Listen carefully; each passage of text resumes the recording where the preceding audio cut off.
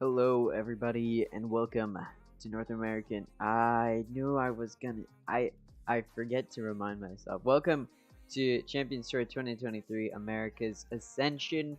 We just had the 3-day long group stage, a very short group stage, but that's because we've only got 6 teams and we got 2 groups, 3 teams per group, and it's not to determine who qualifies for playoffs, but rather to determine the seedings and where everybody ended up. But now we're in the playoffs, so all of those seedings, there's no more opportunity to land yourself in a different spot than the spot you're given at this point. So let's go ahead and take a look at how this bracket is going to work. I've been going over the format for the past few days, but I'll go over it once again. I'll go over it every single day of the playoffs just to make sure everybody's aware of what's going to be happening. So for today, we've got Double Nation versus Fusion. This is the number 2 seed from Group B versus the number 3 seed from Group A. Fusion was number 3 seed from Group A. Double Nation was number 2 seed from Group B.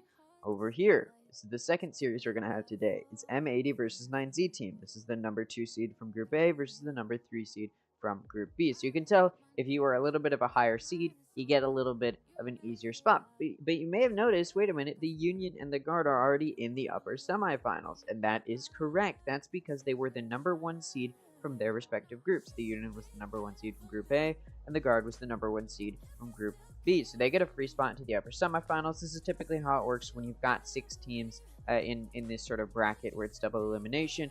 You'll just place the highest seeds into the upper semifinals to start it off, and that's what we see happening here.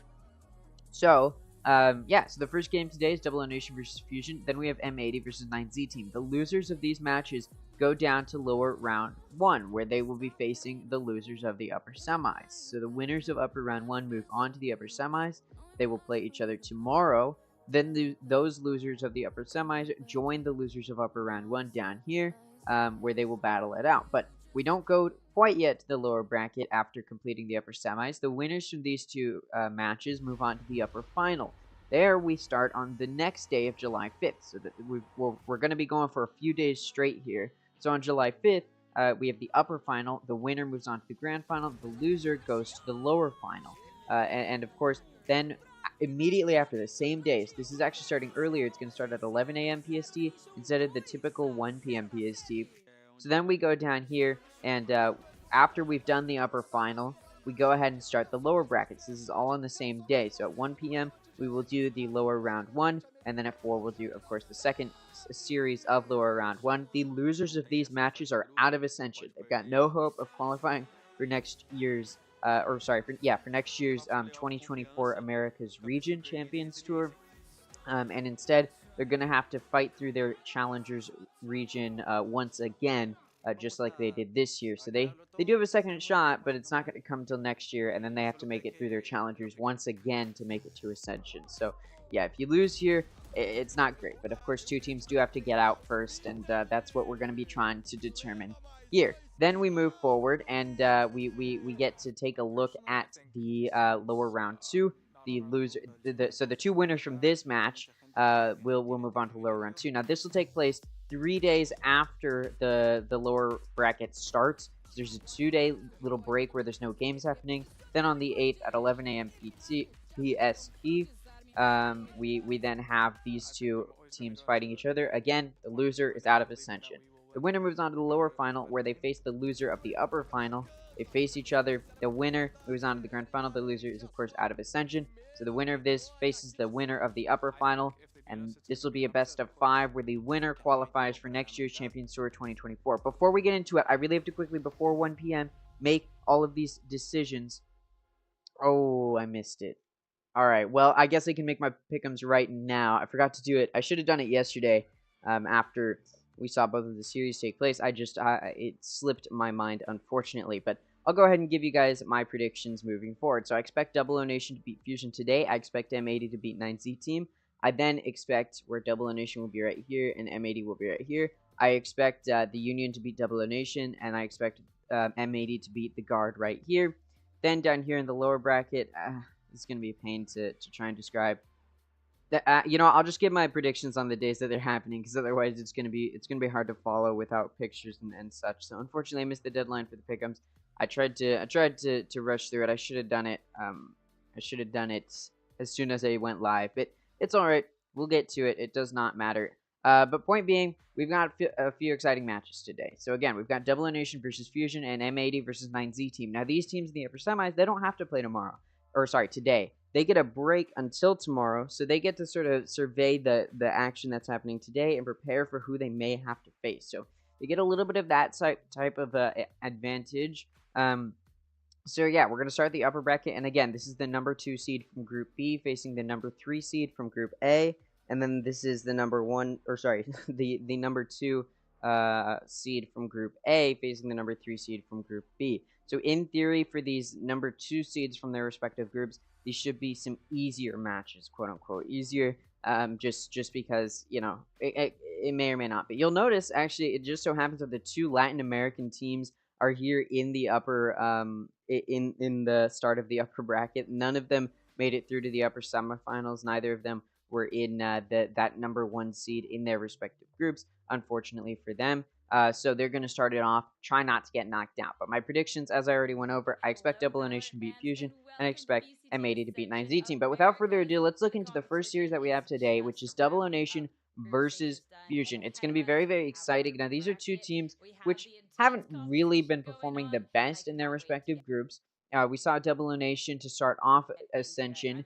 They 2-0'd 9Z Team in the group stage, and then they got 2-0'd by the Guard. And I will highlight, every single series in the group stage was a 2-0. If you look at this, 2-0, 2-0, 2-0, 2-0, you'll notice nobody has a bigger map differential than having a 4-0 or 2-2 or 0-4. That's because every single series that happened was a 2-0. Very, very dominant from a lot of these teams. I expect there to be a lot more 3 mappers as we move forward, and as the sort of the teams from Group B face the teams from Group A. I expect it to, you know, get a little bit closer, but yeah. Anyways, so Double O Nation started it off. They were able to 2-0 9Z Team, which is the number 1 seed from Latin America challengers coming into Ascension. Double O Nation was able to 2-0 them, but then, and I'll highlight, Double O Nation is the number 2 seed from Brazil, from the Brazil challengers. But then, unfortunately for Double O Nation, the number 2 seed from North America 2-0'd them.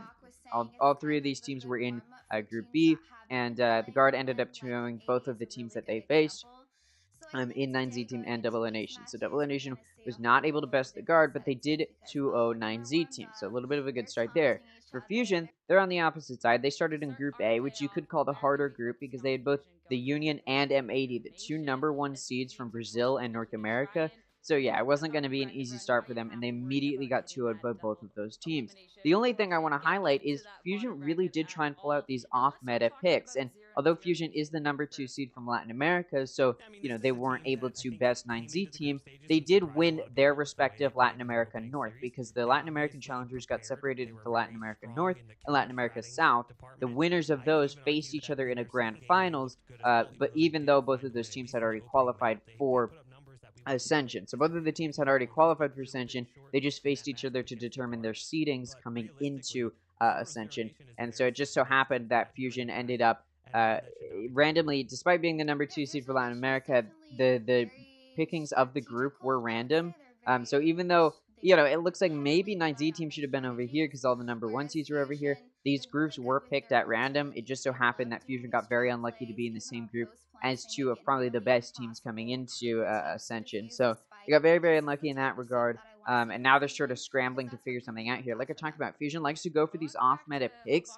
And yesterday, in the past, it hasn't really worked out for them. Against the Union and M80, they pulled out these off-meta picks, and they just couldn't figure anything out. I mean, it's very clear that when they're pulling out these off-meta picks, one of the biggest things that they're relying on is the sort of element of surprise, in the sense that these teams that they're facing are not prepared to go up against these off-meta picks. But here's the thing, when you're playing against teams that aren't ready to go up against off-meta picks, it just shows that those teams aren't well practiced or well versed enough to compete against them. But for Fusion, although it worked in their Latin America North challengers, when you're coming into competition with some of the best teams that America has to offer, both America's regions have to offer, you're going to be in a very, very tough situation when you're trying to pull out these off-meta picks, because all it takes is a team that knows what they're doing and knows how to shut down those off-meta picks, and suddenly Fusion has lost what they're trying to do. Because although Fusion pulls out these off-meta picks, their strategical play doesn't necessarily support those off-meta picks. Again, they're still relying on that element of surprise of like,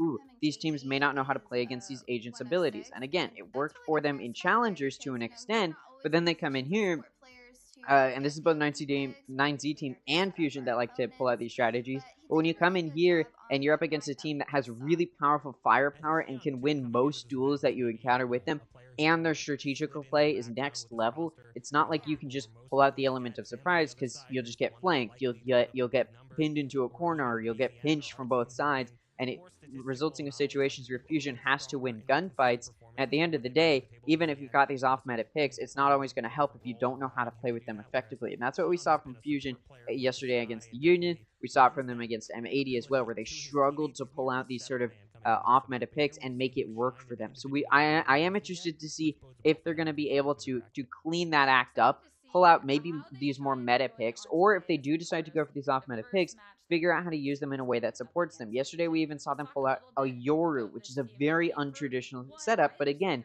they're going for these off-meta picks, hoping to get the element of surprise, rather than pulling them out because they think that it'll give them a tactical advantage in any way, as far as they know how to play strategically with the Yoru, or with these off-meta picks. And it does seem Fusion has struggled, at least yesterday, and against M80, they struggled to really pull out those off-meta picks, and again, support those off-meta picks. They were not using the util that these new agents, or rather these off-meta agents, brought to the playing field. They weren't using that util in any way that was particularly interesting or that would catch the enemy off guard. It was simply just that they were hoping that they could get through and catch the enemy off guard. But of course, you're talking about the Union and M80. These are two of the best teams in Ascension, like I already said, maybe even the top two teams in Ascension. So it's very difficult for any team to take them down, but especially when you're trying to not even rely on strategical ability, but just trying to catch them off guard. It's going to be difficult to do that when we're talking about these teams that know what they're doing. Again, they can win most duels in most circumstances, so you really need to rely on that strategical play, just because your firepower or your ability to win those duels when your skill set, or rather your mechanical skill, isn't quite as good, you're just going to get caught out in quite a few different situations. And honestly, Fusion made a little bit of ground here. They're looking at this game again where that Yoru came out. Fusion did make a little bit of a wave against the Union to start it off on their offensive pearl, and then they just completely blundered everything else. They all of a sudden, I believe they won 5 in a row potentially, or maybe it was 4, some crazy number, which is a really good start. And then all of a sudden the Union got back on their high horse and was like, all right, buddy, yeah, you're not going to do anything with that. And they shut them down pretty easily. And it's, again, it's disappointing because I want to see the highest level of play coming into Ascension. And when I see these off-meta picks come out, I get excited because I'm like, hey, maybe they'll pull out something interesting. Maybe they'll be using these agents. I'll highlight, I talked about it yesterday as well, Paper Rex pulled out Reyna when they were in the grand finals against DRX of the Pacific region. And it worked for them because they were able to use the tools that Reyna provides in tandem with other agents to support that new util kit, right? The whole kit that Reyna brings is difficult to use with your team, but Paper Rex was able to figure out a way to do that.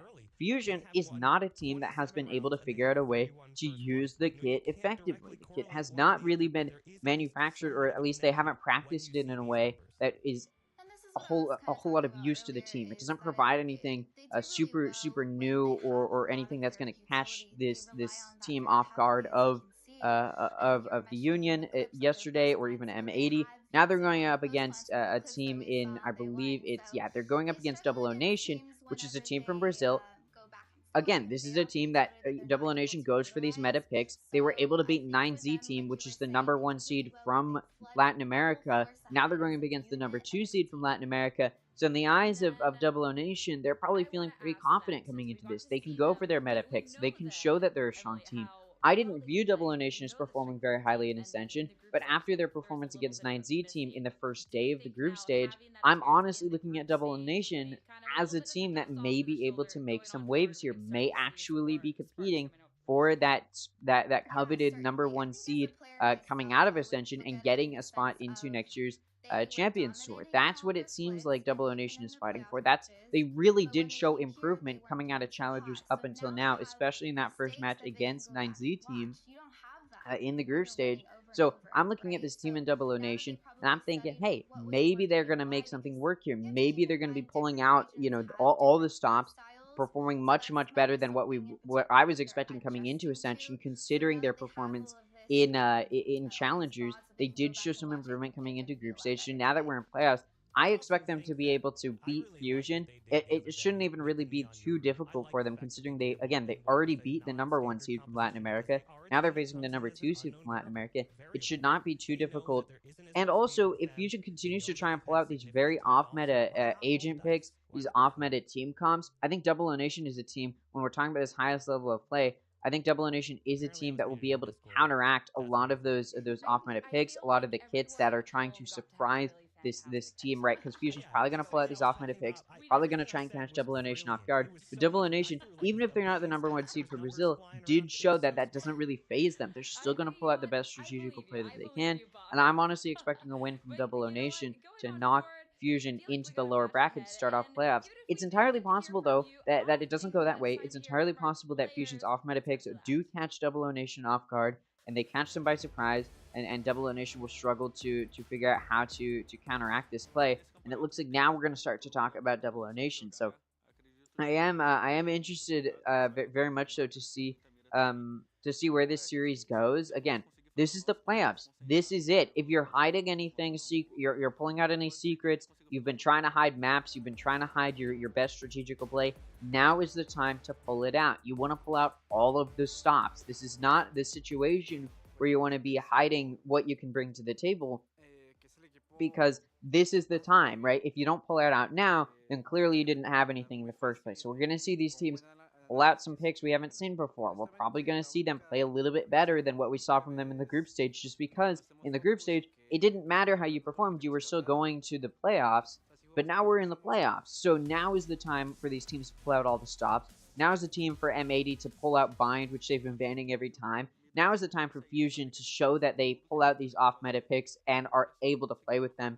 This is the time for these teams to bring out these surprise picks that the enemy won't know how to combat them on, and it's right here in the playoffs. We may not see it until these teams are in lower brackets or until they're near the upper and grand finals. That's when we might see these weird picks come out, but we're still in the playoffs, so I expect them to start to come out, and I expect these teams to try and pull something out, or at least start to. Forte, com a cabeça erguida no lugar, centrado. I don't know why this audio is always so quiet. Give me a second. Para ganhar e garantir essa vaga.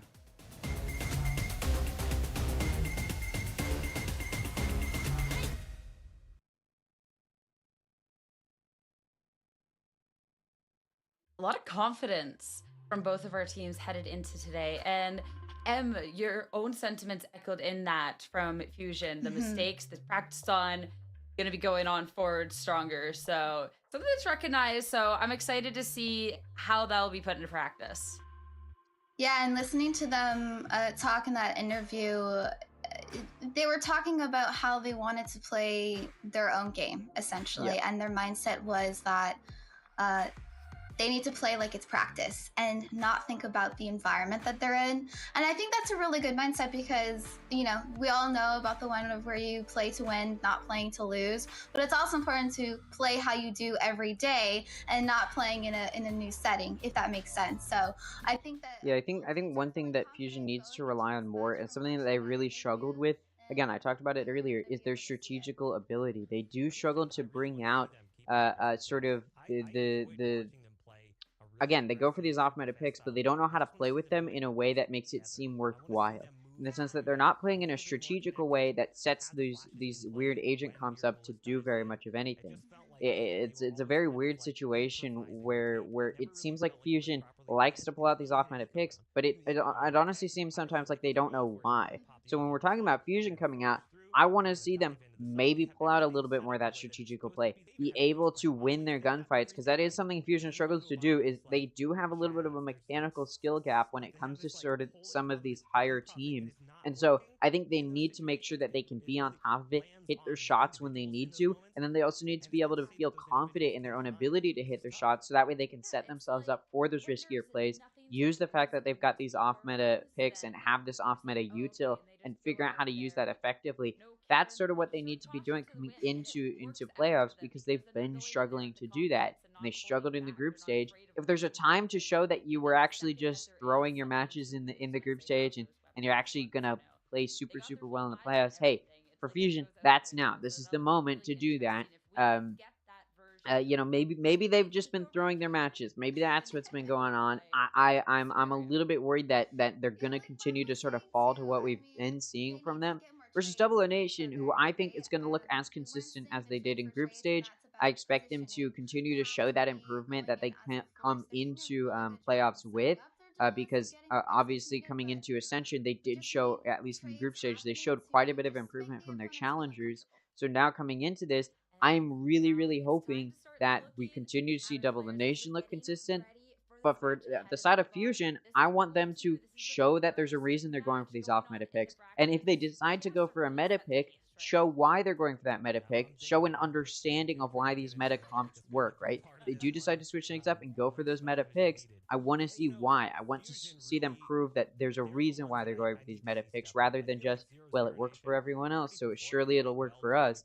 And then, of course, again, go for those off-meta picks. I need to see them switching it up. I need to see them knowing why. Again, that big factor. Why are they going for those off-meta picks? And if they can understand that, if they can prove why, and I guess explain it by showing it in game, then I'll be looking more at Fusion as a team to worry about. But if they continue to struggle to find any good grounds with these comps, and this is the first match of the playoffs to really show if they've improved since the group stage, if they do have a good understanding. And again, sure, Fusion in the group stage was against M80 and the Union. Not some good teams to play against. It's not going to make you look good when you're up against probably the top two teams coming into Ascension. It's not going to be easy for you by any means, but that doesn't change the fact that they still got, like M80 and the Union mopped the floor with them on a lot of the maps. Absolutely decimated them. And so for Fusion, this could be their opportunity to bounce back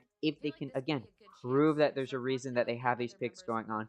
Show that they have situational and strategical awareness, and again, just win your gunfights when you need to. And it's a perfect start for them. They're going up against Double O Nation. This is not a team favored to win Ascension. This is not one of those top two teams like they had to face in the group stage. So if there's a team for Fusion to prove we are still a force to be a force to be reckoned with, or like if they're trying to prove that they're at least top 4 in Ascension, this is the opportunity to do it. Because if they get immediately knocked down to the lower bracket by Double O Nation, I don't have very much hope for Fusion in Ascension, if I'm honest. And then it's going to be down to 9Z team to represent Latin America, and they struggled in Group B, which was in theory the easier group. So I don't know. Honestly, I view Fusion as almost like this last hope, because they didn't really get to show what they know because they were in that harder group. So this is sort of the last hope for Latin America to try and put something out here. And again, I'm not sure if they'll be able to do that. But time will tell as we move into this first map. And of course, what I'm going to do is I'm going to listen to the broadcasters, and as soon as I unmute them, it's going to go over to the agent select, because it does like to do that, and that is sort of how it ends up going. Even the team said it in the video pieces. They said, you got to watch out for Verdi. He's incredibly explosive. He's a player that's likely to catch you off guard with his timing, and he tried to do that the other day. Never mind, we're going to the map videos first. All right, I guess we hadn't seen them yet, so I probably should have been waiting for those rather than the agent select. So we're going to see Bind banned by Fusion, Double O Nation banning Haven. Ascent is picked by Fusion. Alright, I'm interested to see this come out. And then we'll see what Double O Nation. Fracture. Alright. Yeah, I don't know. So so far from what I've seen from both of these teams in Ascension, I believe Ascent was a decent map for Fusion. Actually, I don't remember. Have they played on it yet? I don't know if they have. Let me double check. Nope. They played on Fracture and it didn't go well for them. And then, yeah, they haven't played on Ascent yet. So for Fusion, it's an interesting pick to pull out here. I am interested to see how they end up performing on it. Again, this is a team in Double O Nation, which is not going to be looking weak here. They've proven that they're a powerful team. And again, I'm a little bit less familiar with these teams that are not from North America, so I don't know the full extent of their map knowledge and what agent picks they like to pull out on these maps. But of course, Ascent, I might even favor Double O Nation a little bit just because we haven't seen it come out from Fusion yet. And so, yeah, we will see how it does end up panning out here. Yeah, as far as Ascent goes, I favor Double O Nation. Fracture, though, I might favor Fusion a little bit, just because even though they've taken some losses on it, it was one of their better maps that they ended up playing against. I believe it was M80. They got like 6 rounds, so it's not horrible from them. But yeah, let's get into Ascent. These are the agent picks. We've got Killjoy, Sova, Jet, KO, and Omen from Double O Nation. Over on the side of Fusion, this sort of off-meta picks, like I was talking about. They've got a Neon, a Brim, a Viper, a Breach, and a Sage. Now, Sage, you can sometimes see on Ascent. Not super common, though, to be your Sentinel, especially if it's going to be your only Sentinel. So that's sort of the off-meta. Breach, not common on Ascent very much at all. So you do see it sometimes, and it's one of the few maps where Breach definitely can find some good use. I'm still just a little bit worried because, again, that Neon and the Brim. Brim is a pretty limited agent. There's a reason you don't see Brim on very many maps other than like Bind and Fracture. It's just because it's a difficult agent to use effectively. Your smokes are very limited. You only got 3 of them, and Ascent is a map where typically the offense is rotating quite a bit. So on your defense, or even on your offense, you may use smokes in one place, but then you run out. You don't recharge smokes. And then Neon's just not an agent you typically see on Ascent, purely for the reason that Jet and Raze can typically find much more use. And typically you'll see a Jet. Sometimes we've even seen Chambers come out, and that's not even the worst idea either. But looks like this offense from Fusion going to start immediately running in towards B. Barton taken out by Darker. Bezin going to take out Verdi. Darker takes out Artsen. It's going to be a player advantage for Fusion as they enter onto the site. Going well for them. They did lose their duelist, though. It's not going to be the easiest place for them to be in. See market door being broken. It's going to be Shand and Bezin to push in. Meanwhile, you've got Shion coming in through Garage. We'll see if they decide to play this retake. See, there's 2 in Boathouse. Ooh, Shand able to take out Meated. Theory able to take out Shand, and Darker takes out Shion. It's down to Bezin in a 1v3. Takes out Theory, but Darker shuts him down. 4 kills for Darker, nearly an ace. Good round for Fusion to start it off. Again, they lost that duelist very quickly, but it didn't matter. They were still able to clear out this site. All right, we'll see if that's a trend that can continue. Obviously, off that pistol round, they're just going to force a buy here. Now, Ascent is a map that does favor defense because of the fact that you get caught in these choke points when you're trying to enter onto the sites. If you're trying to come in through Garage, the defense can sort of spam you with util. They can just mow you down with their guns, so it does favor the defense a little bit. Same thing in A main. Your best point of entry is mid because it's a little bit difficult to watch. But when we're talking about coming in through these sort of B garage entrances, I mean, of course, there's that Sova Odin meta that we've seen from a lot of different teams, and that just goes to show, again, why this is a map that can favor the defense, because it's just difficult to push right through the main entrances without getting caught out. You can get smoked off really easily. It's just a map which is difficult to use, or rather play on, if you are on the offense, purely because the defense can push you back so easily. Your best bet is to try and rotate quite a bit, obviously Fusion did want to test into B main, but they do decide to back up here. They do send 2 lurkers towards A main. I apologize if my mic is peaking a little bit. I will try and keep it away from my face as much as possible. We will see Theory and Meated getting ready to push towards A main. Concussion coming through. Ooh, Meated gonna catch out Shion. They don't know he's right there. Oh, Verdi gonna clear him out, and that's the entire team in Fusion now in mid, getting ready to push. Getting ready to push towards A through tree, and they all do get through. Gonna be able to get the spike down. Meanwhile, the rest of Double O Nation, the majority of them going through mid to go for the flank through tree. One goes down, though. It's now gonna be a 3v5. Shan got out in Pat, taken out by Meated. It's now gonna be a 2v5. Theory takes out Artson, and Meated with 3 kills in the round takes out Besson to make it a flawless offensive start for Fusion. Off of that pistol round win, they then force a buy and get that flawless.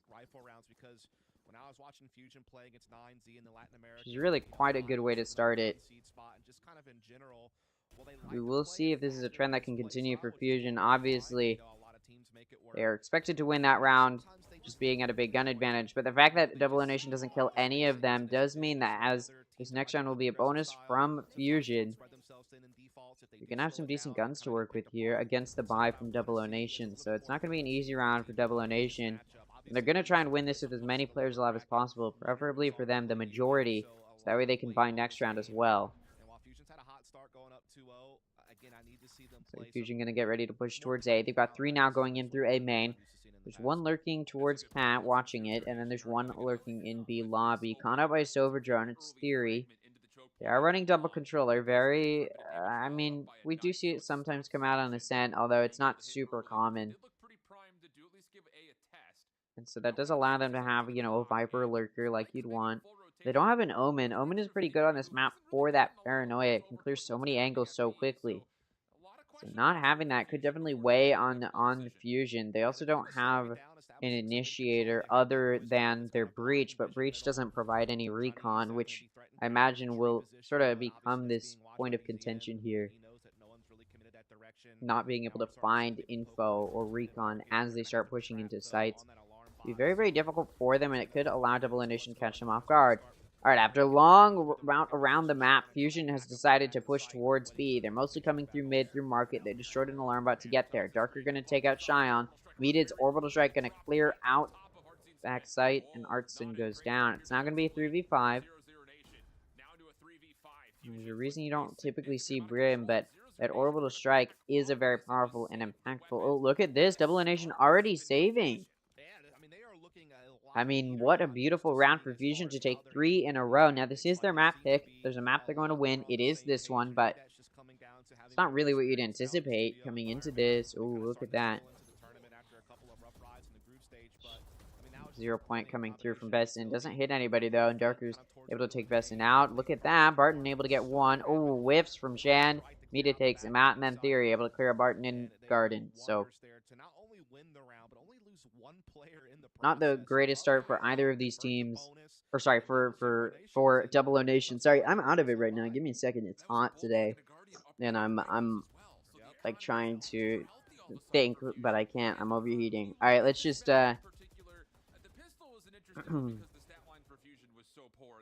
alright. So what Double O Nations struggled to do in that round was straight up just defend the site. Obviously they knew that Orbital Strike was a factor, and they still decided to sit themselves in back site. That was a little bit of a poor choice there, and I think when you're aware of which ults are in play, or at least you should be trying to be aware of which ults are in play, you should be making plays that avoid the sort of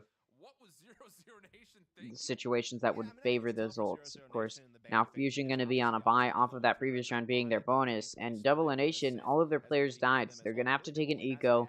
No real good guns in play. There is a Guardian on Shion, but it's going to be difficult to use well. We do have a Resurrection in play for Darker. Got that up pretty early. It could definitely be a strong factor moving forward. Looks like Fusion going to get ready to push towards A. They've got 1 going in through main.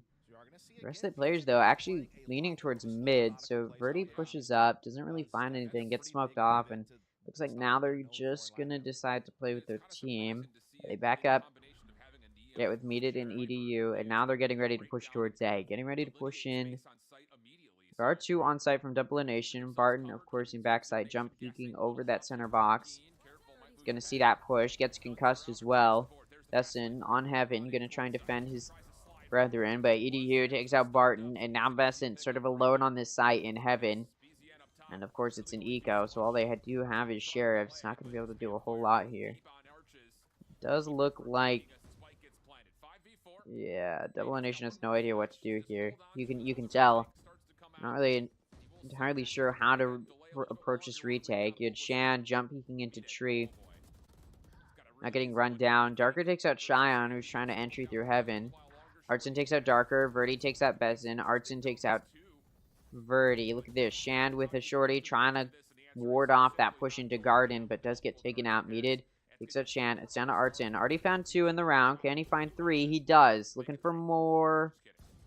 Ooh, head tap. Nice head tap onto Fury, but the range not going to be in his favor this time around. So 4 rounds now in a row for Fusion. They did lose the majority of their players on that round, so now Double Nation could be looking pretty solid here if they can recreate that same type of momentum. But they're taking a timeout pretty early here. It's only been 4 rounds in this half. To be fair, those 4 rounds have all gone to Fusion. And again, I did favor Fusion coming into, or sorry, Double Nation coming into this series, but I also said I expect to see more, or at least the start of some 3-map series coming into Ascension playoffs, because we didn't see any 3-map series in the group stage, and I think it was just down to the way that the teams paired up in their groups. I think now that we're going to get to see these groups collide, we may see some of these 3-map series come out. And obviously Double Nation is struggling to keep this map close. So if it's too dominant in the favor of Fusion, they may not even be able to take the second map. Fusion's off-meta pick is working, but I don't know if it's working, or rather, I don't think it's working because they've gone for these off-meta plays. I think it's working because they're able to overwhelm that team of Double Nation and just flood into these sites. Fusion has been really, really good at playing very, very slowly. They're just waiting, and then they all rush in, and Double Nation has no idea how to combat that. You see them get stuck, at least in that previous round, on their eco. They get stuck. They don't know how to retake. It's clear that they are not the most well-versed on this map of Ascent. They just had no idea how to approach that retake. And sure, it's an eco. You're not going to be able to do a whole lot. You don't have a whole lot of util to work with, but they didn't really try any pinches through tree and then through heaven. It was really just, hey, let's all go in one by one. And, of course, they all get picked off one by one. Resurrection available for Darker. Still in play. He got that up very, very quickly. See, Shand has been able to pick up that operator. Going to be watching mid. Does get smoked off by that Viper util. It's now going to be down to Fusion, getting ready to push towards mid themselves.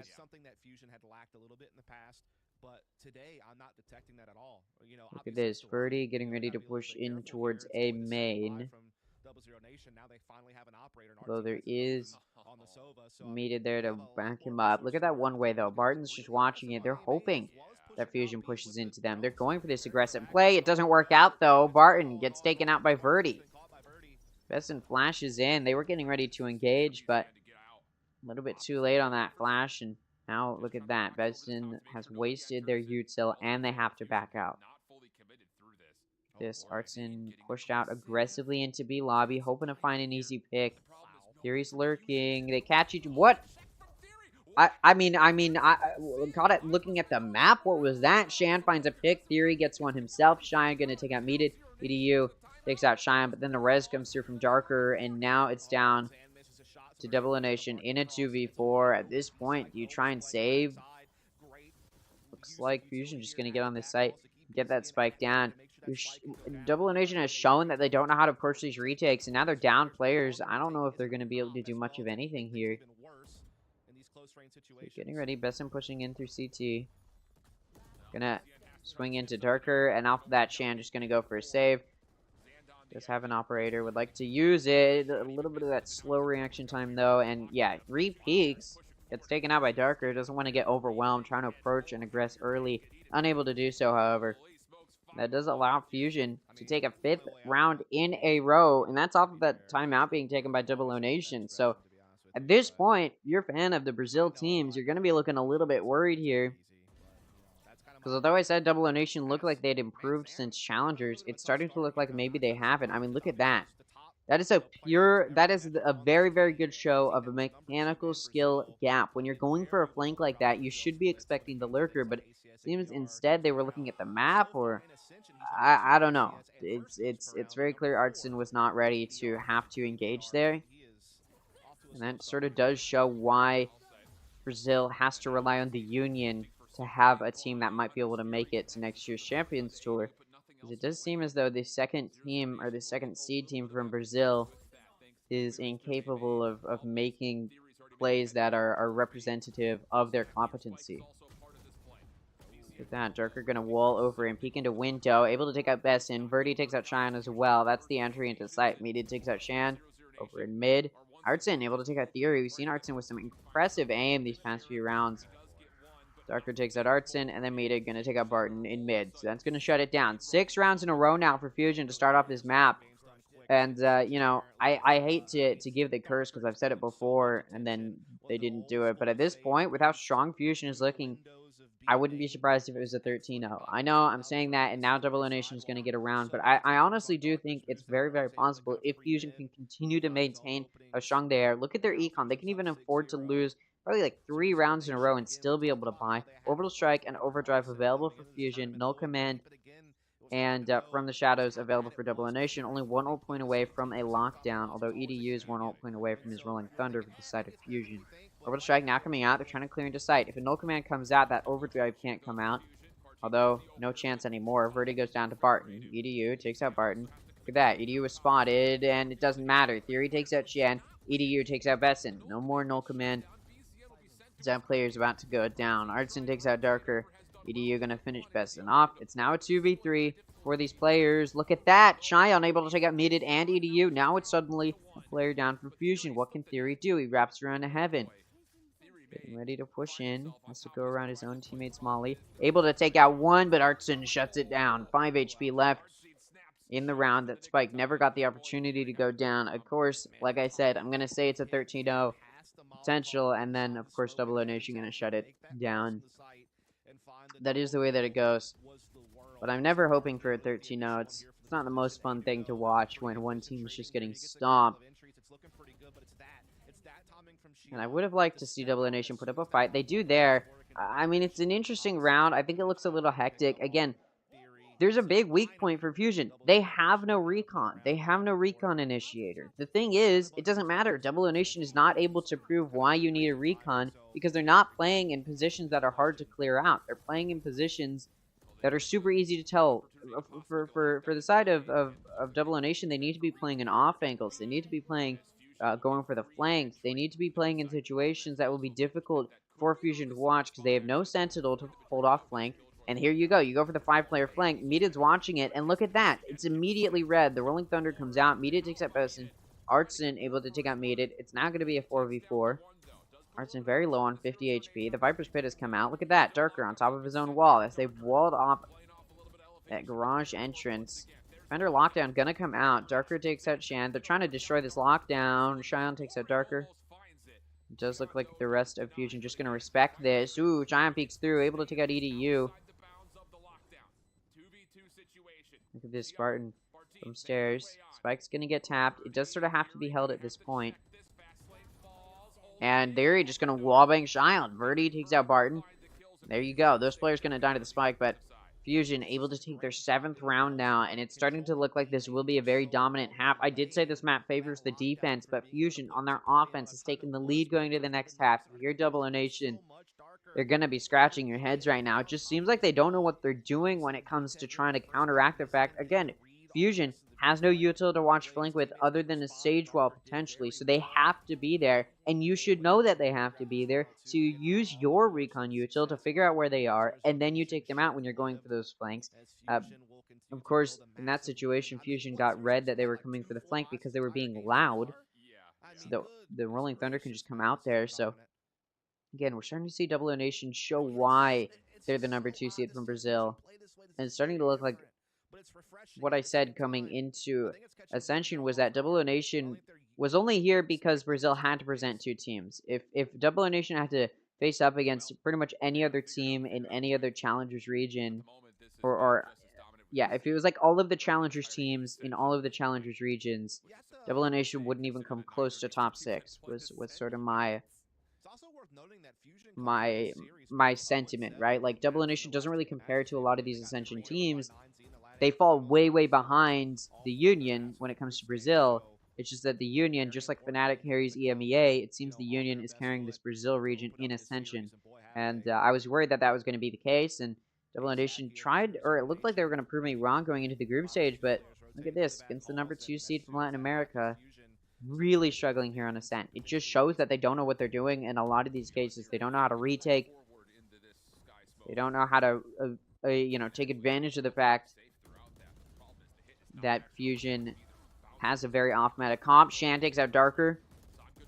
EDU able to take out Shand. It's not going to be a 4v4. It is an eco from Double O Nation. EDU takes out Besson. Artson takes out Verdi. It's traded off by Theory, though. Time low. The spike has to go down. It's down to Barton to try and stop it, but Meated able to take him out. Spike will go down. Oh, no, it doesn't. Get stopped for whatever reason. No additional eco there.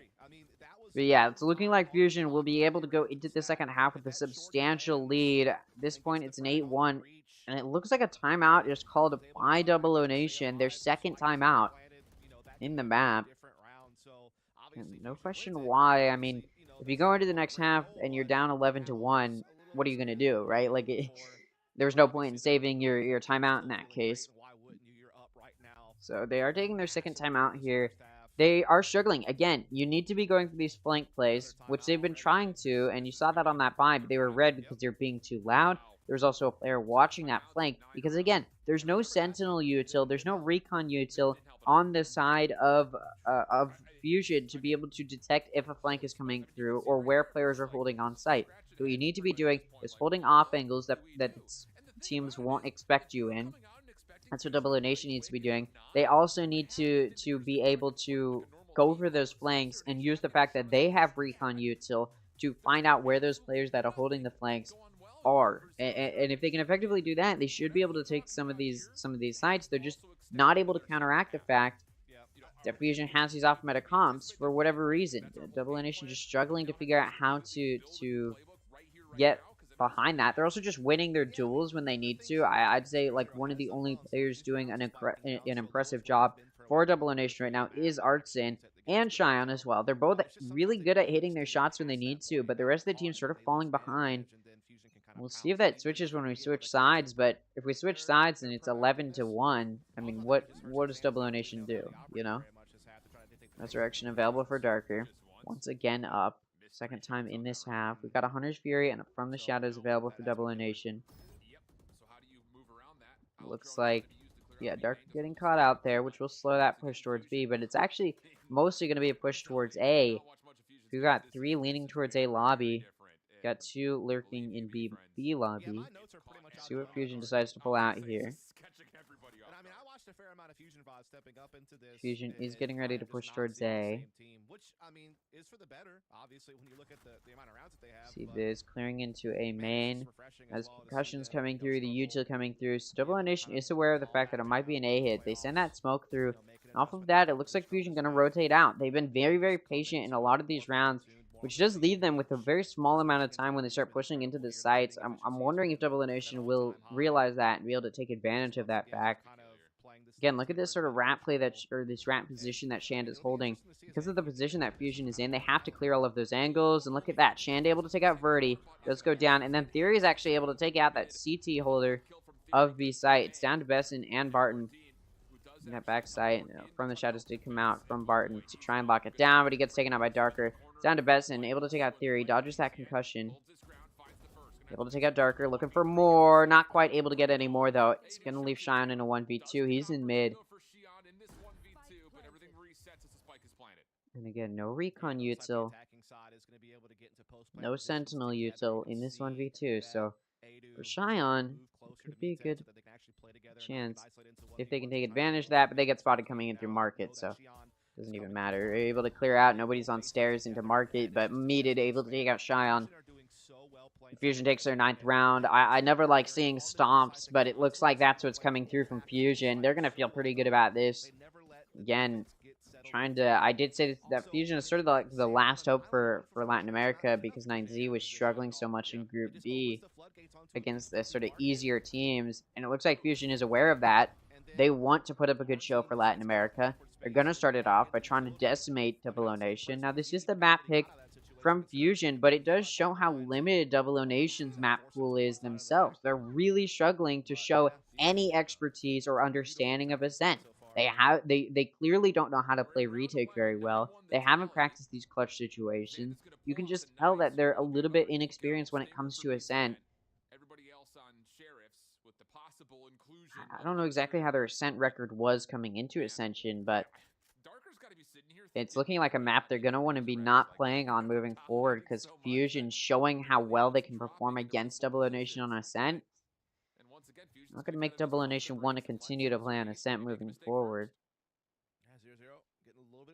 This is Fusion's map pick, so no question why they're performing so well, but again, they're going for these off-meta picks. Look at that, Shan just whipping. I mean, that is straight up, you're just losing the skill gap, and I don't know if it's a mental thing at this point, or if they're just struggling because they're not as practiced. They're just not as good of a team mechanically. I'm not sure.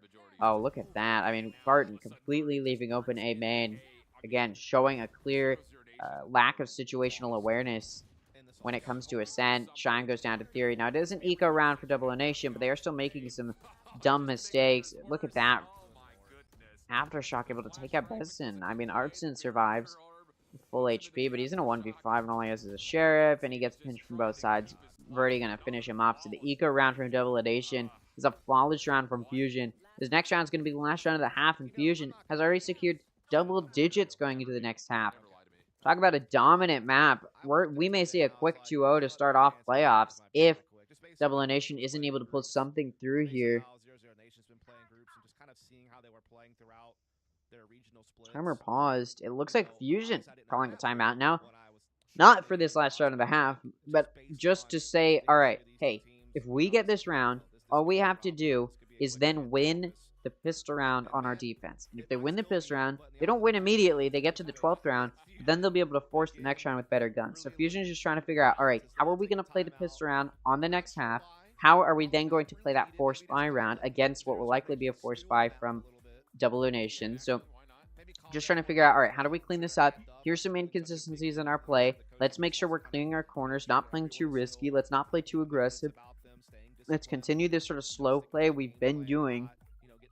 And I think if Fusion continues to do that, they'll be in a good spot. Again, they're clearly winning the mechanical skill difference, or the mechanical game of just being able to hit their shots better.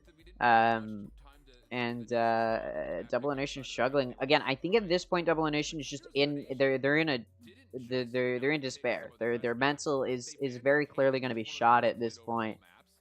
Just like their heads keep getting shot by Fusion. So I need to see Double O Nation. I don't know. They need to bounce back. I mean, they're clearly in a rut right now. Ascent is pretty much a done game at this point. They're just gonna have to be looking towards Fracture to clean it back up. I'm worried though, going into Fracture, how their mental will be. Shan's op though, takes out Meated. Ascent, look at this aggressive play coming out from Double O Nation through mid. What a good IGL call. Besson finds 2. Shan finds another. Red's gonna come through from Darker, but it's immediately operated and taken out by Shan. Darker takes out Barton. 3 kills for Shan, 3 kills for Besson. An even 3-3 for both of those players. So, okay, alright. Double O Nation takes the last round of the half. Maybe Fusion was feeling a little too confident going into that. So, now, if Fusion wins this pistol, sure, they may even be able to win the round after that, but that won't secure them the map. It'll just take them to that 12th round. I mean, if Fusion comes back here, I mean, it'll be the greatest moment in VCT history. I mean, quite frankly, I can't imagine a situation in which Fusion comes back. It'll go down in the history books though if they do. Hey, there's a really cool opportunity here to be known as the team that came back this badly. I don't know. It's possible, again, if Double O Nation can figure out how to take advantage of the lack of recon util. Double O Nation going to start a push towards mid, actually, but then Verdi, with the aggressive quick play, you being on Neon, can push up very quickly through B lobby and into offense spawn. Down goes Shia. No more Killjoy util to help play post plant. The door going to go down. Definitely some good, useful, a very, very good, useful door there to help Keep this spike in play. They are down a player, so anything that Double Nation can clamber to is useful for them. I believe that door's been broken, though, or getting ready to be broken. It actually looks like Double Nation wants to break it. They want to catch the player in tree off guard, but nobody's really there other than Theory and Garden. Look at this! FSN takes out Verdi, and Shan takes out EDU, so the retake stops, and now they're down a player, but Media able to take out Arts, and still Barton gets one before going down, so it's a 2v2. Though Media takes out FSN, Spike being held. Oh, what a play from Shan! Clutches the round in a 1v2, gets 3 kills in the round, and that gives Double Nation the first pistol round. Hey, if you're going to make a comeback, the pistol round is the way to do it. But, yeah, this is, still a very big uphill battle. And, from here on out, they're pretty much just going to be forcing every round that is to come for a little while. I still don't believe in the comeback. I've said it before in these types of situations. I'm not going to believe in the comeback until I see the comeback happening, right? Like, yeah, sure, you get the pistol round, but this isn't really a comeback yet. It's the start of what could be a comeback, but I would want to see Double Nation at, like, the 9th round win before I'm believing that this could be a comeback. Shine taking out Meated. It's now going to be a 5v4. Superior gun buy, definitely playing a factor. EDU able to take out one, but does go down. So still a player advantage here for Double Nation, but look at this aggressive hold from Verdi, looking for a pick or 2 before he goes down. If he can find 2, he'll even it out. He gets 1 before he goes down. Now it's only 3 players left for Double Nation. They want to win this with the majority of their players alive, so that way they'll have some decent guns to work with the next round. With this, no command, getting ready to be closer coming up. Sova Drone comes out. It misses Darker, tries to swing off of it. Well, it doesn't hit Darker. Darker trying to get 1 before he goes down. Does go down to the hands of Vezin. Theory takes out Vezin, though. Barty's able to trade it off, although, like I said, Double Nation wanted to win it with the majority of their players alive, and they don't. So now this round's going to be a bonus, but only 2 of their players have guns to work with, so Fusion should be able to win it pretty easily. If I'm Double Nation, I'm going to force a buy, though, for those players who died. Because you can manage the econ to the best of your abilities, but you're just down so many rounds at this point, and it looks like they're going to be spending a little bit more than you typically do on a bonus, but it is still technically an eco, or technically a bonus, because they're going to be able to buy next round. So they're not willing to force. I disagree with that decision. You're down so many rounds, it may make sense to do so, but we'll see what they can pull out here. Shan takes out Verdi. Darker takes out Artson. EDU able to trade off Shan. Cheyenne takes out Darker. EDU gets 1, and that Theory finds the final 2 players on Cheyenne and Besson. Fusion takes that round with the majority of their players left alive, so they'll be able to get a full buy going this next round. Again, had Double Edition Force there. They may have had some decent guns to work with, but it is what it is. It's going to be a buy from both sides at this point. Darker trying to figure out how to get a gun going. It's like it can't be a complete full buy from the side of Fusion, but yeah, this is starting to look weak from Double Nation still. Again, had they won that round, it definitely could have been a better situation, but I talked about it earlier, this map favors the defense, and you saw it play out there where Double Nation was pushing aggressively through a main, and Fusion could just mow them down coming in through tree and coming in through a main. So, unlike what Double Nation was able to show on their defense, Fusion is showing that this can be a defense-sided map. Now they're on a buy from both sides. We'll see how it plays out, though. Shan clearing in through mid. Clears that pizza. Now gonna back up, though. Getting ready to move more towards A. Let's see what they can do. That spike is in B lobby, so they're either hoping that that Lurker and Shine can get the spike and bring it over towards A, or they're willing to pivot back towards B. What looks like that spike is going to be starting to bring, or is going to start to be brought over towards A. There you go. Though, because Fusion gets 2, Double Edition going to back up, move towards B. Get meted in his smoke. Ooh, peeks out, catches that timing perfectly. Able to find 1, looking for more. No, gets shut down by Besson. Gonna be a 2v4 though. 2-player advantage maintained by Fusion at this point.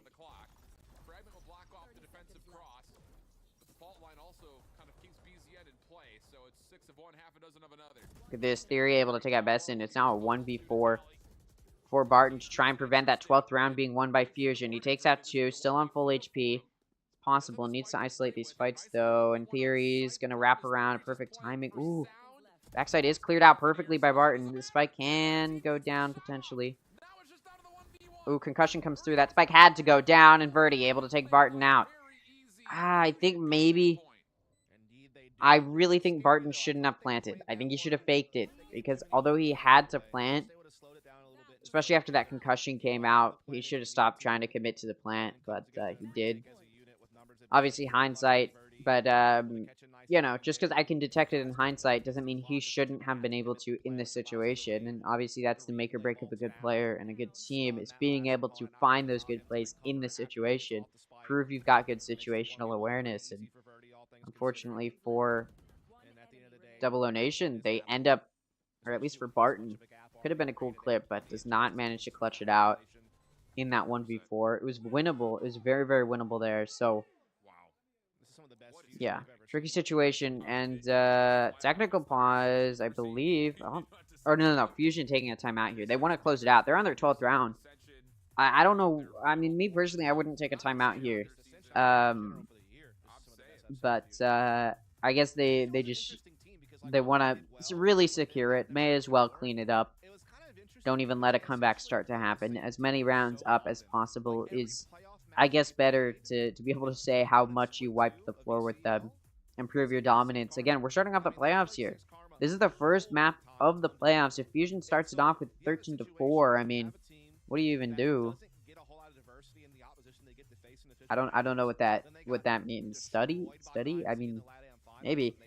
Again, I talked about it earlier in the map. Double O Nation is really not proving that they have a wide map pool here.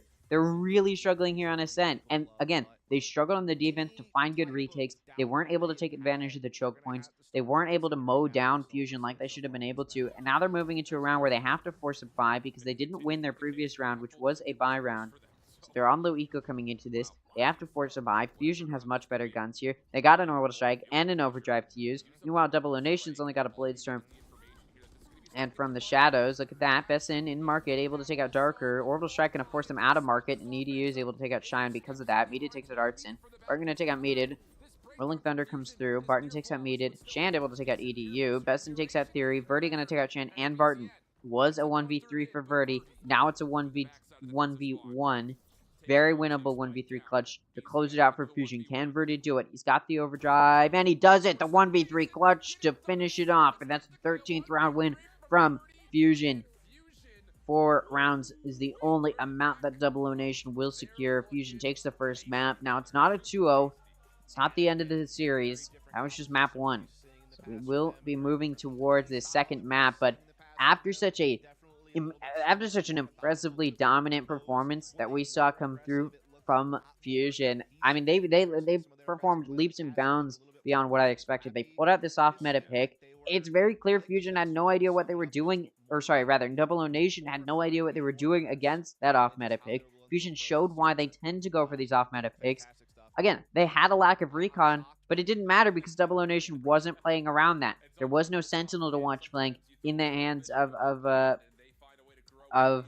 Fusion, but it didn't matter because, again, Double O Nation was not able to play around that. They weren't able to take advantage of that off-meta pick, and it really, really shows why we've seen Double O Nation, why we've seen Double O Nation struggle in Brazil, and why coming into Ascension, they may continue to struggle because they don't know how to counteract when people do things that they're not ready for.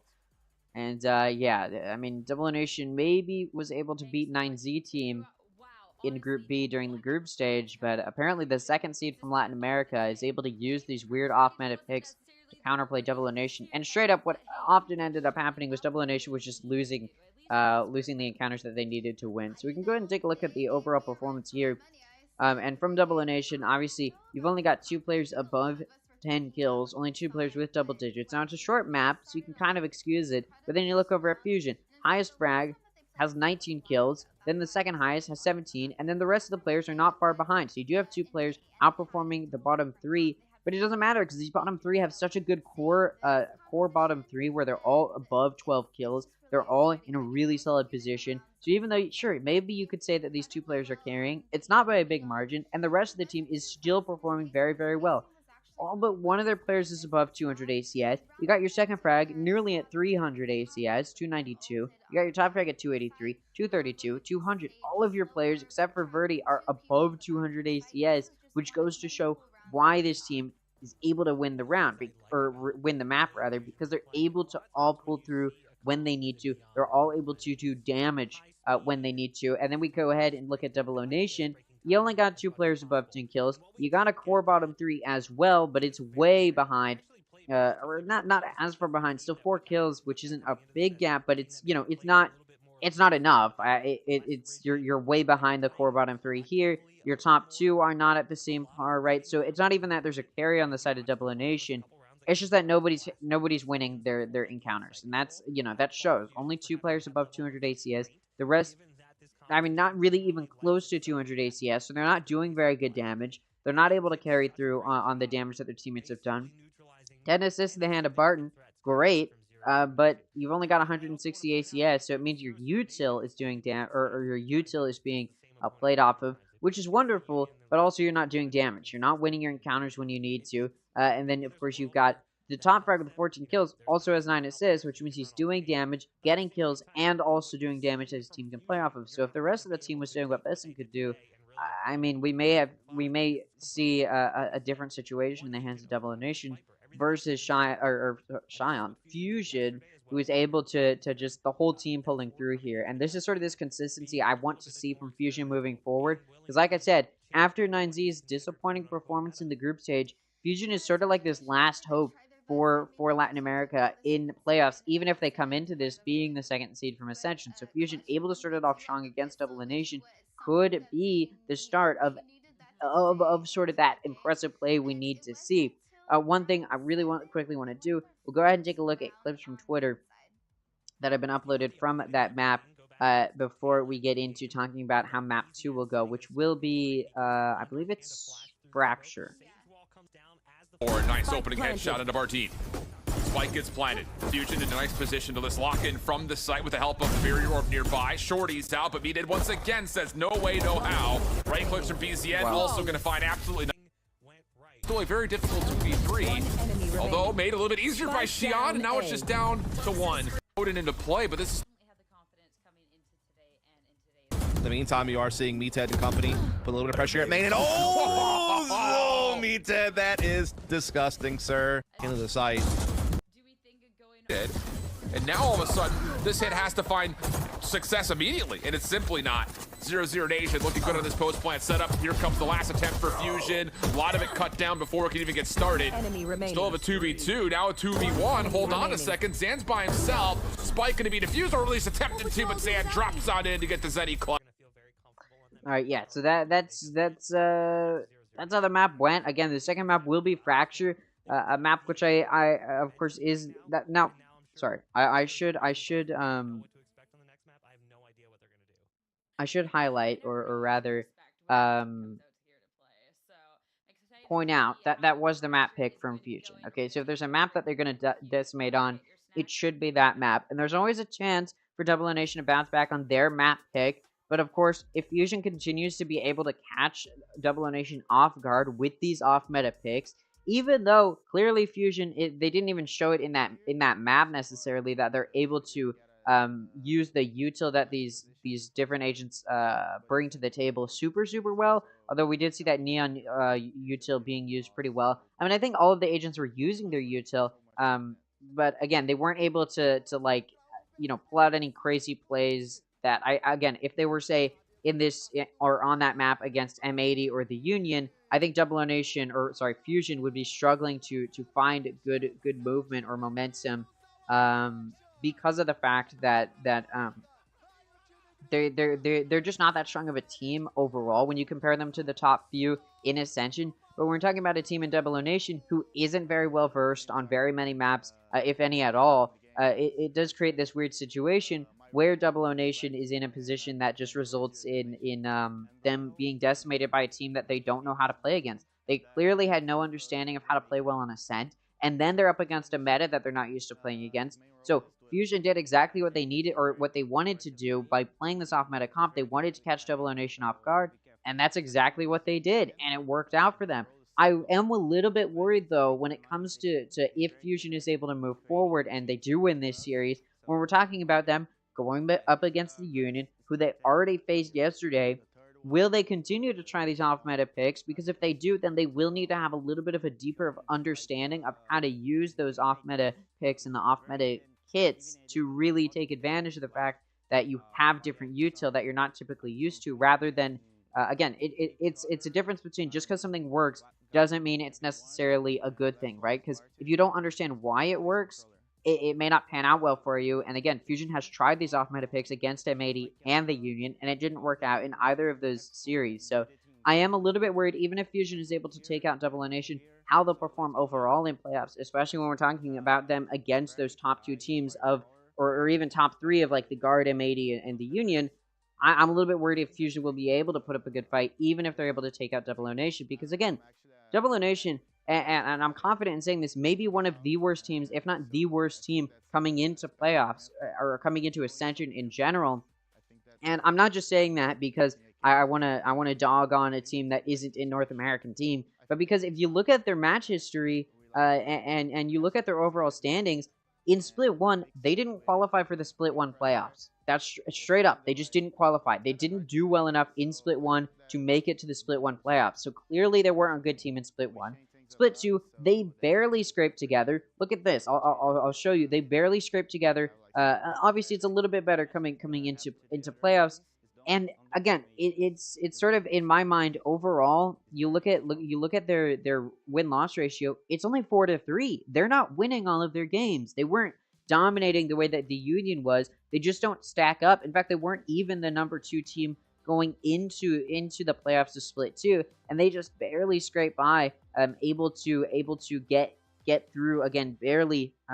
They outperform, I think, what people are expecting coming out of playoffs, but it's just like, again, if they were to stack up against any of, say, if we just took all of the teams from all of the challengers in Americas and we put them in a game and or in a tournament, and we said the top 6 move on to Ascension, I don't think Double O Nation would be here because they just don't have as good of a record. Their stats don't match up or compare very well against a lot of the other teams. So when we're talking about Double O Nation, they should be a team that most of these teams in Ascension can beat decently easily. Obviously, they're still in Ascension. They did well enough in their playoffs to make it here, but it was not a performance that was way beyond what people were necessarily, or what people would expect from teams coming into Ascension, because their win record was not that great. They were not proving that they were, again, I've said it before, it's the Union is to Ascent, or rather to Brazil, what Fnatic is to EMEA, where they're carrying the region. That's sort of what's happening here, because Double O Nation, sure, they're here, but they're only here because 2 teams are presented by Brazil. If it was down to, like, only 1 team could come, the Union would decimate every single time. Just because it's the Union, they're carrying the region. Double O Nation is sort of just this team that's tagging along, like the little brother, and a lot of these other teams are sort of just going to be like, all right, man, I mean, you don't stack up well against us, and I think Fusion is trying to prove that. There's a YouTuber called Zeph, and I'm going to pivot over towards these Latin American teams like Fusion. There's this YouTuber called Zeph, and he was talking about how these Latin American teams are like the little brothers when it comes to Ascension. They try these really weird metas that shouldn't work, and then it still somehow pays off for them. And so they end up here, right? And so now we're pivoting over to Fusion, which, again, I said it earlier, I'm a little bit worried about how they'll stack up, right? Because for Fusion, they're not a team that's like going for the what you'd expect traditionally, right? And so even though, again, it worked for them in Challengers, so now they're coming into Ascension, going to pull out these same off-meta picks, it just seems like they don't necessarily have a real good understanding of why these core mechanics, why having these off-meta picks works out for them. Again, they're able to pull it out here against Double O Nation, but when they were doing it against the Union or M80, it didn't go their way, because again, they don't seem to have an understanding of how to use those off-meta picks. I talked about it in their match against the Union, where they were trying to pull out these off-meta picks, but they weren't able to use the fact that they had this different kit in a way that made it sort of useful. Like, they pulled out a Yoru yesterday against the Union, and that Yoru util was just not used in a way that made any impact whatsoever. And so, again, even if the Union, Fusion is able to win here, I still worry about their performance when, again, they're having to go up against the Union tomorrow if they win this series. And it's just like, yeah, sure, it works sometimes, but that doesn't necessarily make it a good thing, right? Like, yeah, if these off-meta picks can work, But if you're not understanding why they're working, it's not going to work out well for you, right? It's similar to how Paper Rex pulls out Reyna against DRX. They know why it works. They're able to use that Reyna in a way that works because they're using that util in tandem with other agents' util. I know I keep talking about this, but I'm also going to draw parallels. I'm worried because, again, say, for example, Reyna worked well for Paper Rex, but then in the North American Challengers, Disguise pulls out Reyna multiple times, and it just never pans out for them because they didn't understand the core mechanics of why that Reyna worked well for Paper Rex, and we're instead just trying to use Reyna to be able to carry the series, which just wasn't going to happen.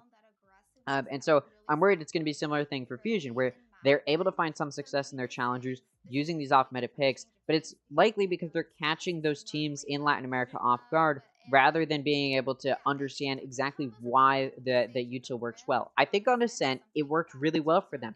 They were able to prove why they used those off-meta picks, but again, had this been a match against the Union, first of all, Fusion wouldn't have been winning as much of their gunfights, and I feel like the fact that they had no util that could help effectively clear into sight or watch flank effectively would have been taken advantage of by the Union. They would have just gone for flanks more frequently. They would have held off angles that would need to be cleared out mostly by recon util, but because there was just no recon util available for Fusion, the Union would just be able to counterplay that. We saw it happen yesterday where Fusion tried to pull out these off-meta picks, so again, I need to see them, again, they dominated against Double Nation on Ascent. I need to see them do the same thing on Fracture for me to really see if they have a true understanding of why these off-meta picks work. They were able to use all of the util decently effectively on Ascent. Again, I think it's just that Double Nation wasn't able to counterplay that effectively because they just didn't know how, when it should have been decently simple of just, you know, hold those off angles, go for the flanks more frequently, use your recon to figure out where those people watching flank are. Stuff like that could have definitely been a little bit of a better use of some of that util that Double Nation had that Fusion didn't. But Double Nation didn't have an understanding of how to use that. So unless Double Nation is able to switch that up here, I should see another dominant win from Fusion.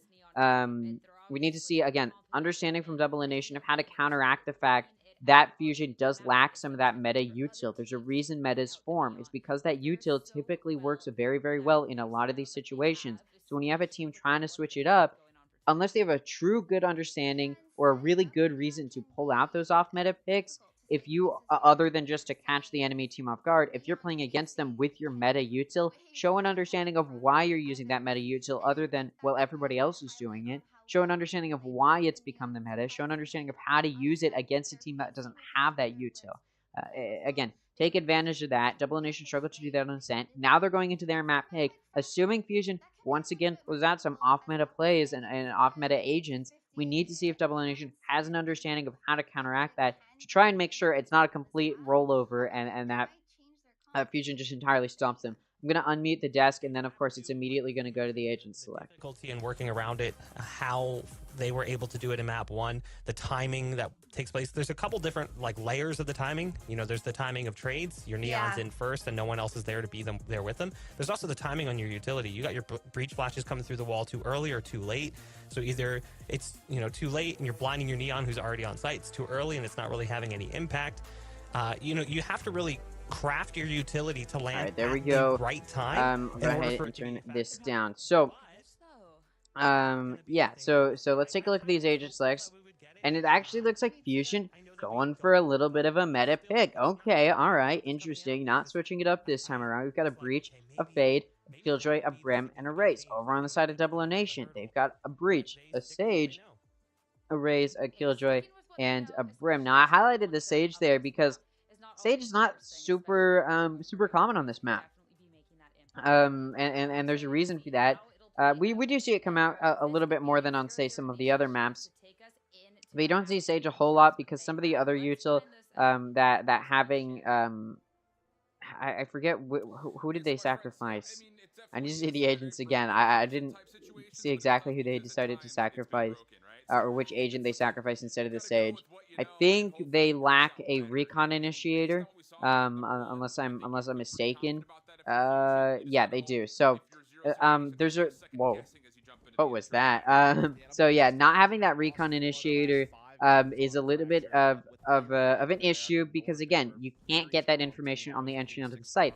A little bit of this off-meta play from Double O Nation is what I would expect from Fusion, but it comes out from Double O Nation, and this is their map pick, so if there's a map they're going to win, it is this one. We'll see if having this Sage instead of a Recon Initiator will weigh on them, or if they're still going to be able to clear out sites effectively despite not having that Recon util, versus Fusion, who does have a Fade to get that good Recon and find useful info when they're trying to enter onto the sites, or when they're trying to re-entry onto the sites and go for retakes.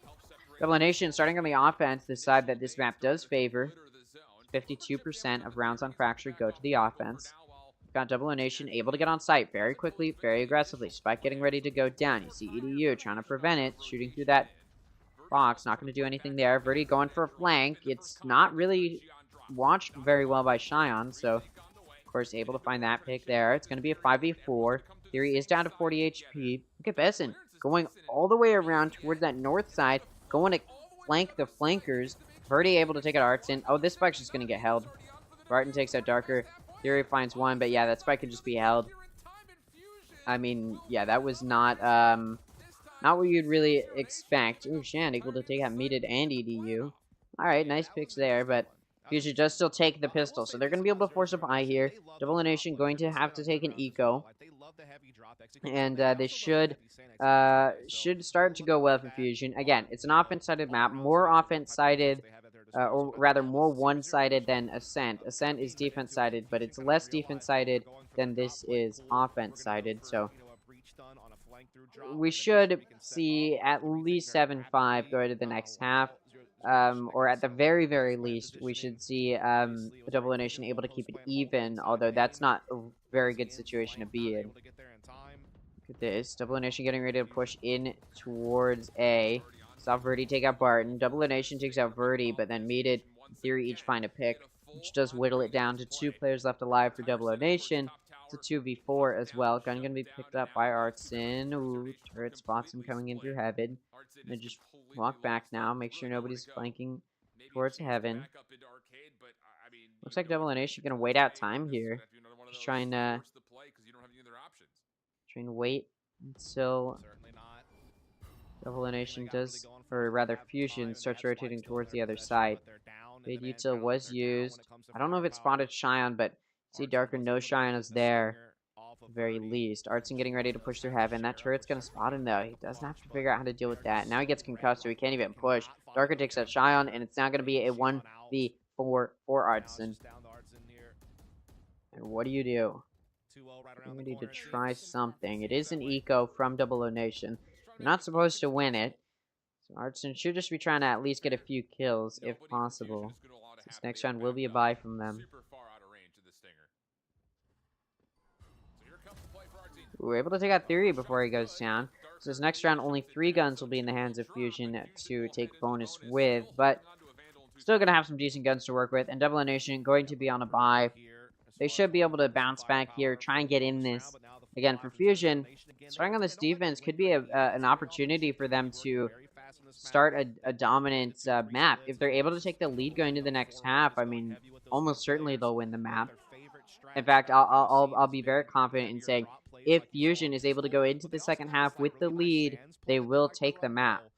Just simply because of how offense-sided this map tends to be. It's offense-sided because the defense gets pushed really easily into CT. So the defense has to go for some aggressive, risky plays, and if they don't, it doesn't typically go well. They can also just hold angles on site, which is sort of what Fusion's been doing. Shan able to take out Verdi, does go down to Darker. Shan was not able to afford a full gun here, because he did buy a Stinger in the previous round. Wasn't able to find any kills with it, so it didn't equal out. It was not a worthwhile investment. Artson was off generator, so that way Double O Nation can start this entry. Look at EDU going in through Heaven. Maybe he's going to try and flank. No, just goes back towards Heaven. Well, look at Artson, able to get on top of generator. Doesn't catch Meated, though, and then Darker is able to take Artson out. It's now a player advantage for Fusion. A reminder, this is their bonus. They shouldn't win this, and Double O Nation would like to prevent that, but if on the off chance Fusion does, it's a really good position for them to be in. Spike goes down. Double O Nation going to play post plant for main. Xion coming in through Arcade. Gonna get cleared out by Darker, though. Goes down. That's 3 kills for Darker. Potential ace if he plays his cards right, although looks like Theory gonna be doing the first engagement. No, he does go down. Darker looking for some more. Besson shuts him down, though. This spike gonna get tapped, and Besson has to peek. He does. Able to take out EDU. Meated It'll take him out once Besson goes for the reload, but Barton is there to trade it off. Gun can be picked up, but that was the buy run from Double O Nation, and they lost all but one of their players. So even though they win, they may be able to force some of these players' guns. They may not all be able to buy here. So that was a little bit of a sloppy round, especially considering that was a bonus from Fusion where only 3 of their players went into that round with good guns. They're able to find some good picks to pick up some guns. Still, though, Besson able to make an individual play that gets them the round. That 3K. Nearly gets a 4th there, just, you know, whiffs and then has to go for the reload. Double O Nation not going to be happy, though, because they're going into this. Look, you got Ascent on a Spectre. Once again, able to get a buy, but only one of their players can't afford a full buy, so it's not going the best for Double O Nation. Not the best position for them to be in, I should say, at the very least. Let's see what type of magic they can pull out, though. Rolling Thunder available for Darker. It's going to be a 5v5.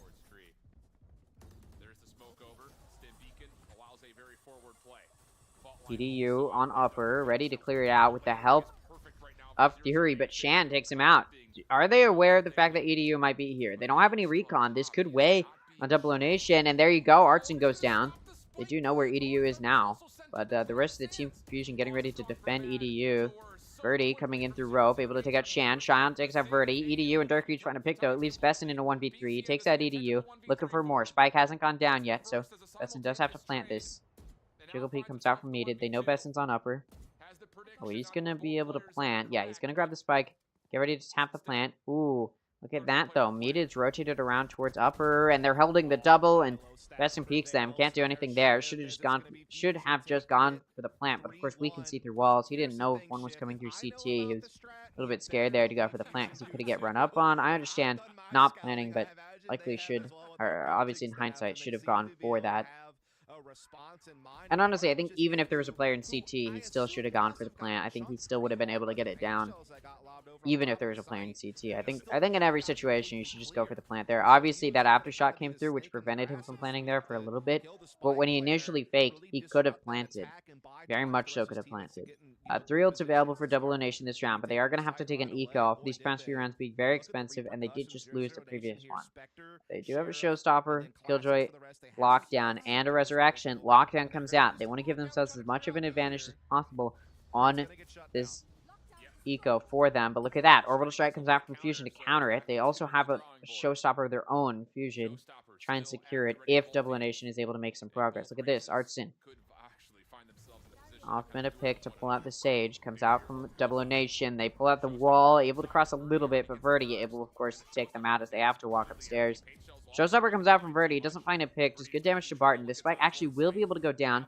Paint Shell's trying to stop it, and they do! I thought that spike was going to go down. Aftershock now comes out, so it delays that plan even longer. Spike is now going to go down. Look at Verdi, very low on HP. I believe he got head tapped with the Sheriff from long range. Goes down to 5, but he still is able to mow down those final 2 players. EDU takes at Shan to prevent the ace from Verdi. Still, though, 4 kills for Verdi in this round, and that's going to be a 4-1 scoreline now as this diffuse is going to come through. You can start to see Double O Nation struggling on this map. Again, it's an offense-sided map, but it doesn't matter. I mean, to be fair, Double O Nation on Ascent started on their defense to start it off, and they still did not take the lead, right? So clearly Double O Nation is just struggling, even if they have the side that has the advantage. They just don't know how to play these maps very well, which is disappointing to see. They were able to take out 9Z team in the group stage pretty easily. It just seemed like they were on top of their game. Obviously, you could say, well, maybe they're having an off day, but we're in the playoffs. There's no room for off days. I've talked about it in the Challengers playoffs quite a bit. There's just no... Sure, go ahead. Have an off day, but you're in the playoffs, right? Sure, it's still the upper bracket. I guess if there's a time to have an off day, it is in the upper bracket. Probably a better situation than having it in the lower bracket. But regardless, you still don't want to go out this quickly. I'm not being called here by Double O Nation, again, because they don't want to go out this quickly. Remember, the previous map ended 13-4. Was the final score, so... Yeah, Double O Nation would like to not repeat that because, again, they may be probably the worst team stats-wise, map pool, win rate-wise coming into Ascension. But again, in the group stage, they tried not to prove that. And they beat out 9Z team. I really did not think Double Nation was going to have a bad Ascension. I didn't think their playoffs were going to look that bad, even though they took a 2-0 loss to the Guard. It's still a team that should have been powerful enough to beat out... Again, they beat the #1 seed from Latin America, so why are they struggling against the #2? Oh, flashbang. 2 ults available for Double Nation. Orbital Strike available for Barton. Resurrection available for Artson. 1 point away from their Rolling Thunder as well. May try and get that up, actually, early on. Possibly in A main. Nightfall is available for EDU, so they can make some plays here. Now, you don't typically see Fade on Fracture.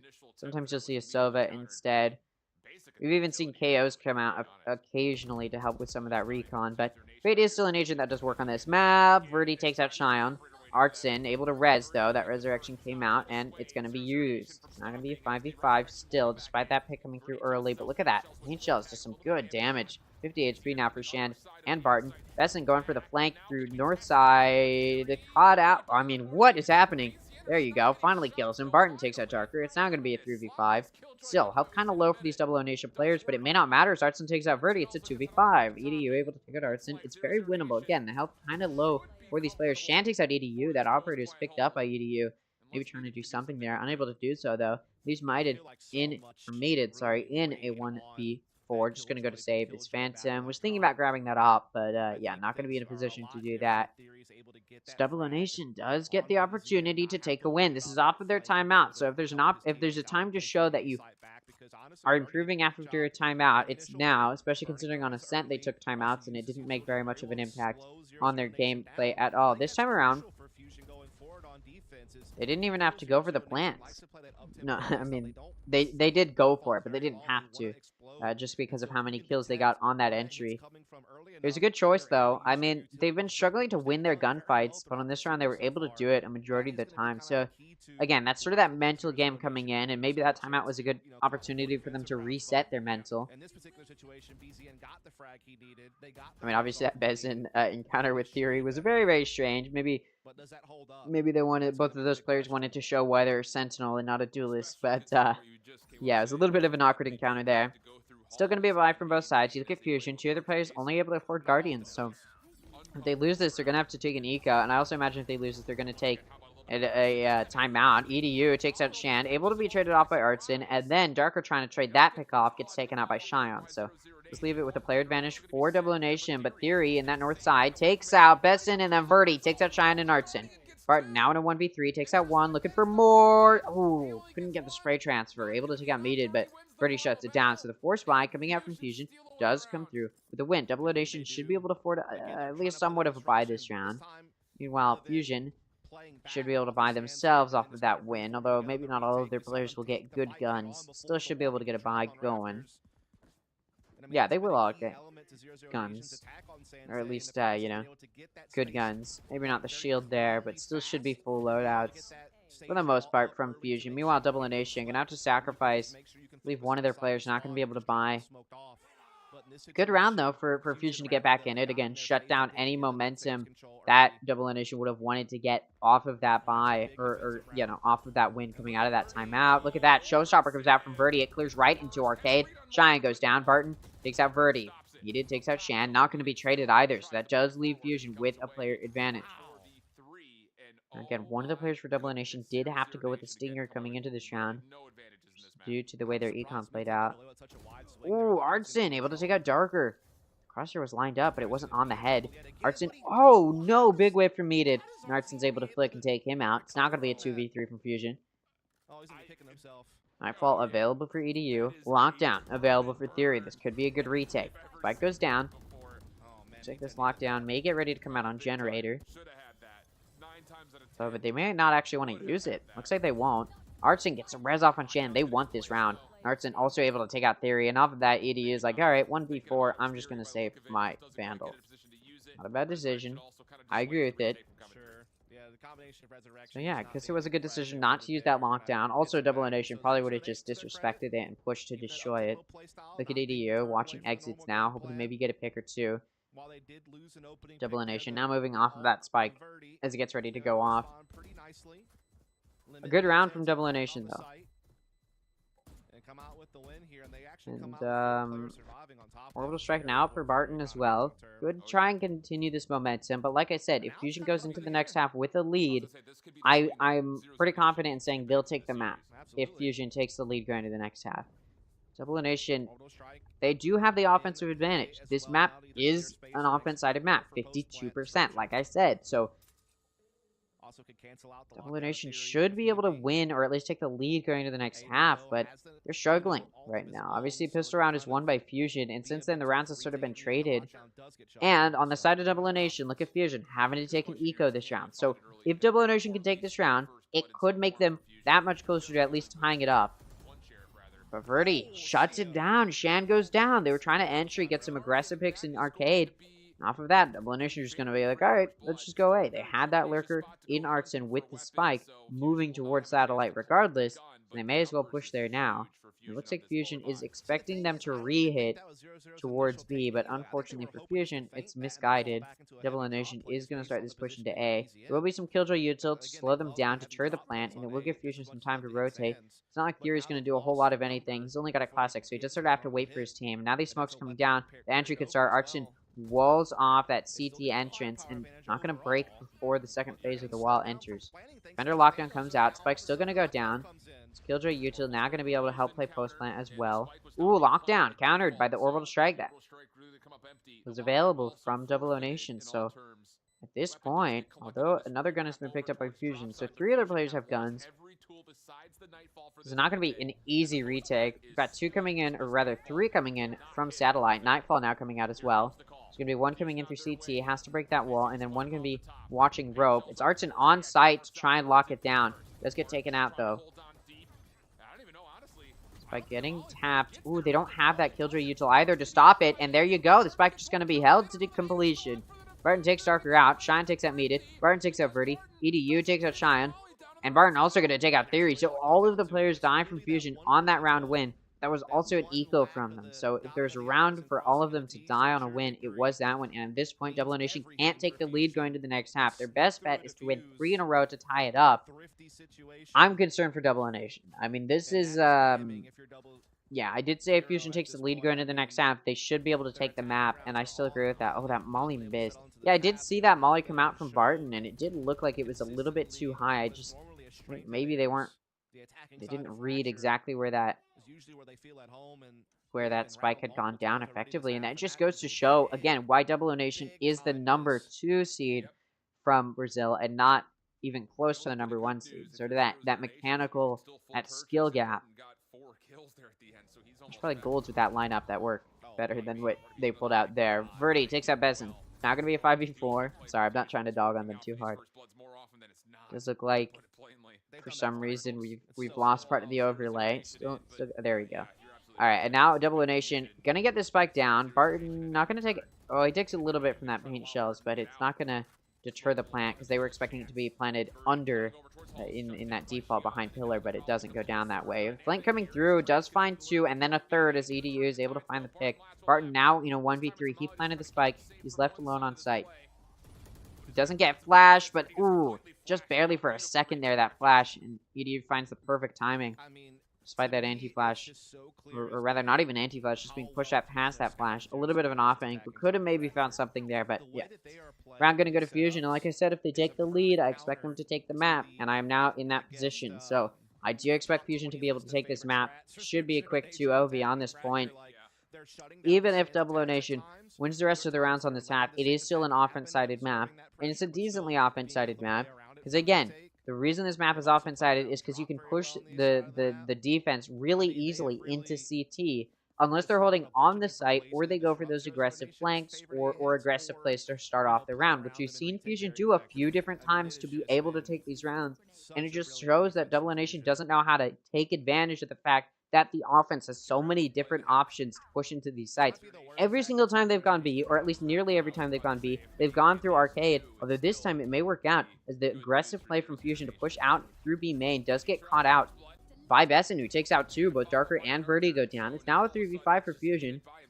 Mediat's been pushed back and walled off on Generator, so he can't push through there, so the spike's just going to be allowed to go down. No ults available for Fusion. Mediat's 1 ult point away from the orbital strike, but it's not going to come out in time.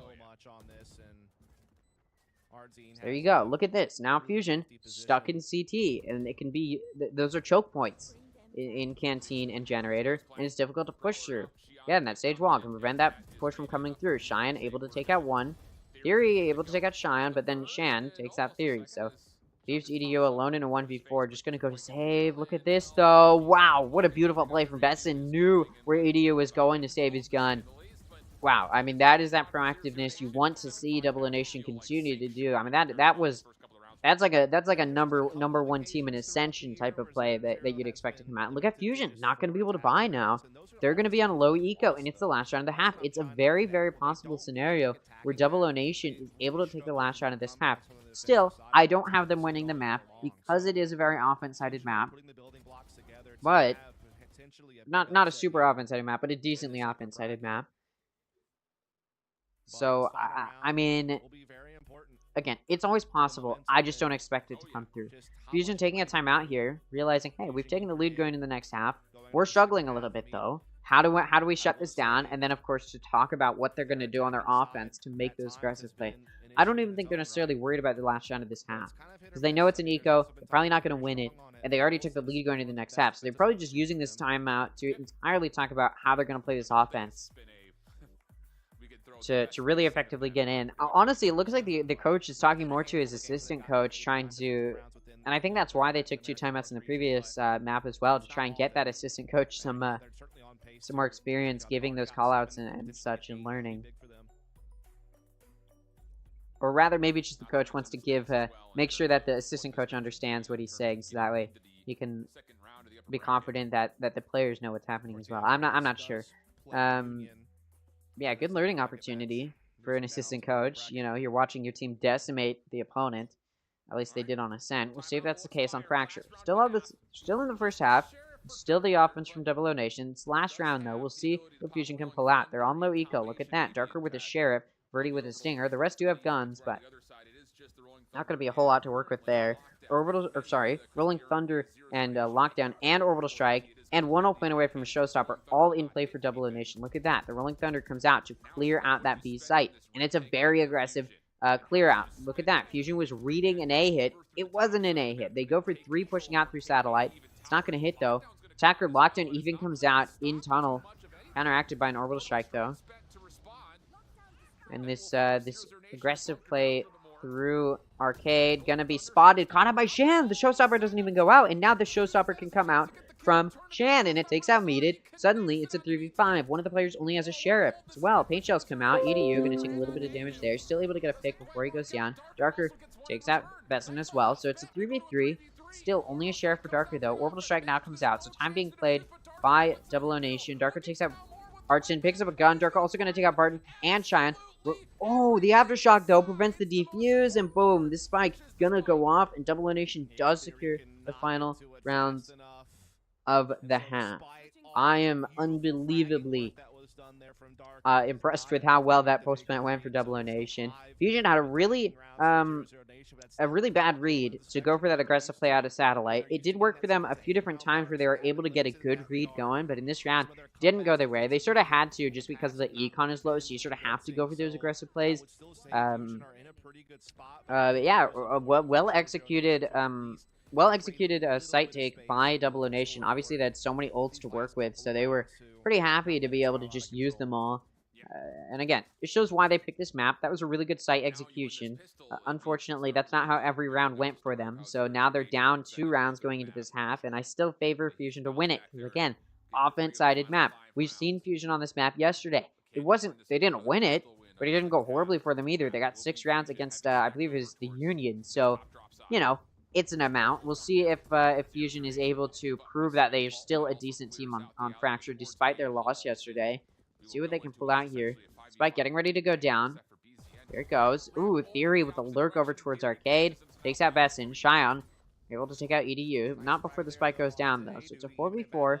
Double O Nation can start this retake. They're all going in through Sands, getting ready to get on site.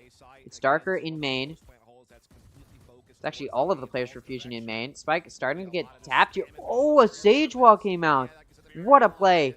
There you go. What a beautiful use of that wall. Spike can be defused. Shan takes out Verdi, Theory, Darker each find a pick, but Artson takes out Darker and Theory.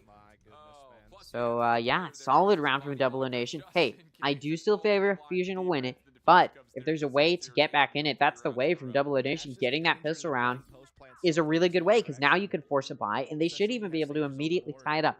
If I'm Fusion, I would actually force buy it here. You have the offensive advantage. You want to prevent it from just being tied up by Double O Nation. They're not force buying here, which again isn't the worst situation to be in. I can understand not wanting to do it. I would do it. That's just my, especially from the games I've analyzed, that just, it would probably be the best choice here to try and deny momentum for Double O Nation. But if you're not confident in your ability to win it, you may as well not. And for Double O Nation, they're happy to be able to force a buy against an Eco for Fusion. Although, I think in the back of Double O Nation's mind is the possibility that Fusion will be forcing a buy here. So, we're going to be a little bit more cautious on this defense. Not going to play too aggressively, despite knowing that it's an Eco from Fusion. Look at Fusion. They were looking, maybe we'll go arcade. Maybe not. And now they're backing up, moving towards A. Still on that north side, though. Going to be going in through Satellite. Be able to pick up that orb for Theory. They're getting those orbs to get that ult closer to going up. Look at EDU. He's been lurking patiently, waiting for the rest of his team to get ready to start a hit through arcade once again. Again, they just want to get those ult orbs, and now they're going to push, because there's one thing you can do on your ecos. It's get those ult orbs up. And of course, Double O Nation, not sure if it's a force buy yet from Fusion, so they're just waiting to see these players come through. And look at this, the entirety of Fusion going to be going in through Heaven. Besson able to get away, gets one before he goes down, still does go down, and the Verdi's able to take out Artson. It's an aggressive play, does pay off. Shion, we got the Bulldog. The CSGO Bulldog comes out, and Barton able to take out Verdi. Now it's going to be a 3v3. Darker and EDU, low on HP. Should be an easy pick there. EDU able to take out Shan, though. He's been able to pick up the Spectre. Shan takes out Darker. Shan also takes out EDU, and then Barton takes out Meated. The force buy from Double O Nation does convert to a win, but they do lose the majority of their players. So now they're going to be moving into a bonus where they only have 2 of their players with guns. Still, though, they managed to tie it up. Again, good way to start off the half. I still favor Fusion, and I think I'm going to be favoring Fusion until Double O Nation is in the lead, which they aren't yet, and Fusion is going to be on a bye here against the bonus from Double O Nation, where they only have 2 of their players able to keep guns from the previous round. So there's going to be a pretty big gun advantage for Fusion, and so they should be able to win this next round pretty easily. They may even be able to do it flawlessly if they're able to execute well, which, again, offense-sided map, so I wouldn't be surprised if they're able to get a flawless round. There you go. Sorry, my brain's still, it's hot in my room. Meated gonna take out Shan. It's not gonna be a 5v4. So already Fusion able to get a pick on this round. Look at this. They're actually gonna pivot towards A, but wow, Artson, Cheyenne have gone for this aggressive play out A made. They've now backed out. Artson got away after grabbing that orb. It does remove that as a possibility for Fusion. They're gonna see that now as well. They're gonna be like, oh well, missed opportunity there. They're still gonna be executing towards A, but look at this. Cheyenne and Artson are pushing towards Satellite. They're expecting that the players for Fusion have gone the other way. Theory's still lurking in arcade. Not going to catch anyone yet, though, but can definitely go for a big flank. And honestly, I don't even know if Fusion knows what their next move is. As they start to rotate back towards B.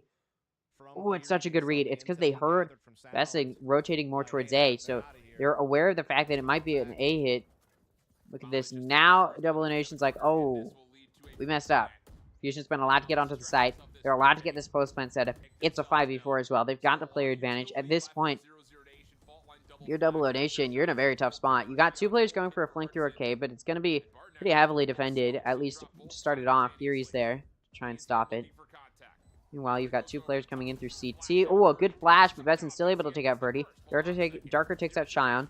That's re-entry starting. Artson takes out EDU. Betson takes out Meated. Both players in Heaven. It was a 2v2. Now it's a 1v2, and Sheriff not going to do anything. However, although Fusion should have won that round, and they did, they lost the majority of their players. So they should be able to get a bye going this next round, but no econ stability will be given, or at least will be allowed for them moving forward. And honestly, yeah, they're able to get everybody a Vandal or a Phantom, but still, again, no econ stability off of that round win.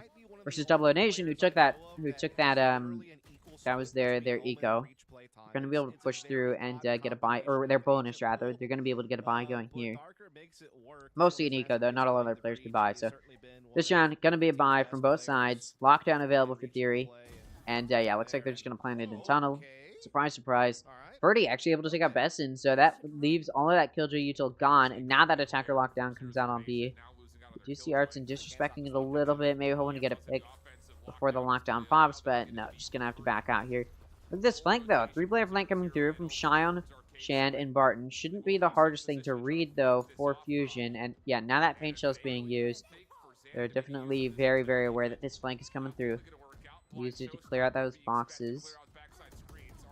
Verdi going to take out Artson. It's now going to be a 4v3. Shand takes out Verdi. And it looks like Double O Nation getting ready to get this spike down. It's been down. Post plant going to be played. And at this point, Double O Nation not going to be able to win. So they're just going to back up. I mean, maybe they could have if they wanted to push for it, but they're just going to save their guns. Majority of your players survive. You should be able to, you know, get a full buy going this next round. So, yeah, I did say I wouldn't believe in a win for Double O Nation unless they took the lead, and they're not even going to keep it tied up, despite winning that first round, and then the forced buy round after. They were able to tie it up. They're not going to keep it tied up. First buy from both sides comes through. If I'm Double O Nation, I'm probably going to take a timeout here at this point, and they're not actually going to. Going to wait a little bit longer. I respect that decision. I'm not completely in disagreement there. Resurrection available for Artson. So Double O Nation will have a res to use. They're also 1 whole point away from a lockdown and a rolling thunder. So some pivotal ults almost up for Double O Nation. Could get them up in this round and use them in this round. Although, and that's what they're going to be trying to do because, well, if they don't, then they'll have them up for next round, which will be their eco if they lose. So, yeah, Fusion actually playing very slow. They're waiting for an aggressive play from Double O Nation, but it's not happening. Double O Nation does have Barton and Jan watching Satellite with the help of Cheyenne as well. Now they're pushing up. They're going to push right into Fusion. Look at this. Birdie holding this. Will Double O Nation be ready for that? Doesn't really look like it. They do spot Theory first, and they're just going to back out. Cheyenne can get that ult up. So Rolling Thunder and Resurrection, now 2 ults that are available in this round. Thank God we didn't push any further forward because it was going to be a disaster. Indeed, it very well could have been, and it still could be. We will see how this is played. A bit of an off angle here, tucked left. Meanwhile, his team are looking to approach on. Look at this. They're all still there. Watching Satellite, but they're only going to catch the Lurker, which is Theory. Pushes right into them, but Cheyenne does go down. No trade comes through either as the rest of the players are backed out. Look at this. Now Fusion running it over to A, sprinting it over to A. Besson going for this flank with the Stinger. See this. It's going to be an aggressive execute onto the side, it looks like. Look, this flank from Besson. Get it caught by Meated. Shand on site, able to take out EDU, but then Verdi trades it off. Darker takes out Artson. The flank and Besson goes down to Meated. It's now a 1v4. Barton not going to do anything there. So the eco round, or sorry, the second buy from both sides, there you go, is won by Fusion, and it puts Double O Nation on that eco. Like I said, they were close to some of those ults, and they get them up, but now they're going to be on an eco, so there's really no point in getting them up. And they may be able to get a buy going here. We got some eco to work with, but they are going to be taking their final time out now at this point. Double O Nation is struggling on these rounds. Again, it's an offense-sided map for a reason, and Double O Nation is getting pushed into those choke points. They're not winning their duels when they need to, and it does result in Fusion getting this sort of player advantage. And Double O Nation has home turf advantage, but they may just be unfortunately embarrassed in front of their homeland. In front of the Brazilian crowd, we may just see Fusion lose, or sorry, Double O Nation lose in a 2-0 fashion to start off the playoffs. I mean, not at all what you'd want to start it off with. 7-10 the score. Still possible for Double O Nation, and they just took this time out to figure out what have they been doing wrong. And I think it's just, again, they're losing their gunfights is I think the biggest issue, because their ideas to flank aren't the worst. I think they just need to play a little bit more grouped up. and not risk. Yeah, and not be so risky when they're playing off site and stuff. It looks like they're gonna have Destin and Cheyenne forced for guns, but the rest of the players mostly gonna be taking eco. Artson still spending quite a bit of eco. Yeah, so Double Nation doing a weird half buy, which if they lose, they may not be able to buy next round. So it's a weird decision to spend so much, but it is what it is. Rolling Thunder and Lockdown available for Double Nation this round, as well as a Resurrection. Over on the side of Fusion, they got a Rolling Thunder of their own. They're also 2 ult points away from a Nightfall, so got some ults that they may be able to use. They're probably not going to want to use them in this round. 3 players on B for Double Nation, 2 on A, 1 on A site, and then 1 watching from rope.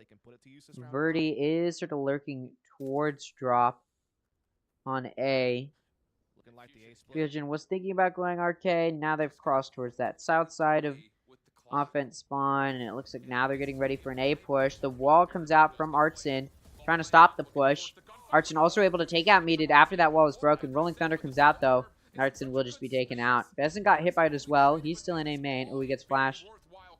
I mean, that fade you took completely spots him, and he's blind, so he can't get rid of it. So, it's going to be a 4v3 now.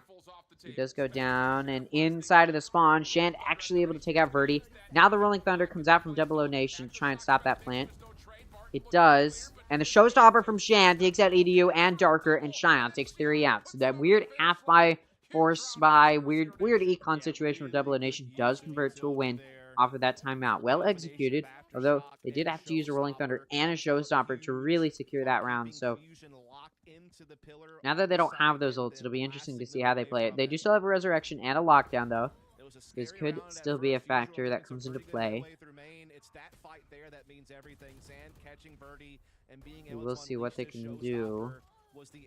Yeah, well executed from Double O Nation.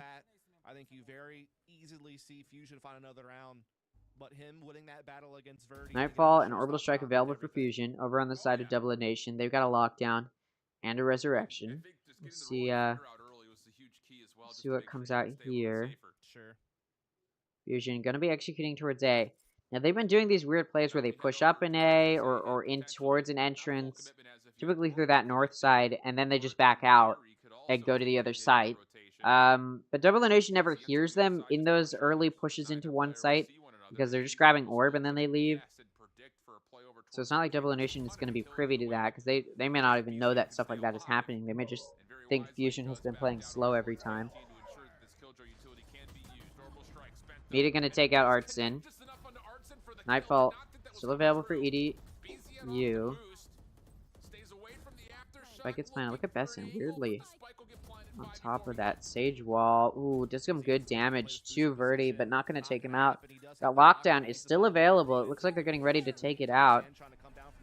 Rolling Thunder did come through. Verdi takes out Barton. Or rather, Nightfall, sorry. Verdi takes out Barton. Shand able to trade it off, but still going to be down a player. Ooh, Besson, though, able to take out Darker. They're trying to get rid of that Lockdown. Shand able to take out Verdi. It's now going to be a 2v3. Suddenly, Fusion is down a player. Spike going to be held here. Going to be down to these defenders to defend the Spike Diffuser. Oh, they're not ready for the push from heaven. Spike Diffuser is stopped, but Shine's still able to take Meated out, and the Spike will be diffused. So, Double Nation now in the 9th round, 1 round away from tying it up. Could still be a winnable map for them. Take it to a 3rd map. I mean, it'd be a banger.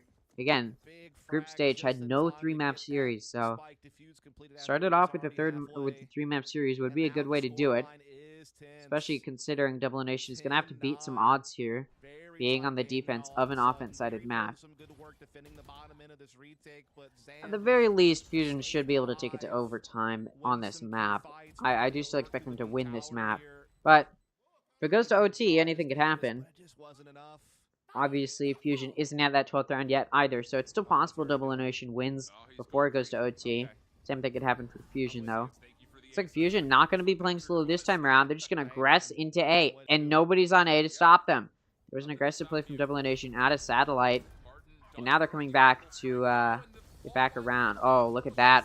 Orbital Strike perfectly hits EDU, who's planted that spike. Besson, along with Artson, goes for that flank. So we've got flankers coming from A main and through Satellite through drop. So this is not an easy position for any of these defenders of the spike. 3v5 now for Fusion.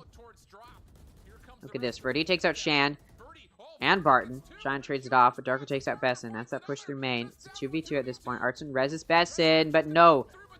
Darker able to take them both out. Shine takes out Theory. It's now a 1v1. Spike sort of has to be held, and of course Darker can just stop the defuse. So Fusion prevents it from being tied up by Double O Nation. This round will be won by Fusion. Fusion is now 2 rounds away from a win. All they have to do is get 2. They're 1 round away from securing at least overtime. Double Nation still struggling. Again, they're finding some momentum here, but it is still an offense-sided map. Double Nation, or rather Fusion, sorry, already has a decent lead to work with. Even though Fusion was able to tie it up to start off the half, it didn't matter. Fusion just bounced back and took the lead, the 2-round lead, back into their hands. So now Double Nation trying to tie it back up, and yeah, it's just not going well for them. Fusion taking a timeout here. As always, they've been struggling. Or sorry, Double Nation's been struggling, and Fusion is trying to make sure they can close it out. They've done this a few times now, where they're like in the lead or close to the win, and they're just trying to close it out as quickly as possible. Because I don't think Fusion wants it to go to OT. They definitely don't want it to go to a 3rd map. They want to put Double O Nation in their place. Fusion, like I talked about, maybe the last hope for the Latin American teams. So Fusion is just trying to put themselves in a good spot. Again, they started off Ascension in the group stage with both M80 and the Union, the 2 probably best teams in Ascension. So this has not been an easy fight for them by any means. To start it off, so now they're coming into the playoffs. The number 3 seed from Group A, they're against the number 2 seed from Group B, and they're still able to put up a really solid fight. So this should have been an easy series for Double O Nation, being against the worst team from Group A. The Fusion was just in the harder group, it seems. They're still a powerful team.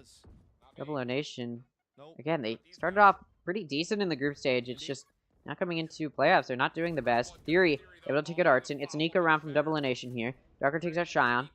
It's now going to be a 5v3. This Fusion is able to aggress, get that spike down on B. Ooh, Besson able to take out Meated. Meated is trying to clear into CT. Arton able to sneak past the Boombot, get it to Heaven, but only gets a head tap on to Darker with that classic before going down. Idiot takes out Besson as well, and it's down to Shand in a 1v4. What do you do here? No ults. No crazy util, no paint shells, already used it. Able to take out Darker, does have a Vandal that they picked up, but no, Theory shuts it down. So, Double Nation's eco does not convert to a win. Fusion able to take that timeout to secure that eco advantage. It's now 3 rounds away for Double Nation to tie it up, take it to OT. Fusion, however, 1 round away from securing a 2-0 victory. Again, they just took a timeout to make sure they get there. It did say if it went into the second half where Double O Nation had the lead, or sorry, where Fusion had the lead, they're gonna win the map. It's starting to look like my prediction was correct. They may win, likely won't even go to overtime. Rolling Thunder, lockdown, both ults available for Double O Nation. Over on the side of Fusion, they got a lockdown and a Rolling Thunder of their own. So equal ults for either side. I mean, if Fusion wants, they can just go down, plant that lockdown in B tunnel, and boom. Fade Util comes out, doesn't spot too many. Ooh, Sagewall comes through. After that, Rolling Thunder came through. Artson still gets a pick. Gets away with his life as well. Somehow, barely. Only had a Bulldog. Picks up a Phantom. Now it's going to be a 4v5 for Fusion. I don't know how they let Artson get away there. I mean, what on earth was that engagement? That Rolling Thunder was wasted as well, as it didn't even find a pick. Verdi, now being joined by the rest of his team over near B. Meet Spartan. They shoot at each other. Nothing real good comes through, though. Shan, through the smoke, takes out Verdi. Down goes the Duelist. Rolling Thunder now comes out from Double O Nation as well. Attacker Lockdown comes out. Darker takes out Shan. Shan takes out Meated.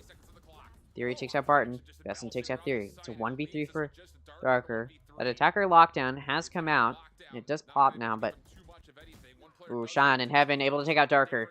So Double O Nation starts off what needs to be a 3-round win streak. With a round win, so now they need 2 more. They used their Rolling Thunder in the previous round, but they do still have a lockdown to utilize, and they're one ult point away from a showstopper. So maybe advantageous to push to try and get that ult, or if they want it. But you look at Fusion, I think they're just going to try and... I mean, I don't know. Fusion has been playing pretty much the same every single round of their offense. Sometimes they switch it up, but typically they push towards one entrance into a site, they grab the ult orb, and then they rotate to the other side.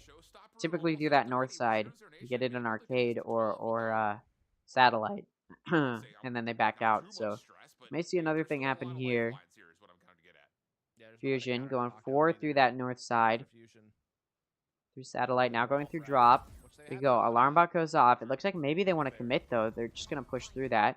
Concussions come through. Theory's going in through main. Listen is on site. Doesn't get spotted yet. Artson able to take out EDU. Whoa. Bezin from on site takes out Darker. Artson has been able to take out Theory. Verdi able to take out Artson, but it's a 2v4. Still, Verdi's been a powerful player and is still a lot. Nope. Bezin shuts it down. Meted 8-1v4 now. Look at that.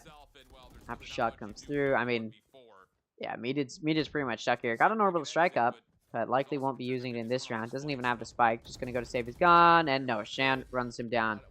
Look at the eco. Fusion has no eco. Starting to look like, after I said, I still think Fusion's gonna win in this half.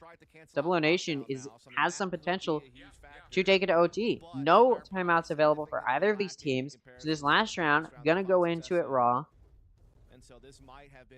Again, Fusion only has one player with a Vandal. They got a player with a Guardian. The rest on Stingers. I mean, the Eco not going to be supporting Fusion in the attempt to close this out. They have an Orbital Strike to use, but look at Double O Nation. They got a Showstopper.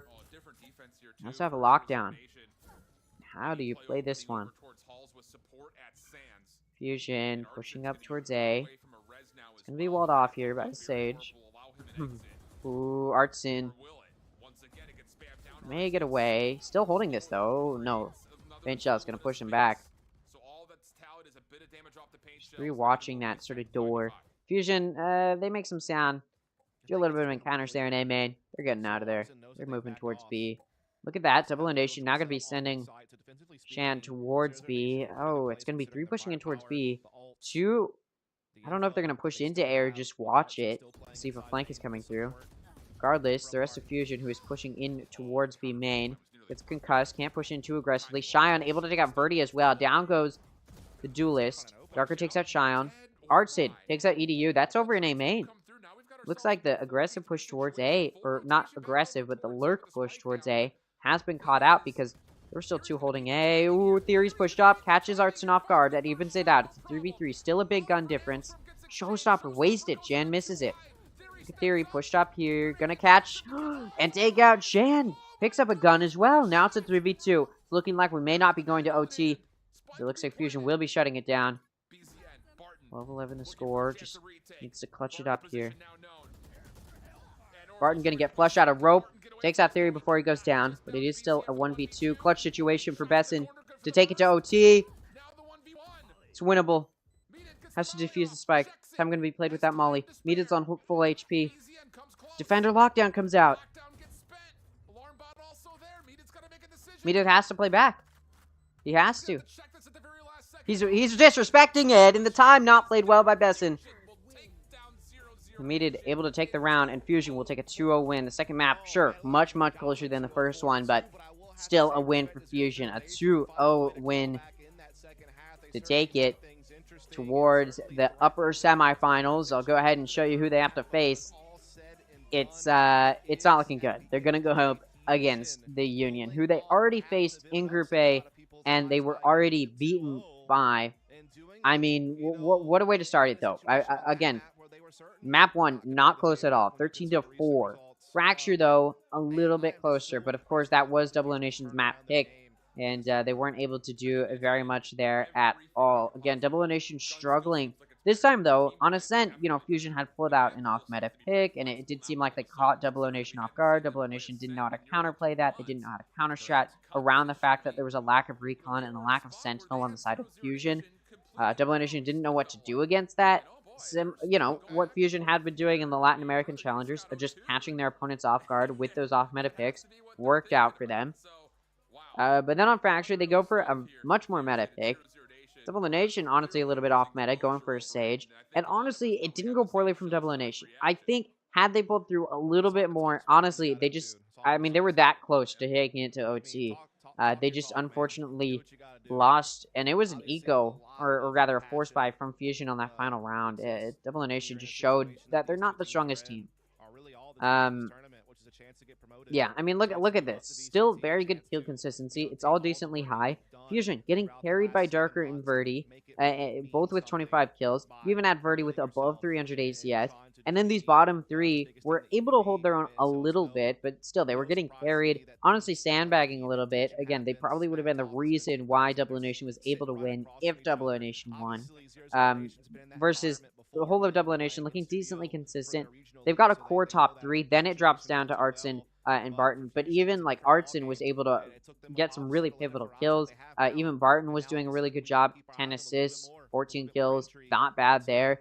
3 of the players with above 200 ACS. So it was a solid performance from Double Nation. Now, if you're rooting for Double Nation, it's not over. It's not over yet. They're in the lower bracket. Sure, they don't want to have to be in the lower bracket, but they are in the lower bracket. It's you know, not the best start for them, but it's not over yet.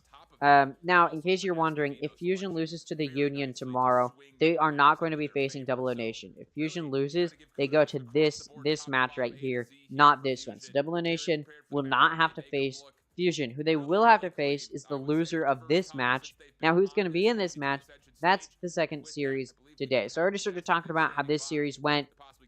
Of course, we'll talk more about Fusion tomorrow when they're facing the Union. And again, yes, it's very rapid fire. We just had, over the course of Friday, Saturday, and Sunday, we had the whole of the group stage. And now, over the course of the next few days, we're going to be doing the entire upper bracket and even starting the lower bracket. So it's very, very rapid fire, very, very quick. But yeah, so we just saw Fusion beat the Union. We'll see them play the Union, or it's not the Union. They beat Double Nation. We'll see Fusion play the Union tomorrow. Second series we have today is M80 versus 9Z. Before we get to that, we'll go ahead and take a look at the highlights from this this map on Fracture, which I don't know if there's a whole lot of. There's actually quite a few. Yeah, we'll go ahead and take a look at them. Theory stepping in towards tree side, spammed down by BZN. Follow up now by Darker, also denied by BZN. Oh my goodness, BZN! No, can't quite get everything, but Bartine. The paint shells, that actually could kill the spike planner, and it does! Oh no, the spike doesn't go down again! And now a 5v3 with Fusion kind of just staring at 0-0 Nation, trying to play for this plant. They will get the spike plant, but they're just not finding the eliminations. It's Verdi for 4 in the round. Here, but Theory stays safe and away from it, and now Verdi up close and personal! Oh, the Guardian gets 2! And just like that, it's down to Martin. He only gets 1.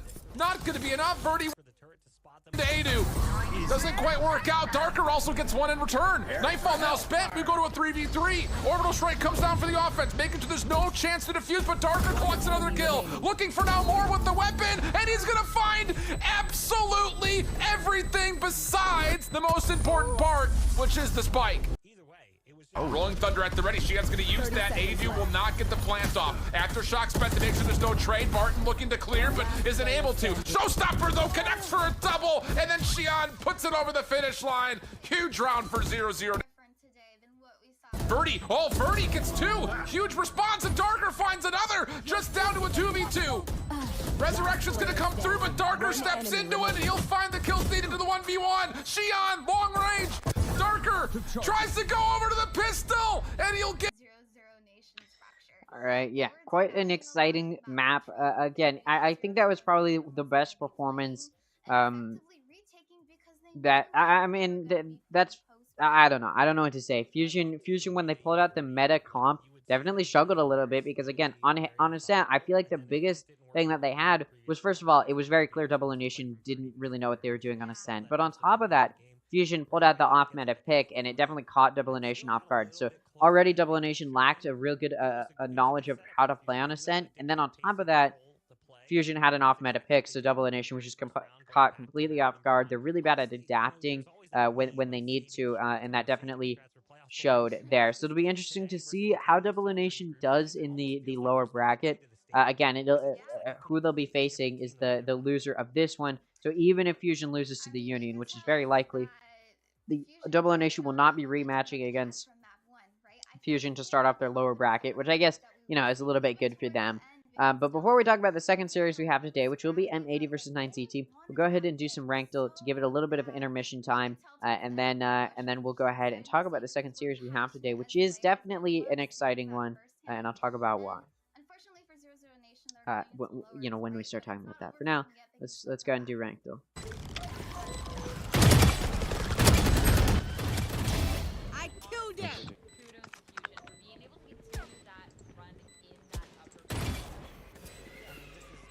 One enemy remaining. She. So the fact that they came into the group stages and were largely underwhelming. I killed him. Really good during, so it's clear they had that capability because when they would run into the Got really good movement. One enemy remaining. really sloppy when they were inside. Here is like a complete opposite. Everything's coordinated. Utility is timed perfectly. They're reading across the map. I'll say Ascendant. I'll say Ascendant. Diamond. Okay, I feel like okay, here's the thing. I feel like what I've noticed is I think from once you hit Diamond, from that point on, it's just about like the amount of time you put in. Like from Diamond to Ascendant, I think it's just about grinding. And then I think to like be an Immortal in Radiant, you just have to know people who are Immortal in Radiant and like just like party with them and stuff. Because I feel like Immortal in Radiant is a lot of like people who are just friends with each other versus like Ascendant and Diamond is more like random. Like you can probably solo queue up until Ascendant, and then beyond that you sort of need to be queuing with other people in order to have better like synergy and team play. Because like I feel like Radiant or sorry, up until like Diamond, it's just grinding until Ascendant, grind a little bit until Immortal, and then to like get high Immortal or Radiant, it's just about like queuing with people, you know. I don't know. I feel like when I look at Diamonds, I always think it's Ascendant because their movement is always so good. I don't know. And in that round, it wasn't like there was a lack of comms or anything like that because they're just like, what were they gonna comp? So I don't know. Launching smoke. I guess from now on, if I think it's Ascendant, I'll You ain't coming back. put Diamond. That's done. My ultimate is ready. Okay. Come on, let's go. Alright. Okay. Dim beacon down. Oh, good vision.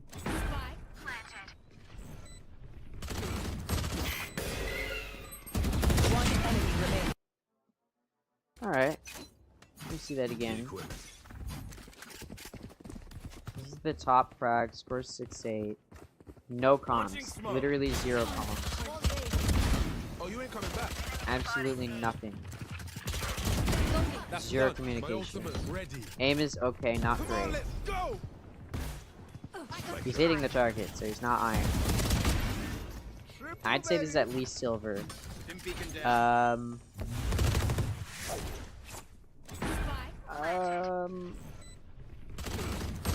Yeah, I don't know why they're forced. Yeah, that's. One enemy remaining. I'm gonna say gold. Silver. Yeah, I guess there's no, because in gold there's no comms either. I feel like up until like plat, there's like no comms. Dang, I keep being one off. All right, this next one I'm gonna get it on the dot. Watch this. I'm really good at this. Trust. My ultimate is ready. Ooh. Okej. Jest to dash nie wykonuje. Off your feet. Watch them run. Okay.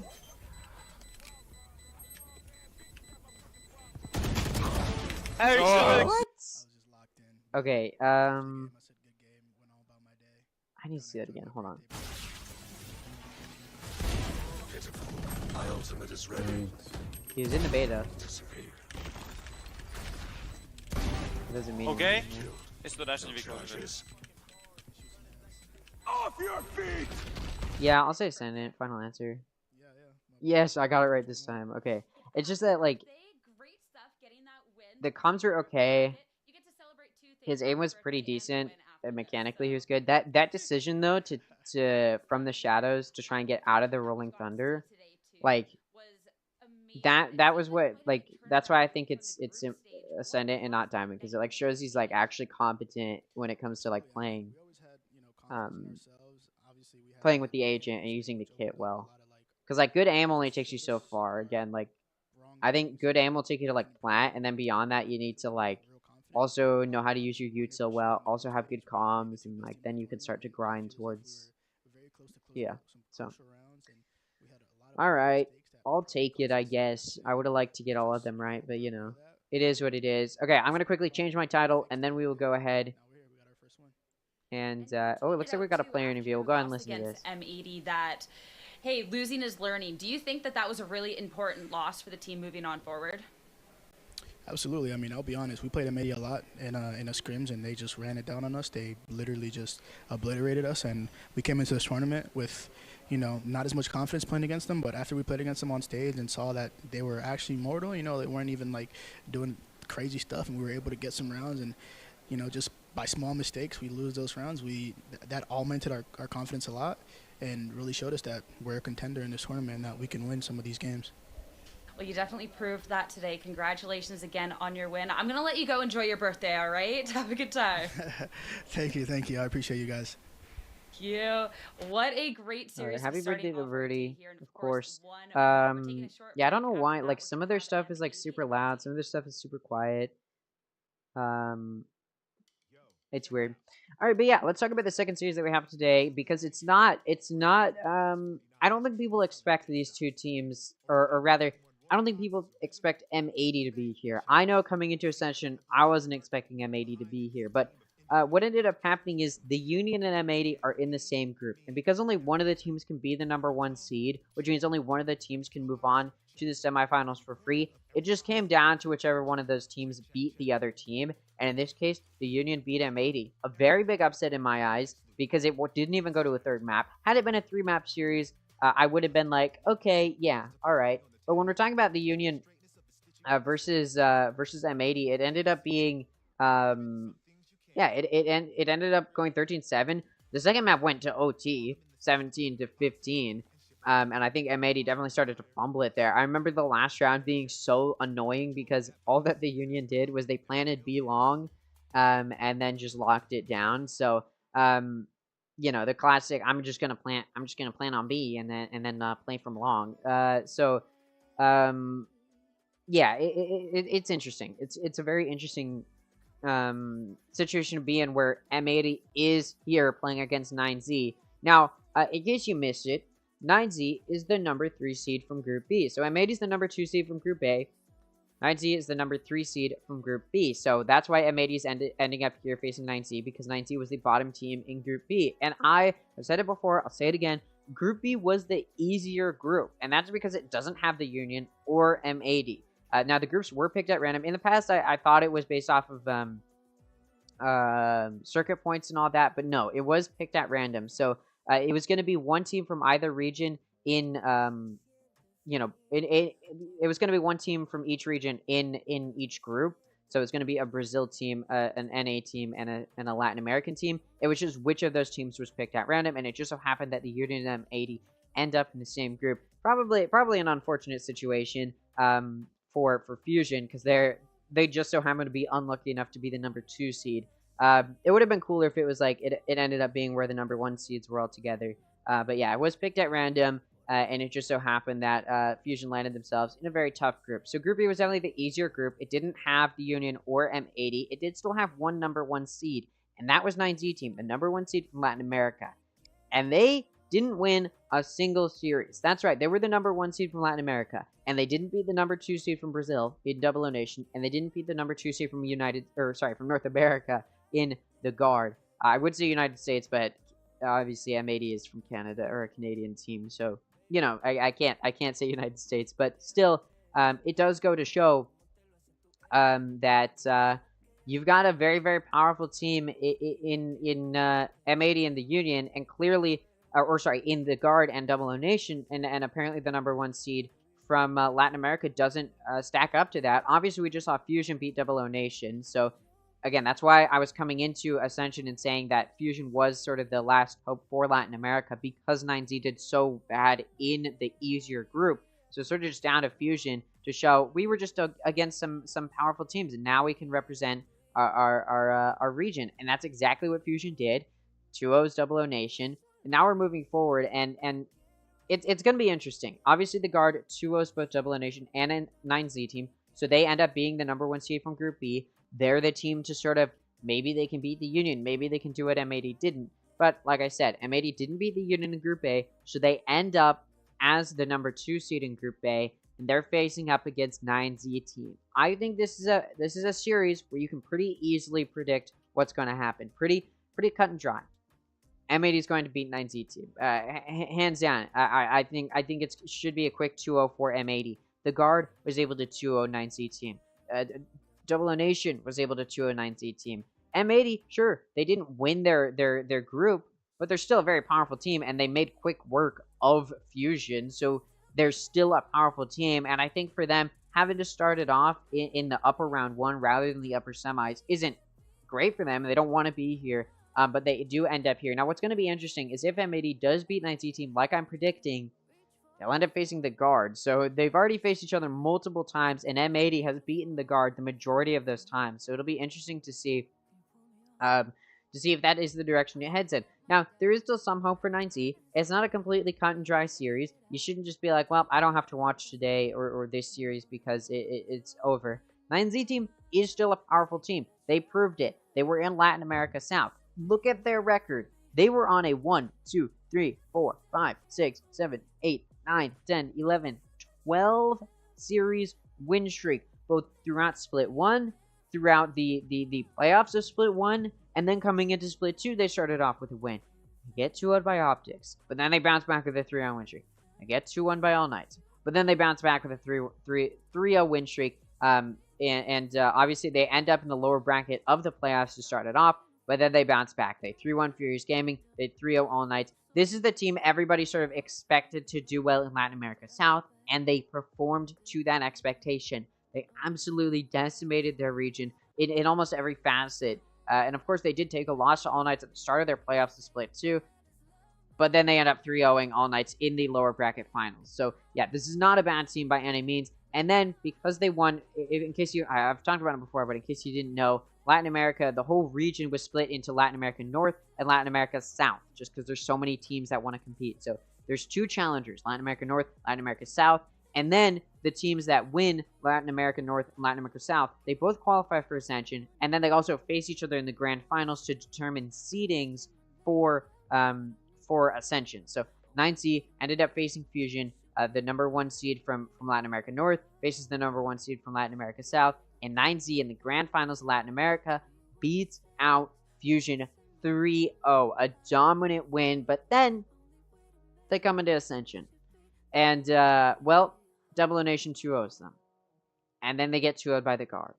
And yeah, the series wasn't super close either. It was 13-6 and then 13-6. So 9Z's struggling, and against 00 Nation, it was a little bit closer, 13-8 and then 13-8. So it's, you know, it's not completely over, but yeah, it's pretty bad. It was a pretty bad loss for them. And so coming into this, I'm not super optimistic for 9Z, especially considering, let's take a look at M80's match history, in case you missed the entirety of North American Challengers. Look at this, 4-round win streak started off. They lose to the Guard, but then they get a 6-round win streak. They lose to Shopify Rebellion, big upset there, but then they bounce back, and they get a 6-round win streak. Doesn't get broken throughout the entirety of the playoffs. They move through completely flawlessly, 2-0 most of the teams that they face, with the exclusion of the Guard in the grand finals. And then they come into the group stage. They have to start off with a banger match against the Union. And I don't know if they just needed some time to get warmed up or what. They struggle against the Union. Again, it's a close second map. First map, not nearly as close. And then we go to group stage round 2. And, well, they make quick work of Fusion. It's 13-7 and 13-7. So clearly, M80 has some fighting spirit. They're still looking like one of the most powerful teams. Definitely still top 2 in my eyes. Obviously, they end up not being the #1 seed in Group A, because, again, they have to face up against the Union to start it off. So it wasn't going to be easy for anybody. And now we're looking at M80 facing off against 9Z team. Yeah, it's a little bit of an interesting situation to be here. But M80's here, and they're just gonna, take what they can get. It's an easy series for them to start off with. I expect it to be a quick 2-0. Obviously, if 9Z wants to redeem themselves, they have to get at least a map up here for me to view them as a team that might be able to make a good lower bracket run. But I don't see a world in which they win this series just with the way that M80 is. Unless, of course, M80 is just completely thrown for a loop, completely throws the map, completely doesn't do anything at all with anything or anyone, then I just don't see a world in which M80 does take a loss here to 9Z team, unless their entire team is sick and they get DQ'd because they don't have players. But as you can see, yeah, they're all there. No subs coming in. All of these players are here, and they want to be able to face the guard in the upper semis. They want to be able to say, hey, man, yeah, we're still the #1 team coming from North America into Ascension. It'll be pretty interesting. I honestly thought the same thing was going to happen for Double Nation versus the Union. Doesn't end up going that way. So again, it'll just be interesting, and it should be highlighted if 9Z team loses to M80, which I expect to happen, and then Fusion loses to the Union, which I expect to happen. 9Z and Fusion will meet each other down here. They'll be the teams playing each other down here. Yeah, they should. Wait, am I thinking? Yes, yeah, they will be. Sorry, I was trying to remember if 9Z was going to be up here, but no, they'll be down here. So yeah, if Fusion loses to the Union tomorrow and 9Z loses today, the two Latin America teams will face each other in lower round 1. So yeah, there's quite a few interesting situations coming up ahead. I think this is probably going to be one of the more dominant matches. There's not going to be quite a few dominant matches in playoffs. It's just not very likely to happen because this is, again, highest level of play. A lot of these teams match up against each other. However, that doesn't change the fact that this will probably be one of the only dominant matches we see. And I think 9Z will still be putting up a good fight. I expect them to play better in the playoffs than they did in the group stage, but I expect the exact same thing to happen for M80. I talked about it earlier today, but M80's been hiding some stuff. They haven't played behind the entirety of the North American Challengers. They didn't play it in the group stage of Ascension. I think they've been hiding it to pull out in playoffs. They even teased it a little bit during North American Challengers. So I think M80's got some stuff hidden up their sleeves. I think a lot of these teams do. I think a lot of these teams have maps they've been hiding. I think a lot of these teams have comps they've been hiding because they want to be able to pull them out when it matters most, which is here in playoffs. So I don't think M80 is going to pull out behind during this series because it should be an easy win for them without needing to pull out behind. But when it comes to M80 facing the guard or facing the Union, we may see M80 pull out these picks we wouldn't necessarily expect from them. They may not even pull it out against the guard. I think that M80 is going to wait until they absolutely have to pull out some of these comps they've been hiding, which I'm expecting them to pull out behind during these playoffs because this is when it matters most. You're not going to hide it for next year's Champions Tour, right? That's not what M80 is doing because obviously there's just so much time in between now and then that there's really no point in hiding that type of stuff. So M80 is going to be pulling out all the stops. A lot of these teams are going to be trying that. I think we're going to see also some teams just play how they've been playing. I don't think the guard's necessarily going to be pulling out too much of anything they've been hiding. Maybe even the Union won't be. I think these Latin American teams are still going to be going for these weird team comps that should be highlighted. 9Z and Fusion, Latin American teams, all of the Latin American teams, for whatever reason, pull out the weirdest off-meta picks, and it works out for them. But I am very, very much so anticipating as we move through that as 9Z and Fusion have to face these more powerful teams, these teams are going to be able to shut them down. Obviously, Double Nation wasn't able to shut down the weird picks from Fusion on Ascent, but I think M80, the Union, the Guard, these are teams that know how to counteract weird off-meta picks, or at least would be able to adapt to those weird off-meta picks mid-game or before the map starts, know what's going to come out here. And yeah, I think this will be a good show of if M80 can prove that adaptability that I'm expecting them to see. If M80 can pull out the full stops, again, 9Z is probably going to go for some weird picks. I want M80 to show that they can counteract that. I want, honestly, what I'm hoping to see is Fusion and 9Z sort of get put in their place. Be like, why are you pulling out these off-meta picks in the middle of Ascension? I think, again, for Fusion and 9Z, it works for them in Latin American Challengers because it catches people off guard. But when we're talking about the highest level of play, M80 knows why they pick what they pick. They know why the meta is the way that it is. The Union knows why the meta is the way that it is. The Union, M80, the Guard, these are teams that are driven very much so by strategy. I think maybe the Union and the Guard a little bit more than M80. I think M80 has a very powerful roster and they rely on that quite a bit. But that doesn't change anything from the fact that M80 is still a very powerful team strategy-wise.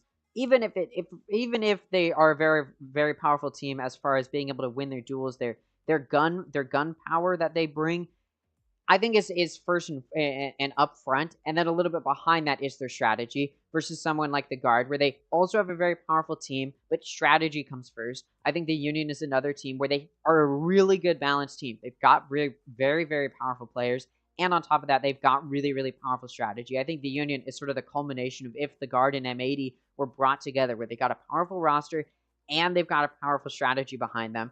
It's going to be down to M80 to try and prove that they can bring powerful strategy. Same thing for the Guard. They're going to need to prove that they have powerful gun fights and they can win when they need to, because these are teams which have good strategy, and the Guard has enough of that gun power where they can pull out weird or risky plays, and it works out for them because they can win their gunfights when they need to.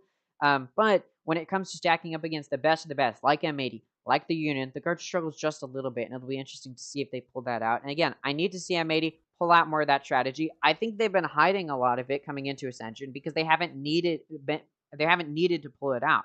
They've been able to rely on them winning their gunfights. They also have good strategy. It's not like they're just running into corners and not looking at the enemy players, right? Like, obviously, they've got some level of strategy, and it is powerful. It's just going to be down to can what they've been hiding in playoffs be enough to beat out some of these top teams when we're talking about M80. And obviously, I should focus more on this combat against 9Z, where I think it's going to be down to M80 trying to put 9Z in their place when 9Z is trying to pull out these weird off-meta picks that we've seen from them.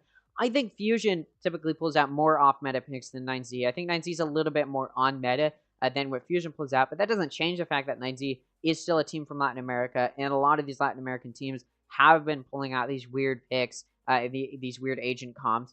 And again, it's going to be down to these like teams in the Union, in the Guard, in M80 to shut down 9Z and Fusion and tell them you can't just be weird with your off-meta picks, because we know why we play the meta. We know how to counterplay weird picks because we know how to adapt to weird strategies, knowing why we have these meta picks. Because again, I talked about it when Fusion was playing Double O Nation.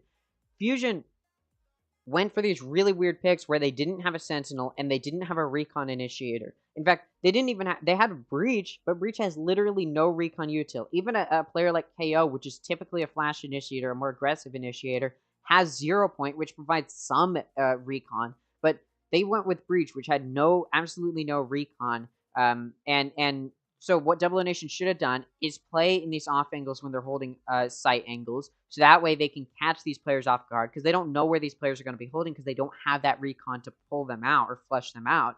Then they also should have been going for more flanks on their defense, because Fusion would have to be holding those flanks with players. So if you go for flanks, you send your Recon Initiator to go for those flanks. You send the dart in so you can find where those players are holding the flank from, and then you can take them out. That's what Double O Nation should have been doing. They had that lack of adaptability that some teams like M80, like the Guard, like the Union have. Double O Nation just doesn't have as good situational awareness. And when it came down to it, Double O Nation wasn't winning gunfights when they needed to. And that's what we start to see from some of these lesser teams when compared to M80, the Guard, and the Union. M80, the Guard, and the Union can go for aggressive plays. They can go for some of those riskier plays because they have a powerful roster that can follow through and win the gunfights, win the encounters, get those kills when they need to, which is something that the Guard, that these lesser teams struggle to a little bit. They can't really go for those risky plays. We saw it come out in group stage where 9Z, where Fusion, where Double O Nation couldn't really go for those risky plays against teams like the Guard, M80, or the Union, because they knew that they weren't going to be able to win their gunfights. So they were too cautious when it came to going for those risky plays. And I think when we're talking about 9Z versus M80, first of all, they need to, if they're going to go for those off-meta picks, they need to be able to enable those off-meta players and those kits well to actually understand why they're going for those off-meta picks and use it in a way that counteracts the meta that M80 is probably going to be playing. And then on top of that, 9Z does need to just win their gunfights, because it's going to be, I feel like we're going to see a big mechanical skill gap, which you don't typically see in this highest level of play, but these Latin American teams have not proven that they're at that same mechanical level as the Guard, as the Union, as M80. And I think we're going to see 9Z struggle a little bit. So we need to see if they're going to be on top of their game, if they're going to be able to win those gunfights when they need to. It looks like we're getting ready to get started here pretty shortly. I don't know why the break is a little bit longer than typical. I feel like typically we get started pretty quickly. At least yesterday we did. Yesterday was very, very quick. But yeah, I am interested to see which maps come out because obviously I expect M80 to ban Bind, but there's always the chance they just decide to pull it out in playoffs and make a statement here against 9Z. I doubt that's what's going to happen to start off playoffs, but you know, you never know. And then I am interested to see, of course, once they get into the maps, if 9Z is going to be going for those off-meta team comps, and if they're going to be able to play well against that. Also, I like how everybody's just got like a black mouse pad, and then you've just got Koala Noob with his pink little swirl. I don't know. I just think that's funny. But yeah, I'm very, very curious to see. I'm very curious to just see how this goes because we're talking about, again, M80 needs to make a statement here. They need to, honestly, if I'm going to believe that M80 has the potential to destroy the Union, or not destroy, but beat the Union if they ever get to that point, I need to see M80 decimate 9Z. If I'm going to have confidence M80 can beat the Guard tomorrow, I need to see them decimate 9Z the way that I'm expecting them to. The Guard already 2-0'd 9Z, and again, that wasn't a super close map. So, yeah, that wasn't a super close map, right?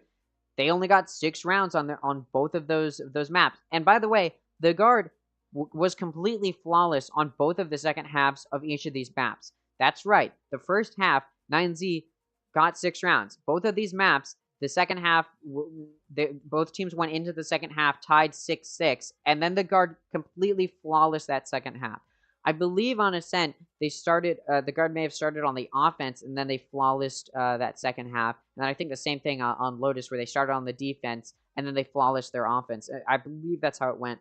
Let me fact check that, actually.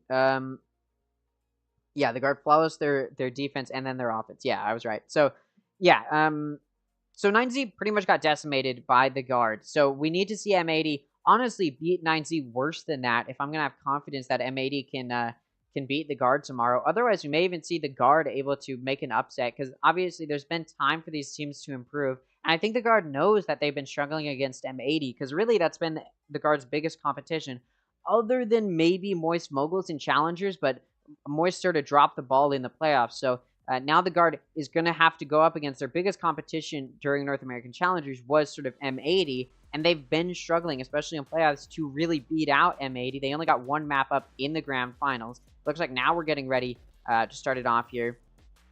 As we get ready to get into this, we got a little bit of a cool animation to show all the players. I'll go ahead and play this just to kill some time. Bueno, jugar contra M80 yo creo que va a estar bueno. Es la primera vez que vamos a jugar contra ellos. No hemos entrenado ni nada por el estilo. Tienen un buen estilo de juego, diferente, podría decirse, pero yo creo que es más de lo mismo. Hoy supimos ver cómo juega The War, cómo son ellos, así que más o menos esperamos mismas similitudes. Y bueno, vamos a enfrentarlos. I think 9Z is like a really good team. Obviously, they were champions over Fusion, and considering we just beat Fusion, I feel like it kind of seems like we'd probably be a little bit like even with them. I think we've played against teams like this before, and I think we're used to teams that play like how they play, and I feel like we're going to be able to beat them because of their playstyle.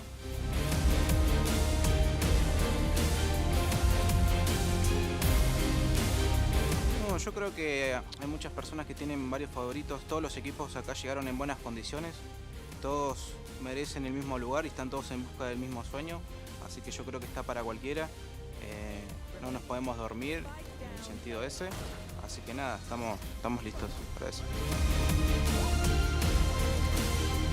I think the Latin teams are like 3 steps behind or like in front, maybe even with some of these other North American teams.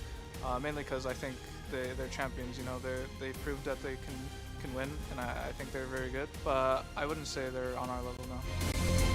Wow. Damn, he really said they're not on our level. That's crazy.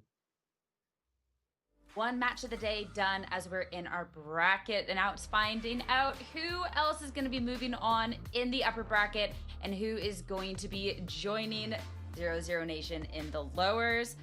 It is going to be M80 going up against 9Z.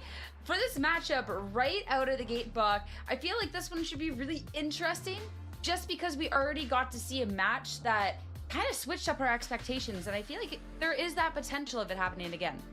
I think a lot of the people are coming into today with the expectation being M80 is the better team. 9Z is not on the same level, but actually this is one of the few times where we've had a video where both teams were basically like, we know what they do. They're very good at it. We're going to read that and we're going to try to match it. We think we may play pretty well against them. M80 says, hey, I think we're a little bit better than they are, but they are a very good team. It's like super respectful, whereas sometimes in the past it's like, they're not good. We're way better. They suck. But I think ultimately, they've got a pretty accurate read. LATAM as a region maybe doesn't get the level of exposure that the North American region gets. So I think in large part, we look at the results from group stages and we just say, well, that's what we should expect, right? Like these teams aren't playing that well. They're not that good. But Fusion just proved that there's a whole nother level of play in their playbook. 9Z could be the same case. Fusion proved it against Double O Nation. Again, Double O Nation is the worst team coming into Ascension. So I don't know. Like, yeah, 9Z could prove something here. I just don't think they're going to do it against M80. They're up against Double O Nation. It's a different story. They're up against Fusion. It's a different story. But when we're talking about like how they compare, how 9Z compares to the Guard, they lost in group stage. How does 9Z compare to M80?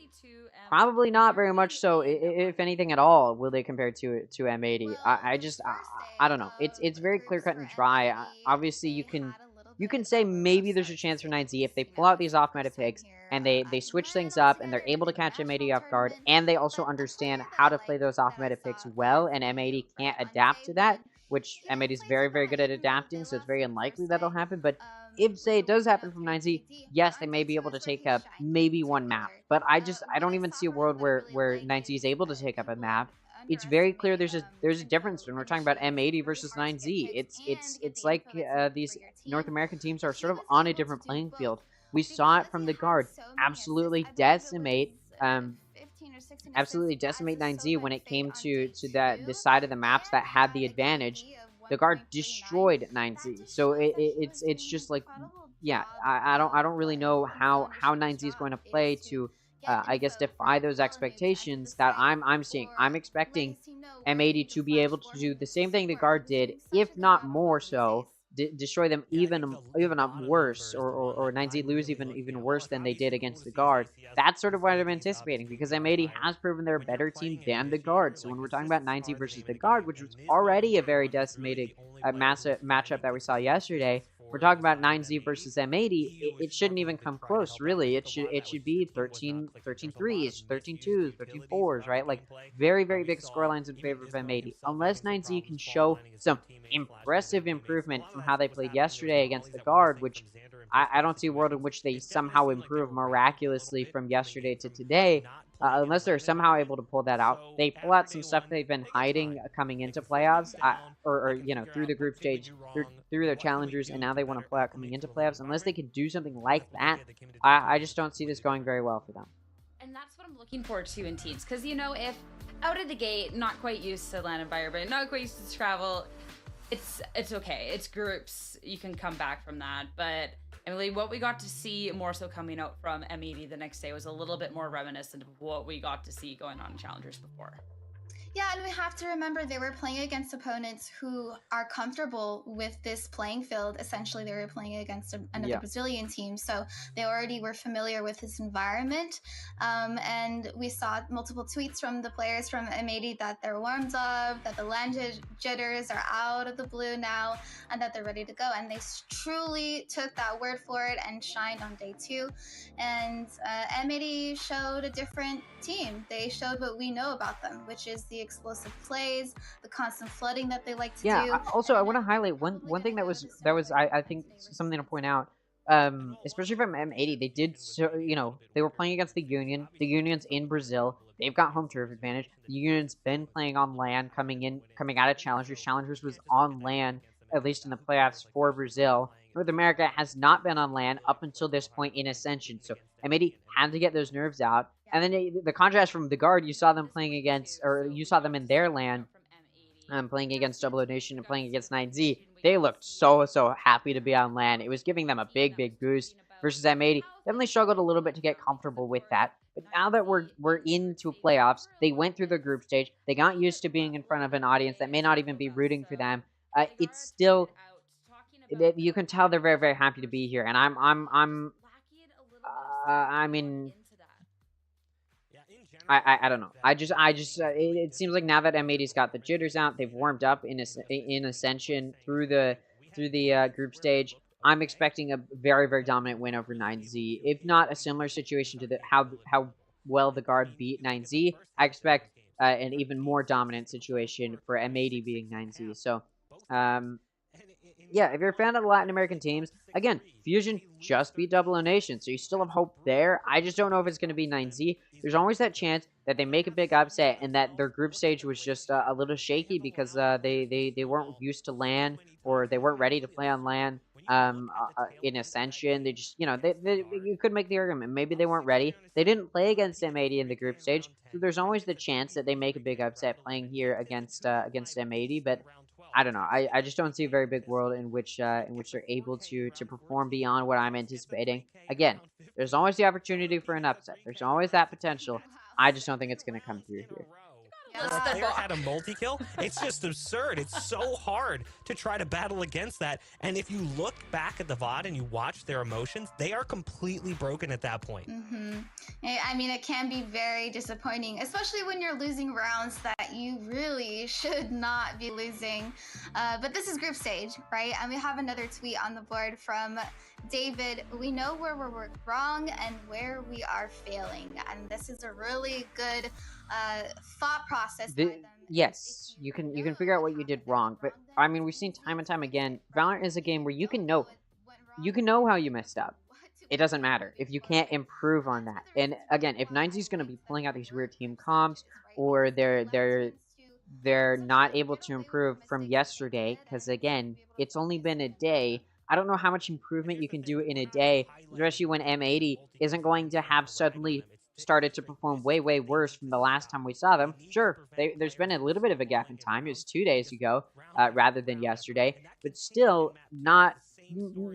I don't know. I just don't see this going poorly for M80.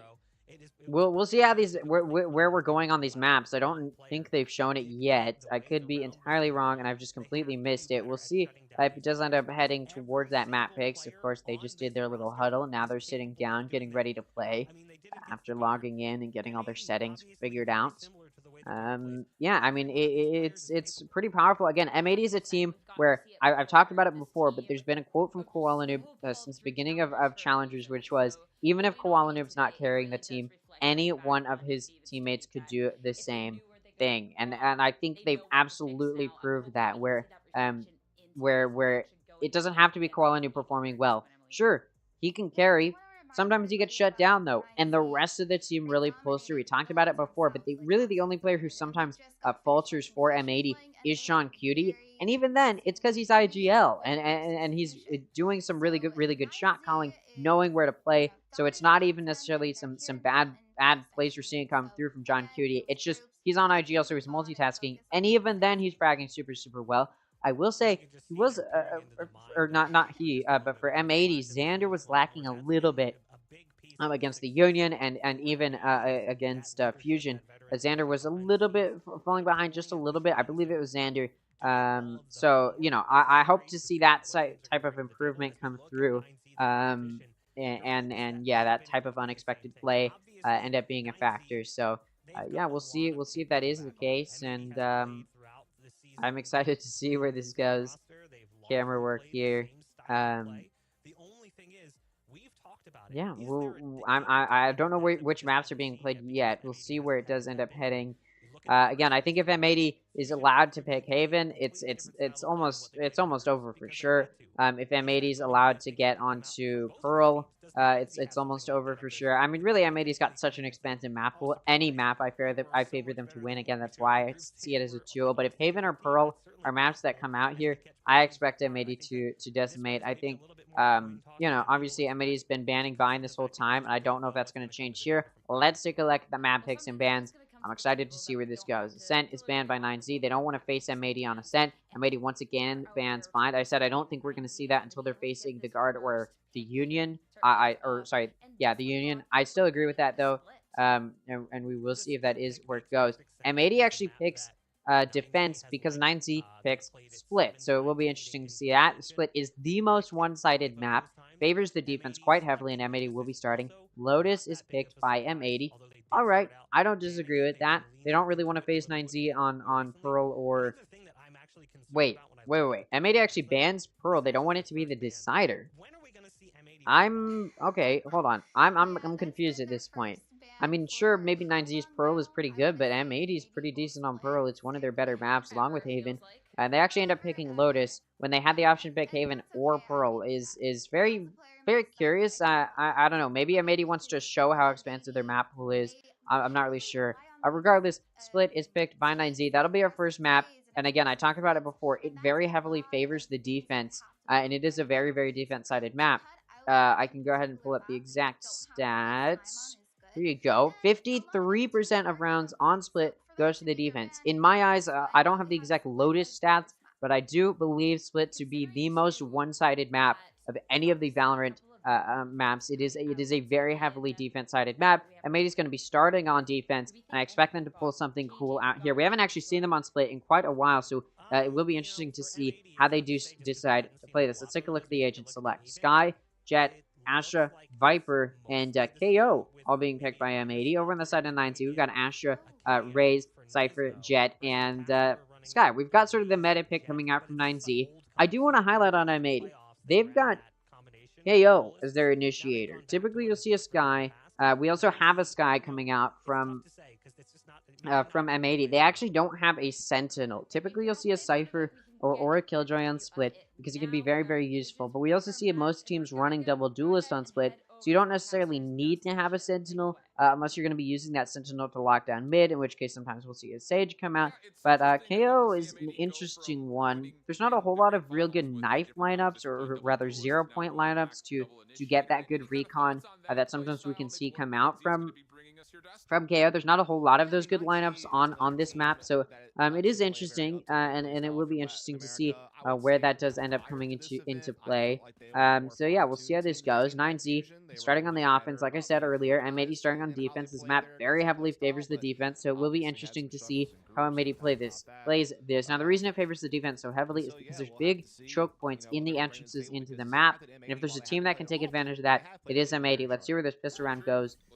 Though, before we get in here, and a meta pick from 9Z, a little bit interesting. Koalinit wins the encounter with Tule. Tule trying to entry into a ramp, or through into heaven, gets shut down by Nismo. Or, sorry, Nismo actually finds an additional pick on a Rubquire. That's what I meant. Tule was shut down by Koalinit. They got able to take out Koalinit, pushing in towards a heaven. Davids takes out Nismo, but then EU takes out Degata and Davids. It leaves Mitsu in a 1v3. What do you do here? Doesn't have any util to work with either. Bird comes up 10 seconds. Could be used there, but it's not looking great to start it off. Look at this. You've got John Cutie watching mid. Gonna encounter Mitsu. Mitsu. No! It doesn't matter that he's not ready. John Cutie whiffs. It's now going to be a 1v2 for Mitsu. Let's see what he can do here. He's actually going to be clearing towards Heaven.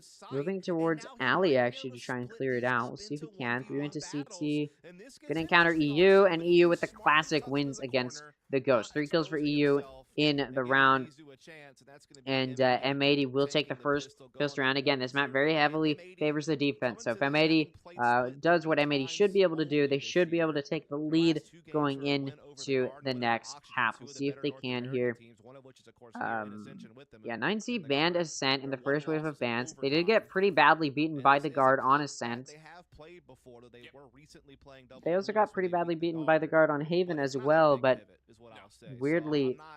or was it Haven? Let me fact check that. I believe it was.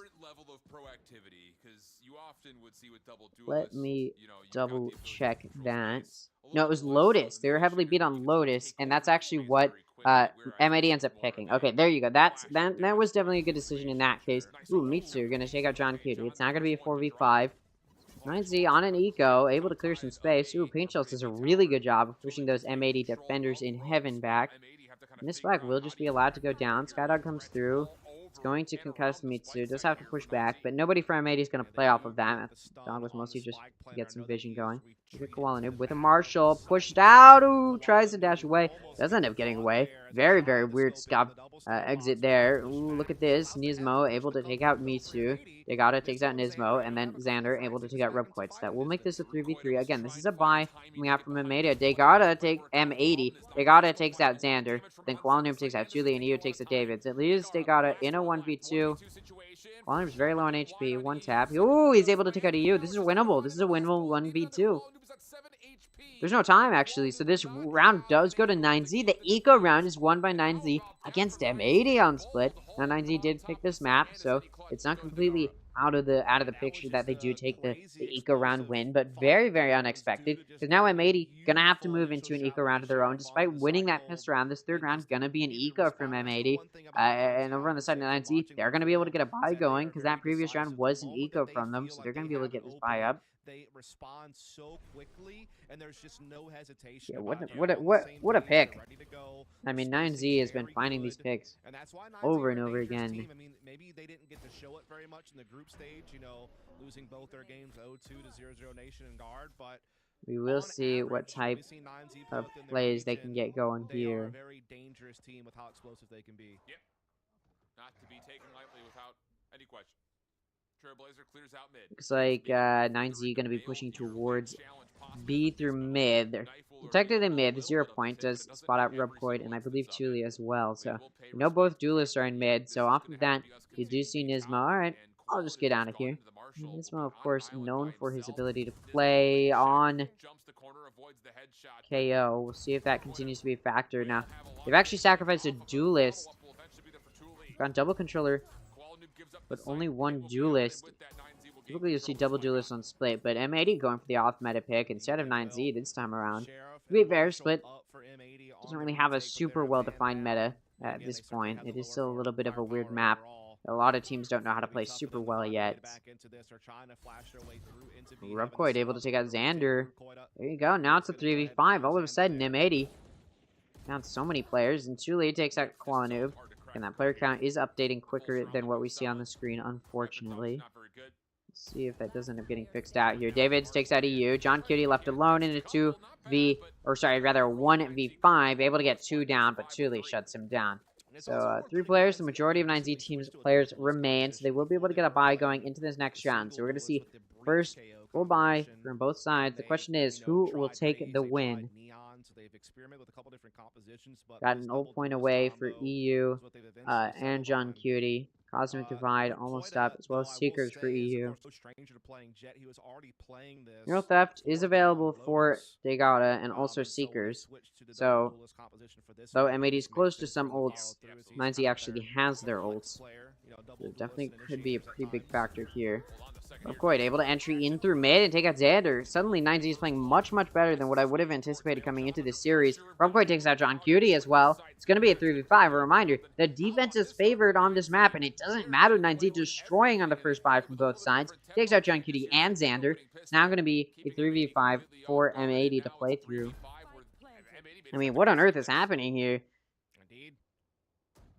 Looking real good right now. Maybe all of a sudden struggling much more than I think anybody was anticipating, especially me. I'm expecting a quick 2-0 on this series, but oh, bad time. It doesn't matter. EU is still gonna win despite being on that rope.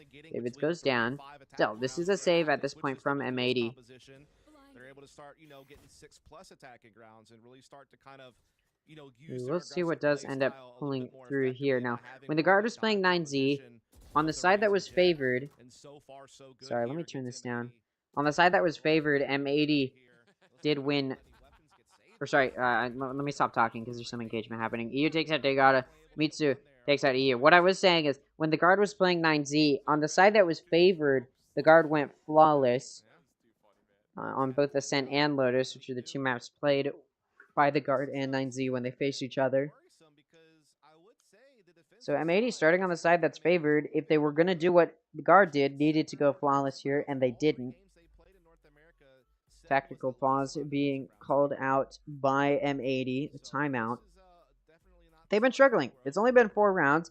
A little bit early to call it. I think this is earlier than M80 would want to call it.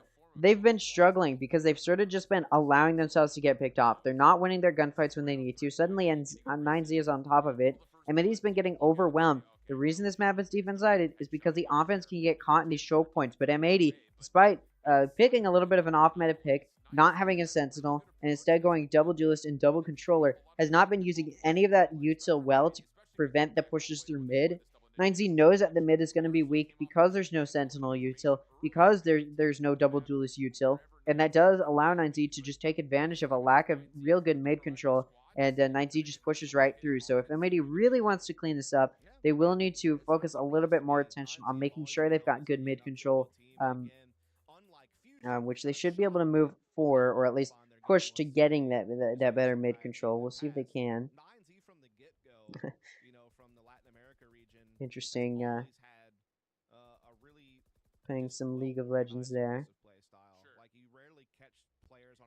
Seekers and Cosmic Divide, both ults that are available for M80. See if they can come out here. Rubcoid 1 ult point away from the Blade Storm.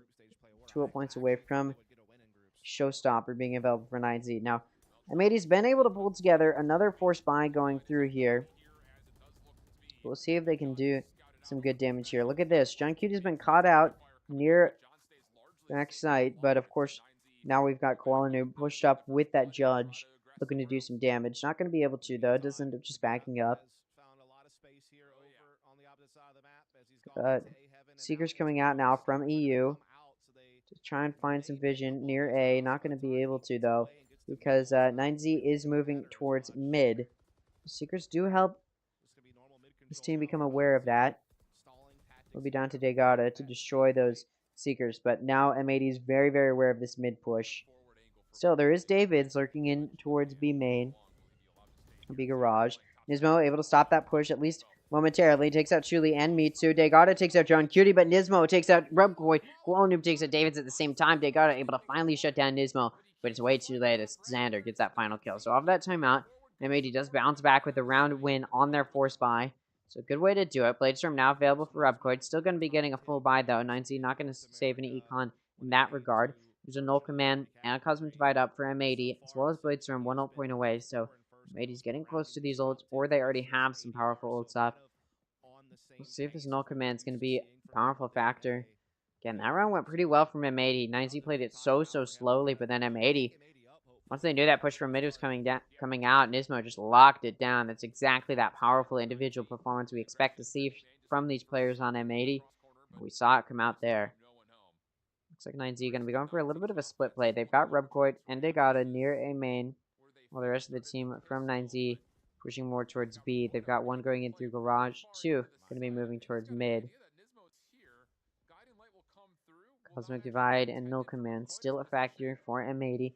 Look at that. Rubcoid has managed to push up towards Under Heaven. We'll see if he's able to find, or Under Rafters rather. We'll see if he's able to find any useful contact. Nope. Nismo shuts it down. Very aware of that possibility. It's now going to be a 5v4. Snakebite comes out to prevent that push through Heaven. Flash is now coming through, so the push through B Heaven has been slowed even further.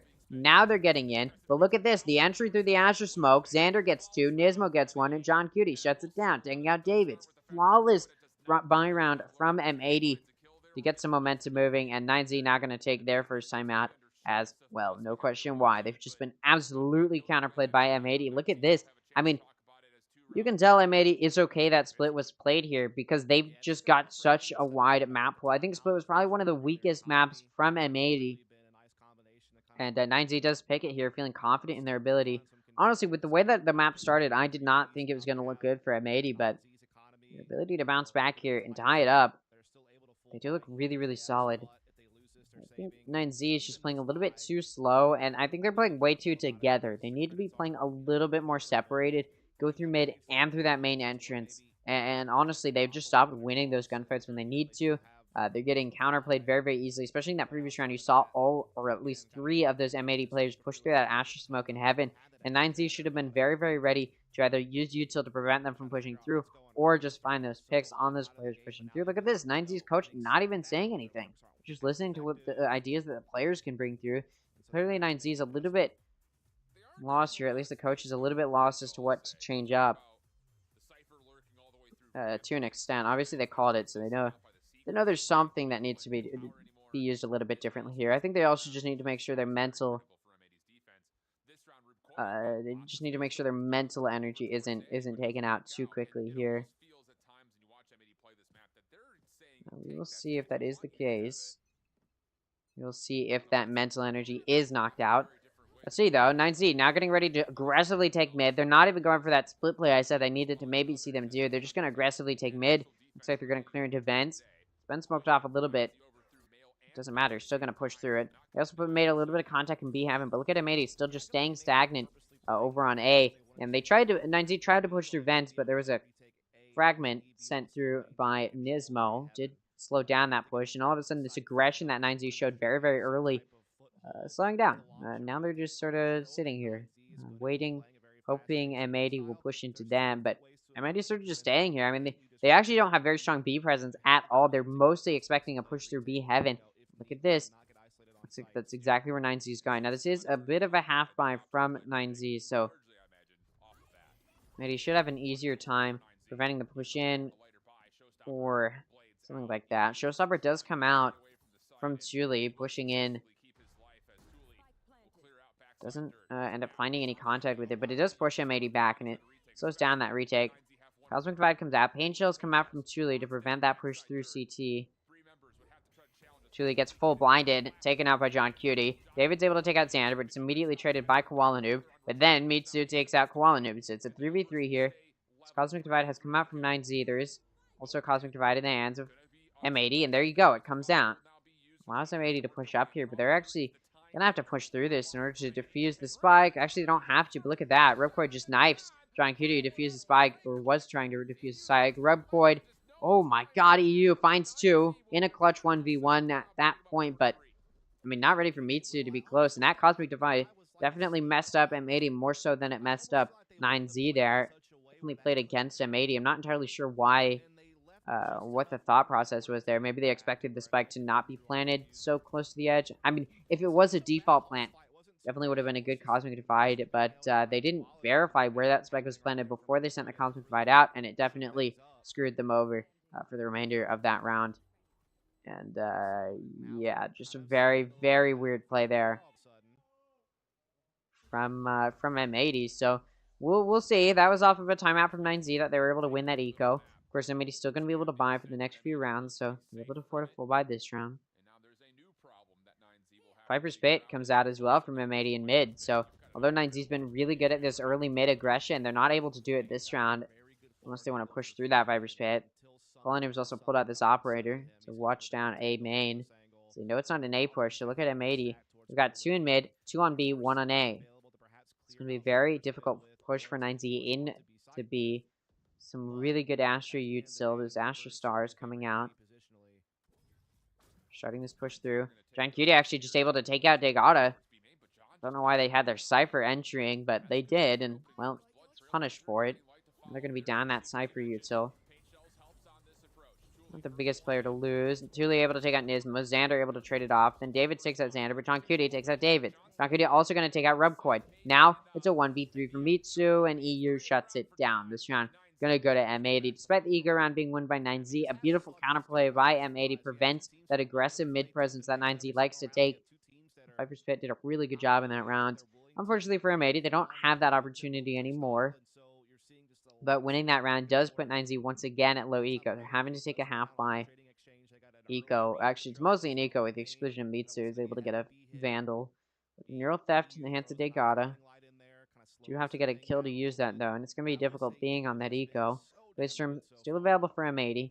And no super instrumental ults ult economy is not great for M80 at this point, just because they've been using so many of these ults in these past few rounds. But it doesn't matter, because again, he's on an eco right now. Although, if 9Z is able to keep it even going into the next half, it's not a great position for M80 to be in, because again, this is a defense-sided map. To be fair, M80 is a very offense-sided team. They do tend to favor the offense just because they are a very aggressive team, and they like to just win their gunfights when they can. Again, that's what I was talking about. The guard has really good strategic play. M80 has really good aggressive play. The Union is sort of that combination of both of those teams. It's time for Brazil rather than those NA teams, so there's always that chance M80 gets onto that offense and turns it around. Truly takes out Xander. EU takes out Tuli. That trades it off. Qualanoob, the knives have come out. Takes out Rubcoid, looking for more. Neural Theft comes out, though, so Qualanoob spotted. He can't push too aggressively. Now he's going to take his attention towards that A heaven. Getting ready to push out. Qualanoob takes out Davids. Qualanoob also takes out Degata. Mitsu takes out John Cutie, and Nismo able to trade it off. 3 players left alive for M80. He's had a pretty good round. Defusal coming through here. 5 rounds now won by M80. Score going to be 5-4. 9Z inching closer. Or sorry, M80, sorry, inching closer and closer to taking the lead. What I was talking about earlier is M80 is more of an offense-sided team. The guard's more of a defense-sided team.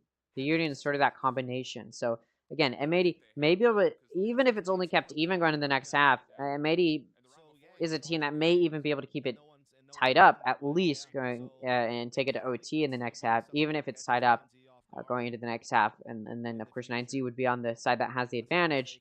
Again, M80 is a team that favors the offense, so it could definitely still go the way of M80, or at least take it to OT, even if they don't have the lead going to the next half. 5v5 at this point. Still no engagement, but again, 9Z trying to have that heavy mid presence. But look at M80. They were ready for 9Z to try and take a heavy mid presence this round, and they take an aggressive stance in mid themselves to prevent 9Z from really being able to get much contact.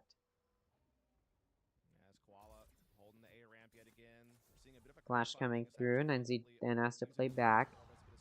Ooh, they got it down to 5 HP. The operator shot on Qualanoob just misses and hits his legs, so God is going to have to play very low on HP. Tuli able to take out Nismo.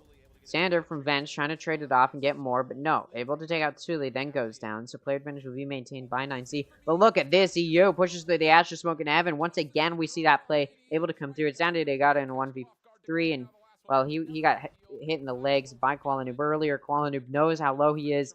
He's able to just pull out the shorty and take Degata out, even though he misses that off shot. Ready now takes their 6th round. It's going to be 6-4 scoreline. 2 ultimate abilities available for 9Z. We've got Blade Storm and a Cosmic Divide. Over on the side of M80, they got Seekers. Tuli is 1 ult point away from a Showstopper. Over on the side of M80, they're 1 ult point away from a Cosmic Divide. Could be some impactful ults, but look at the eco for 9Z. Not looking great. They're going to have to go onto a half buy. They just lost their buy round. Gonna have to take a half buy. You even see 2 of their players forcing some econ to get some guns going. Ooh, Tuli takes out Nismo. That's an aggression into heaven. Qualanoob able to trade it off with that operator. Rubcoid's knives gonna take out EU. Look at that though. Qualanoob able to get a rat pick on Dimitsu. It's gonna make this a 3v3. Spike's still not on site, so it can't go down yet. Ooh, but Qualanoob caught out right in that cubby in that main entrance. Gonna get taken out by Degata, but John Cutie from heaven trades Degata off. Ooh, David trying to get a rat play through Vent. Gonna get shut down by John Cutie. Rubcoid takes out Xander. It's now a 1v1. Rubcoid down to 30 HP, and it's shut down by John Cutie. Clutch comes through from 9Z, and it's gonna be a 6-5 scoreline. Cosmic Divide available for both sides. Seekers available for EU. 9Z, on the other hand, got to get this Showstopper up.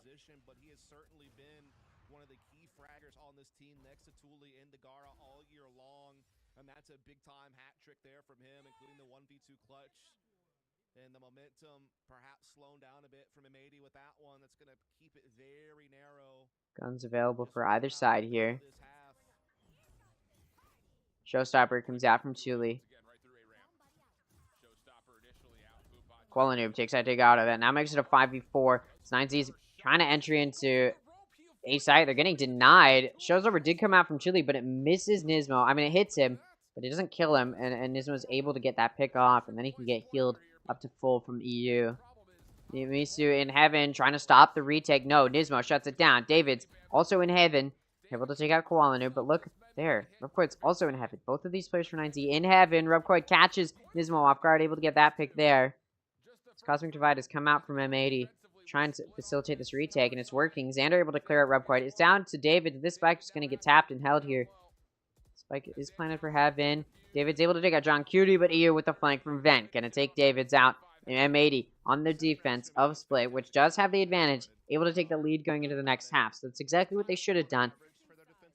Without a defense sided, without one side of this map is M80 probably should have gotten 8-4 for me to feel confident in them, and I think this is still winnable for 9Z. But like I talked about, M80 is a very aggressive team. They tend to favor the offense, so it's not completely over for them yet. It's not super easy for either of these teams to win at this point. I don't think either of these teams have it in the bag. Even though M80 is able to take the lead on their defense like they should, it's not enough of a lead where I'm like, yeah, M80's probably got this map. It's enough where I'm like, yeah, they took the defensive advantage like they should have, but now 9Z's on the defense could just do the exact same thing, and this is, of course, 9Z's map pick. Let's see how this goes, though. Again, M80 does favor the offense quite heavily. This is just a team that favors the offense. Still a defense-sided map, though, so again, 9Z definitely has a big opportunity here. Getting this pistol round could immediately tie it up. Be very, very good for 9Z. We'll see if they can, though. M80 getting ready to push in towards B. Skydog comes out, gets blinded, though. Can't hit Davids. Mitsu able to take out Xander, Nismo, and John Cutie. Julie takes out Koalanoob as well. EU able to take out Mitsu, but then Julie immediately shuts it down. So this round goes very heavily in favor of 9Z to start off the pistol. What an impressive individual performance there to shut it down. Not what M80 was hoping for in the slightest.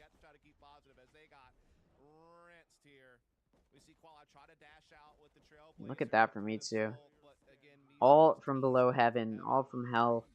I mean, just an impressive play there. 9Z now going to be able to force it by. You actually see two other players saving, going Sheriff and Ghost to conserve some more econ there. They're aware of how M80 likes to play, and they want to be able to get some guns going next round if they lose. Thule and Mail backed up by Mitsu. M80 trying to take good mid control. Kind of push back here. John Cutie takes a little bit of damage. Actually, pretty much everybody on M80 takes some damage from that paint shell, so that they can all get healed back to full by Mitsu. See what they can pull out here. Look at M80 getting ready to push through B Garage. Sky Dog going to get taken out by John Cutie, but it does get some good vision that M80 may be pivoting towards B Garage. There's still 50 seconds left. There's still time for M80 to make a different play here. That's why Davids is jump peeking out. He doesn't know if it's a push yet. There he goes. He sees the whole thing. Ooh, Koalanoob trying to dash in. Back turn to Davids. Davids happy to take Koalanoob out. Truly takes a John Cutie. Mitsu blinds himself. It doesn't matter. M80 at this point not able to push through. At this point, it does seem as though they're sort of lost for what to do. Again, this is their eco. They're at a big gun disadvantage. Mitsu able to take out Xander over in B Garage. Julie takes out Nisma, who's trying to wrap around through mid. And it's just down to EU at this point. I mean, he doesn't want to live. He doesn't want to die for eco, but yeah, there you go. Davids takes EU out, and all of the players for M80 die in a flawless round for 9Z. And yeah, not the best start for M80 in this half because they just allowed 9Z to tie it up. But we're now going to be moving into a buy from M80 versus the eco that'll come out from 9Z. Or sorry, not the eco, the bonus that'll come out from 9Z. 9Z is going to have some really decent guns to work with.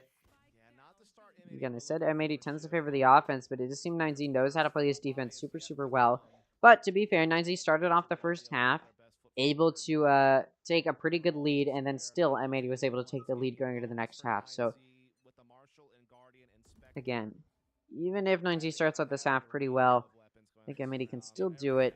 Ooh, though Chuli shuts down that mid push, taking out EU. It's now going to be 4v5. Koalanoob's down to 50 HP as well. No trade comes through, so M80 at this point looking pretty worried. Losing that early encounter in mid, not good for them. They got Xander, who's been lurking over on A, going to push up a little bit further. Ooh, martial headshot from Rubcoid, though. Shuts it down for Xander. Now it's a 3v5. Looks like M80 wants to commit to this A push. Very behind on that player count. Drunk Kitty able to take Rubcoid out.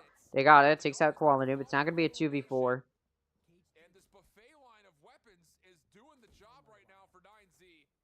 M80 still not fully into sight. 2v4 situation.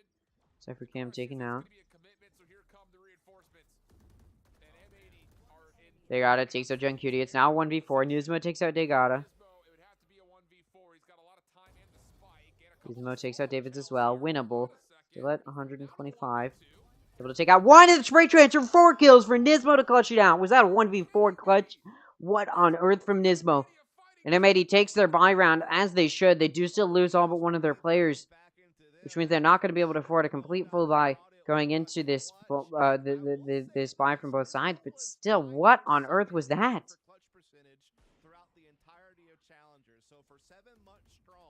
I mean, what? One. It was a 1v3, but still 1, 2, 3. What on earth from Nismo? There you go.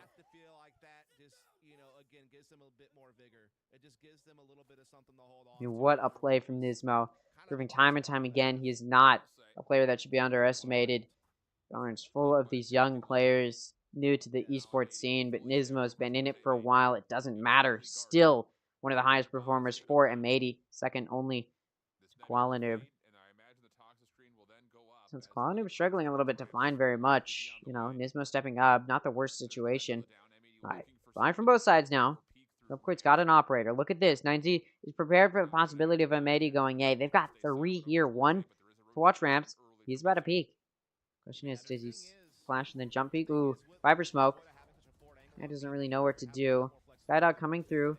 Me too. In heaven, cleared out by Qualinoob. The other 2 players defending are in screens. Caught out. Davids goes down to Xander. So it's now going to be a 5v3. This spike can go down.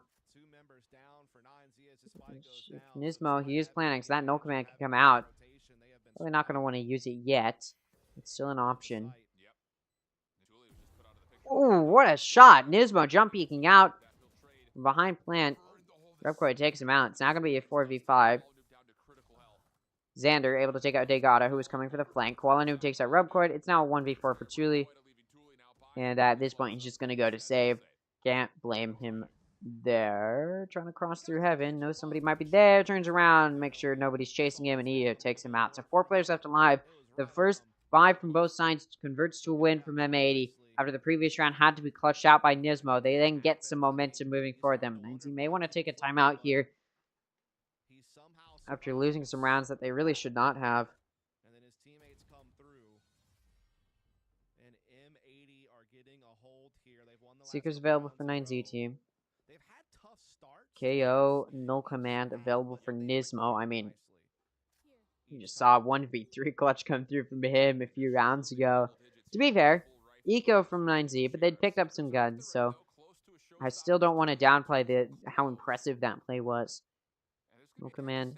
Yeah, available for Nismo in this round, but it is an eco now for 9Z. Oh, what a flash. It flashes Qualinoob. That's how good it is, too. A team flash in addition. But still, EU and Xander are able to take out Chuli and Mitsu. 5v3 now. Rubcoid on site. They were reading an A hit. It's a good oh, wow. What a good fake flash. The anti-flash comes through. Xander perfectly plays off of it. Spike going to be planted for heaven. Although none of M80 are even in heaven, so it's an interesting plant. Still, though, look at 9Z. In screens, Nismo able to take out Davids. It's now down to Degata. What's that wallbang head tap? Or that may not even have been a wallbang, just a head tap onto Nismo. CCU trying to grab orb. Tries to take him out, but then John Cutie comes for the flank. And Degata goes down. Flawless round for M80. 10-7 is the score. 9Z gonna take a timeout here, no question why. Showstopper and Seekers available for 9Z. No command. Viper's Pit available for M80. 1 point away from Seekers as well. 9Z's been struggling in these rounds. They've just been losing their gunfights they need to win. They've even had some good reads moving for them. I think especially that buy from both sides wasn't horrible from 9Z, other than the fact that they just were playing a little bit too exposed and they got overwhelmed by M80. So they needed to be playing in a little bit of a further back position there. Obviously, they were kind of playing a little bit too far back, and I think that's what they struggled on. They had 2 in screens that got caught out really, really easily. And then they had 1 player coming in from heaven, but of course they got taken out really easily as well. Because again, it's just that factor of getting overwhelmed. You got 2 playing from screens that can get smoked off so easily. So M80 could just overwhelm them very, very quickly. Obviously, M80's been going A for the past few rounds, so I don't know if 9Z wants to stack a little bit heavy on A and then still have those players in positions where they're not going to get overwhelmed too easily. Make sure they're also not playing where they can get smoked off. So maybe have 2 players play on site. Can't get smoked off if you're on site. It's just a little bit of a difficult angle to smoke off. But at the same time, you don't want to commit that heavy because, of course, M80 has been going A these past few rounds. They're definitely going to be looking to switch it up. So it will be interesting to see if they're able to get a read going. I can't see the map, so I don't know where M80's headed. It looks like they're going to be going B this time around. But look at M80. Or sorry, look at 9Z. They're ready for that possibility. They're not stacking too heavy on A. It's going to be a buy from both sides. I already talked about it, but a null command and Viper's Pit could be very, very important ults for M80. They need to get on site to use up Viper's Pit. The null command could still be a good factor. Showstopper available for Thule. M80 made some sound on A to maybe just try and bait out 9Z a little bit, but instead 9Z's taking mid control. M80 is sort of just stagnant in B lobby at this point, waiting to go through mid. Ooh, Seekers come out. What a good ult from 9Z. Gonna give them so much useful info.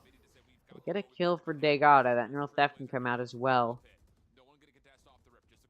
Viper's Pit. It's a factor for Xander. Could come out pretty shortly here. There you go. And then in addition to that, that null command allowed Nismo to get onto site and get that spike down.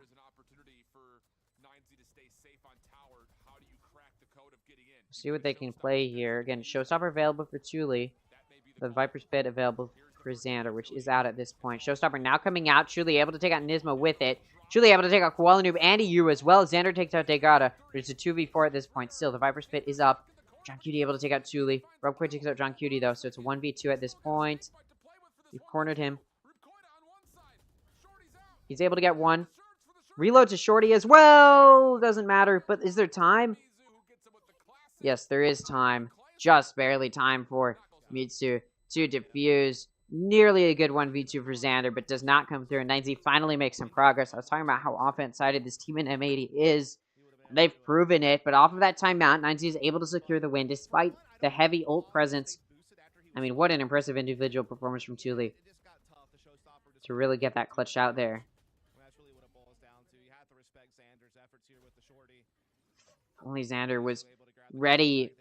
Well, he was mostly just trying to spray through that smoke to find the pick. He wasn't ready for them to peek him through that smoke as it dropped. Cosmic Divide available for M80. It's an ult that's up. Bladestorm also only 1 ult point away. They've got some good econ, though. They don't really need that ult for eco.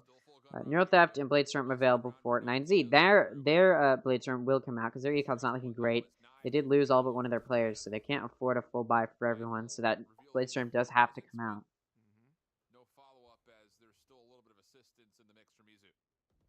See how it's used for M80, doing a little bit of a split play. They've got John Cutie lurking in B garage. They've got 2 going mid. About to get caught out, though EU able to take out Mitsu.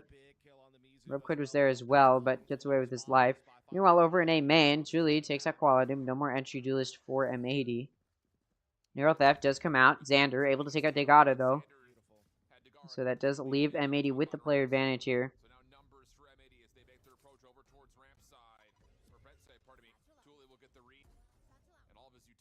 4v3 now for M80. And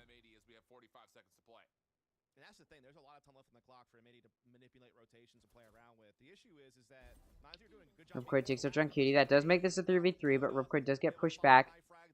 Oh, look at that, though. David's from Garage able to get a flank pick onto EU. Nismo able to trade it off, though, so this will be a 2v2.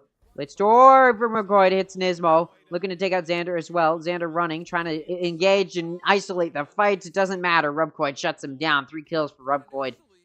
9Z able to get their 9th round now. Maybe still going to be able to buy here, but they are struggling a little bit. They've already used their timeout, I believe. No, I don't think they have. So they do have a timeout to use if M80 wants to. It's 9Z who's used their timeout. There you go. So M80 does have a timeout to use if need be. They may want to. I mean, what a play here from Rubquid. Again, it's that individual performance you see come through that's just so impressive.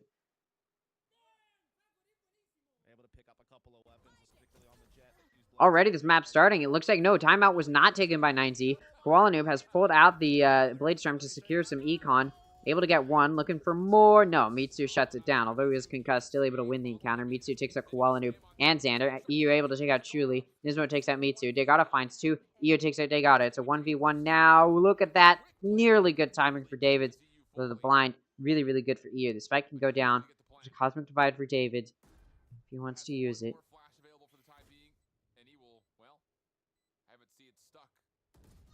Ooh, look at that. He was wrapped around. Both of these players one tap. And it doesn't matter for Davids as EU with 3 kills in the round shuts down Davids and gets to the 11th round. M80 now 2 rounds away from a win. 1 round away from that pivotal 12th round where 9Z would have to push for OT. 9Z now taking a timeout. They probably should have taken it the previous... No, it's M80 taking a timeout. They want to close this out. I didn't know they still had a timeout. I guess they didn't use one in the... Or no, sorry. They hadn't used... I even said that they hadn't used one in this half, and I still thought they had used one in the half. So M80 using their second timeout here. Trying to close it out. Figure it out. Again, they just want to get to that 12th round. What did they look sloppy on in the previous round? They just got... I mean, straight up, they just got... They played a little bit too sloppy. Obviously, you saw Koala Noob get a pick with his Blade Storm and then just dash in. 9Z had a good read. It was a really heavy A presence, and they did get caught out there. So Koala Noob should have maybe not entry by himself, maybe had somebody else to go with him. This is sort of that disadvantage of not having that double duelist. Having double duelist can be so useful on this map. And yeah, they didn't have that there. So it's just Koala Noob entering, and he got caught out really easily.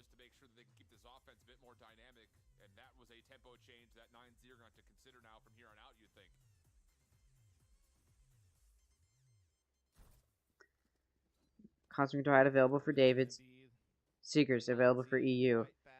Null Command 1 point away, or rather 2 points away, I think. They really should make that easier to see. But I do think, yeah, it's 2 points away for that Null Command. Over on the side of 9Z, they're 1 point away from Seekers. So those could be some good ults. But you look at 9Z, they're taking an eco. So M80 may just be allowed to get to that 12th round. And then Degata will have to be pushing for OT. I will say, M80 not beating 9Z as badly as the guard beat 9Z. I don't know if that says more about M80 or 9Z. Yeah, we'll say 9Z definitely looks stronger than they did against the guard. Almost certainly. But also, M80, this isn't their best map. So, of course, they're going to be struggling a little bit on it. Versus yesterday, the guard got... Or, yeah, yesterday when the guard was playing 9Z, they're able to play on 2 maps that they're very good at. Oh, Rupcord, the crosshair not quite high enough, and John Cutie able to take advantage of that. Rupcord goes down. It's not going to be a 5v4 for M80. Look at that. David takes out Koala Noob. It's not going to be a 4v4. Xander takes out Davids. It's now a 4v3. Julie takes out EU. So it's a 3v3. It's evened out. Spike's still going to get to go down, though. There's a player coming from heaven for Degata. The other 2 for 9Z going in through alley. Degata actually able to take out Xander in hell. Nismo takes out Mitsu, though, so that will make it a 2v2. And then John Cutie takes out Degata in heaven. Julie takes out John Cutie. The null command has come out. What a good flash. Tule's down to 5 HP. Unfortunately for Nismo. Not able to secure it. Pulls out the classic. Takes Tule out. This round does go to M80. I guess this crutch button got a little bit bugged out there. We've got 4 ults available for 9Z. Showstopper, Seekers, Neural Theft, and Cosmic Divide. So they got some really powerful ults. They need to win 3 in a row. Now, that was their eco, and they were able to keep it quite close. So, off of that timeout that M80 took, 9Z showed the most improvement. Look at that face Xander was making while the clutch was trying to come through from Nismo. Probably just a little bit worried. Can't blame him. Alright. M80 starting this offense. Again, this could be the last round of this map if M80 plays their cards right. They've got 3 going through B garage. 2 going to be lurking through A. The spike is also in H sewers. Could be very easily brought over through mid towards B, but... Oh, look at Koala Noob with the operator, hoping to take out Davids, who is jump peeking. Does miss it, though. Shot does miss, and that does result in M80 losing that early engagement and their position is revealed in B garage. So now they're just going to run it over towards A, where that spike was leaning in the first place. Seekers have come out from 9Z. They also have a Showstopper, Cosmic Divide, and a Neural Theft. Look at Chuli in A heaven, or near A ramp, so very willing to use that Showstopper. John Kitty lurking towards mid, hoping to find an easy pick, but Rubcoid does the opposite, finds an easy pick for his own. Utsu takes out Koala Noob. Now going to be a 3v5.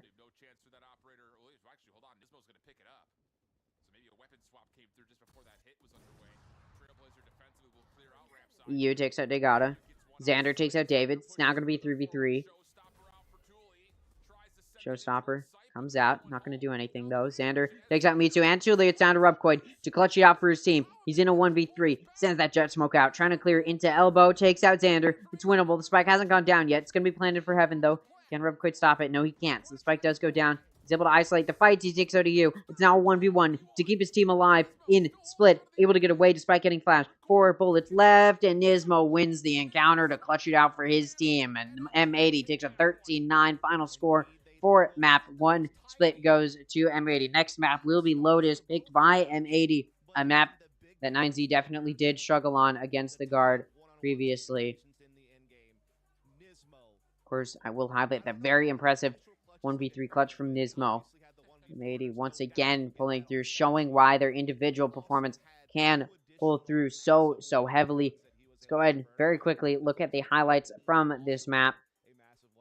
Posted to the Twitter, and then we will go ahead and analyze how that map ended up going. Last one left. 1v2 situation. First shot a bit wide onto EU. Second one does land. Now it's just down to finding the last bullet needed onto Koala Noob. Is at 7 HP, and Koala Noob will not have an angle to keep the defuse. And how about that from 9Z? A bold hold from on top of the site, and is any clutch to go to Dagara. Taking a lot of time.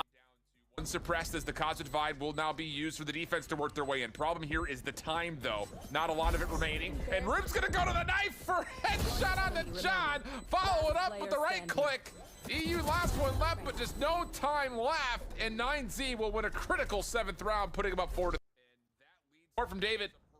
So now it's just down to Ripcord. Everyone knows where he's at. Wins the first. Up top, shots are decent. Dashes forward. Not a lot of health, but it doesn't matter. What a 1v2 from Rubcoida, and 9Z back into action.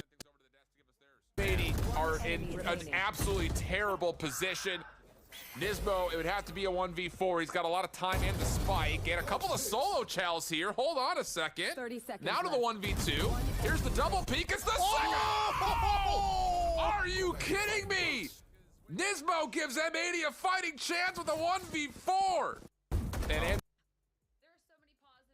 it's all going in towards Viper's Pit. Julie will get one. Nismo will drop. Follow-up from Julie is so darn good. He's going to get 3. Utility. It's all going in towards... Full headshot on the David. We'll start opening things up. Rubcoida is just beautiful with these blades. Everyone landing. Good lord.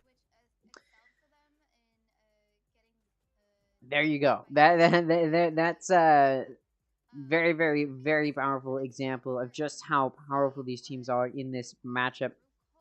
Go ahead and take a look at how these players perform individually. 3 out of the 5 of M80's players, all above 200 ACS, or 200 ACS.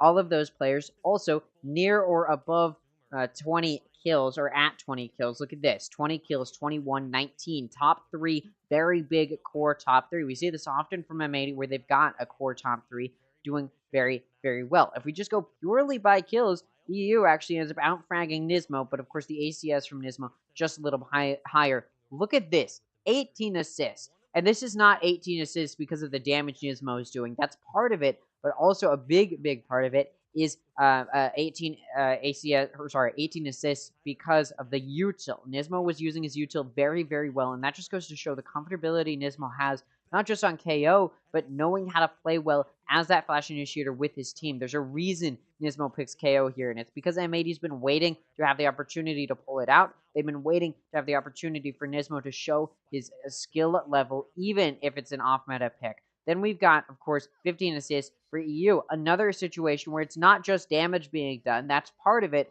but also the util being played very well by EU.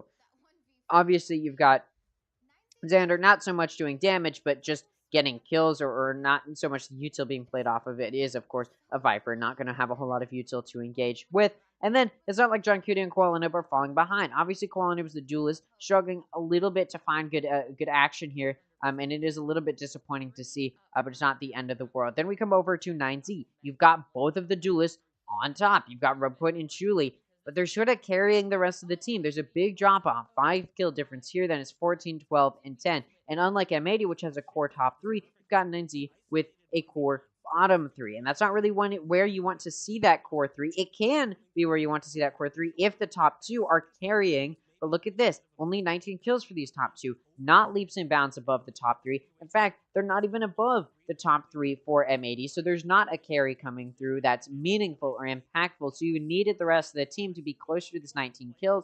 And they aren't. I mean, the third highest is matching the bottom frag from M80. So clearly you've seen 9Z struggling. They're not able to set themselves up to perform well. And this was their map pick. Next, we're moving into Lotus, a map that they struggled on very, very heavily against the Guard on, a map that M80 knows how to play a decent defense on. It's not as good as the Guard's defense, but what it is as good as, or sorry, what they are very, very good at, as I've talked about it before, M80 is a very offense-sided team. They're a very offense-heavy team. We saw that come through on Split as well. They struggled a little bit on the defense, only getting 7 rounds, and then they decimate on the offense, getting 6 rounds, and only letting 9Z get 4, and 2 of them were those first 2 rounds. So M80 definitely showing that offense-sidedness, and as we're moving into Lotus, which is a map that favors the offense, I could definitely see a world, if M80 is able to start on that offense, where it's a very, very dominant second map, maybe even more so than Lotus was for the Guard against 9Z.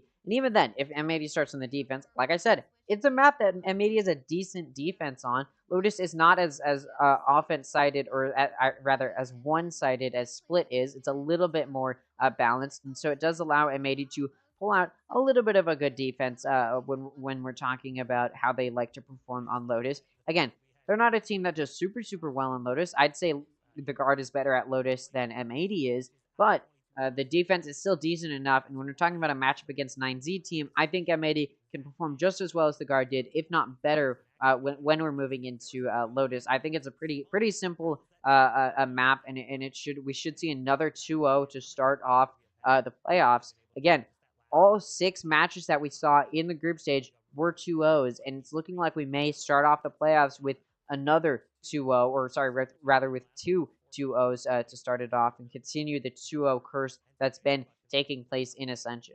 But a nice start to the series nonetheless from M80.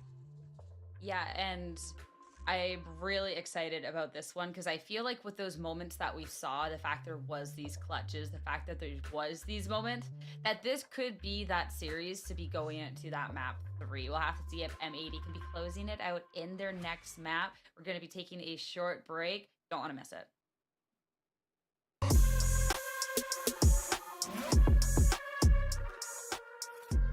All right. Typically, they don't take a break when it's just a 2-map series. So, yeah, we can go ahead and listen to this just because I don't have a whole lot else to talk about when we're talking about what should be a dominant streak. So we'll go ahead and listen to this little intermission type of content. And sometimes because my fingers go out, so sometimes they slide on the mouse pad. That's why it's important for me to have like a very smooth mouse pad, so my fingers don't get stuck. So yeah, literally just palm it like that. I mean, I think that's how I hold it. Default, like how I hold my mouse. I've always just held my mouse like this. It's just comfortability, I guess, but it's pretty default. I think it also depends on the game that you're playing, because if you're holding it like this, it can be very, very good for like it can provide a lot of control. But if you're playing a game like more like League of Legends or a game where you really just need to move your mouse very, very quickly, Valorant is sort of that game, but you're typically not going to be like turning all the way around very often. So you don't like. There's some grips where like you're sort of holding your hand up more. Also, this grip isn't great because oftentimes it means you're resting your wrist a little bit, which can catch your hand a little bit. So, you know, I mean, I don't know. I don't know why I'm analyzing mouse grips. I feel like that's not. It's. I guess I'm a caster. I suppose it's what I do. What? Bro, what are you doing? Okay, alright. Hold up, what? And I zoom with up or something like that here, and I have a good coordination holding the mouse like that. So I think it's good for me. It's like the shaper one. What? Bro, what? Alright, I mean, you're wrong, just objectively, but it's okay. Everybody makes mistakes. But anyways, yes, it is very, very interesting to see that 9Z team. Honestly, okay, I think 9Z team showed improvement from yesterday, where 9Z team did lose pretty badly to the guard. So yeah, I think they definitely showed improvement. Obviously, we didn't see them play on Pearl or sorry, Split yesterday, but we did see them play on Lotus. So if they're really going to show improvement, we need to see them pull out an impressive win on Lotus. Now, yesterday they went for a double duelist comp, which is not meta. It's typically double controller a meta on Lotus. The guard, of course, the team to really pioneer that very early on in Lotus, just because the guard likes playing double controller, because they are very well, they tend to favor the defense a little bit better, and having double controller can do that. And so they were one of the first few teams to really like double controller on Lotus, and since then it's really become a meta because especially on your defense, where again it's a map that favors the offense, and typically the way you play most maps is if there's a side that the map favors. So let's say, for example, Split favors the defense very heavily. You'll try and play a comp that favors the side that is not favored, because obviously when we're talking about a map like Split, which already has a natural inclination to favor Split, you'll go for a double duelist comp. That's typically the meta we see come out, so that way you can take away some of that defensive advantage by playing aggressively on your offense. Here we see it actually come out from M80, where they don't play double duelist. We see them end up pulling out double initiator because they wanted to have Nismo. Now Nismo is a player. He's a very strong player, and he does play he does play okay. He does play. What is my brain doing right now? Hold on. He does play KO quite a bit, and he's a very strong player on KO in the sense that he's a very aggressive player on KO. He plays it like a duelist. KO is sort of, obviously he's an initiator. He's got that 0 point, which does provide some really useful recon, and that's sort of what makes him an initiator. But he is also an agent that is a very aggressive agent. He's got a molly. He's got 2 flashes. He's definitely an agent that is meant to be played a little bit more like a duelist and a little bit more aggressive. Nismo is a player that shows that very much so. And that's sort of why he pulls it out, because he feels confident on it. Clearly, he knows how to play it on Split. So it's not like he's completely avoiding, he's completely like just avoiding the opportunity to play duelist or anything like that. It looks like we're jumping right into it though, and we're getting right into the agent select on Lotus. Let's see what these teams do decide to pull out. Over on M80, we've got Fade, Omen, Killjoy, Viper, and Raze. 9Z team's going for Omen, Raze, Cypher, Jet, and Sky. So this is exactly what we saw from them yesterday. They didn't win with it yesterday. And you can see they've got a 50% attack win percentage, which not great, but that's also just from yesterday. I believe they've only played on this map once in Ascension. I believe those are the Ascension stats. I don't think that includes challengers. Unless, I mean, maybe they do, and 9Z teams just, I mean, I didn't watch all of the 9Z team games, so it's entirely possible they just never played on Lotus during challengers, but I highly doubt that. Again, 9Z team going for this double duelist setup, which I don't like. I don't like double duelist because, again, like I said, typically you're going to choose agents that favor the side that is not favored on the map. And because Lotus is offense-sided, double controller works well on this map. Look at M80 going for that. We've got Nismo and Raze. They actually have Kualanu playing on Omen. This is what we've seen from M80 so many times on Lotus all. What on earth? What? Okay. One-way smoke comes out from Kualanu. Rupcoid able to shoot through it and get a pick onto EU. Now it's going to be a 4v5. Sorry, that was a little bit of an overreaction there. NZ team starting on this offense, pushing more towards C. But what I was saying is running double duelist does favor the offense more. Obviously, 9Z team gets to pick which side they want to start on. And they do, of course, choose offense. They're running an offense-sided team comp. The map favors the offense. in theory, they should be able to put up a good performance here. But yesterday against the Guard, they only got 6 rounds on their offense, despite running this very offense-sided team comp. And then they were completely lost for anything on their defense, and it was a flawless defense, or rather, flawless offense from the Guard. Qualinoob takes out Chuli, and this entering onto C, but Degata trades it off. Nismo's paint shells take out Degata, but it is traded off. Xander able to take out Davids, who's planning, and John Cutie takes out Mitsu at the same time. It's going to be a 1v2 for Koida, but they don't know where this player is.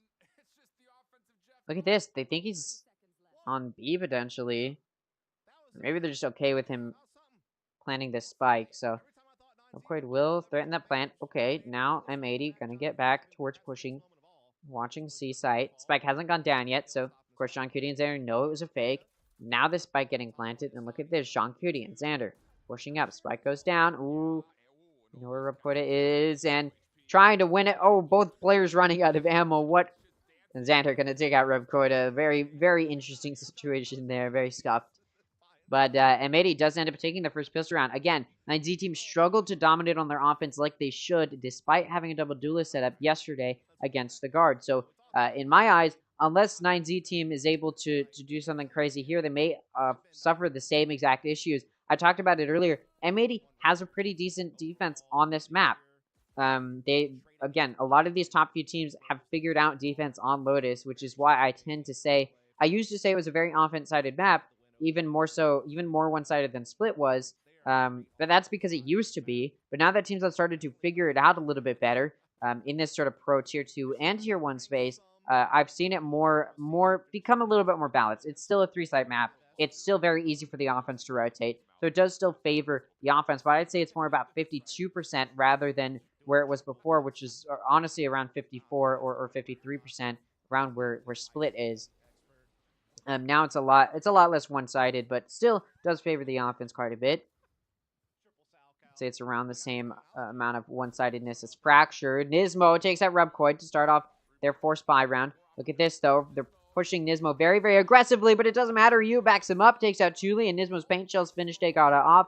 Davids takes out EU. Nismo re-peeks, takes out Mitsu. It's down to David. He's pushed through stairs into CT, and he gets shut down by John Cutie. 2 rounds now, 1 by M80. We'll see what they can pull out here to continue this momentum. Wait, 9Z forced that round. I don't know how I missed that. Yeah, they did. 9Z forced that round. It did not take the win. They were hoping, okay, we've got an aggressive team comp. We've got the offense side. They were hoping to win that, but M80 shut it down very, very aggressively in that A push. So that does allow now for M80 to take bonus here against an eco from 9Z. Still winnable for 9Z. There's not a whole lot of super good guns from M80. So this round is winnable for 9Z, considering they all have sheriffs. But still, M80's not going to let it go down easy by any means. Xander, of course, locking down the C site with that stinger. Gonna have to play a little bit further back. Qualinoob takes out Mitsu from water. Xander takes out Chuli. I believe that was from water, if I'm not mistaken. Qualinoob also takes out Rubcoid.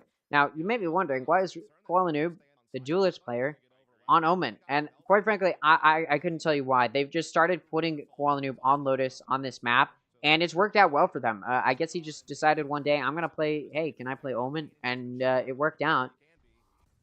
And, yeah, since then, they've just kept putting him on it, and he's looked more and more strong each time we see him on it. Look at that. Paranoia used perfectly. Qualinoob's turret actually ended up getting that kill there, and then John Cutie finishes David's off. So I did say there's potential for 9Z to win that round, but they don't get anything. So that bonus round for M80 works out for them. They're now going to, of course, be able to afford a full buy. Meanwhile, on the side of 9Z, they've just lost 3 in a row. Now they're going to be able to get a buy going off of taking that eco. So it's going to be the first buy from both sides, and we're already 4 rounds in. We'll see how 9Z does decide to play this. I mean, look at already M80's defense has looked so strong. And considering the offense side of team comp that 9Z is running, they won at least 4 rounds on this half before switching to their defense, especially considering how much they struggled on their defense yesterday. So I want to see them get at least 4 rounds on this, or sorry, 8 rounds rather, on this offense, not 4. I want to see them get at least 8 rounds on this offense before switching sides, or else I'm not going to feel confident in their ability to win this map. Paranoia coming through, and Nismo takes out David. It's an aggressive push out and play from M80, and it works out. Chuli able to take out EU. Xander takes out Chuli. Koala Noob takes out Rubkoida, but Mitsu takes out Koala Noob. Nismo able to trade that off. Leaves Degata in a 1v3. And actually, look at the eco. Look at the buys from M80. They're taking another bonus. Their previous round was a bonus. Some of their players have spent a little bit of eco, but for the most part, M80 just took 2 bonuses in a row, and it's working out for them. At this point, in order for me to feel confident in 9Z, likely going to lose this round. Hey, it's still possible for Degata to clutch it out, moving right into Xander. And he kills Xander. Now he's going to run over to A. All right. Is he, though? Wait. Where's he going? Where are you going, little bro? He's going back towards B. You do see John Cutie and Nismo push towards CT. There you go. Degata getting ready to get this spike down. He threatens it. Hoping to catch it. Where I mean, bro is, I mean, he's debating me even. Now he's moving towards C. There's some Killjoy util there though, so they'll know that he's moving in towards C. Turret. Oh, it's actually down. It's out of range. All right, still though, they're gonna hear that. Cypher Trip goes out. They know where these players are coming from. They're coming from water, and he mows them down. Takes out Nismo and John Cutie. What a good play. Now, like I talked about though. Oh.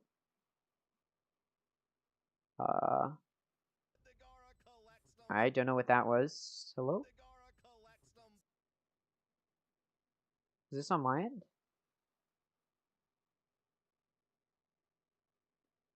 Oh, that's unlucky. That is unlucky.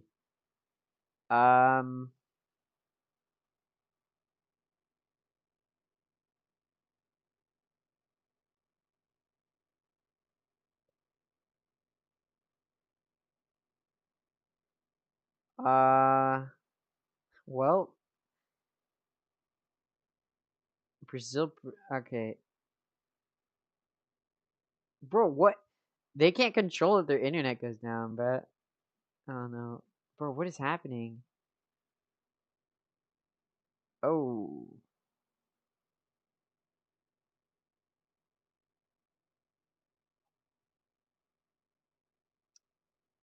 I'm not sure what to do.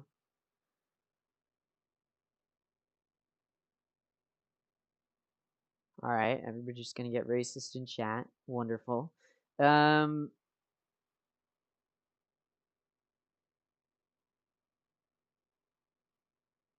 So I guess what we can talk about is, again, that sort of lack of ability from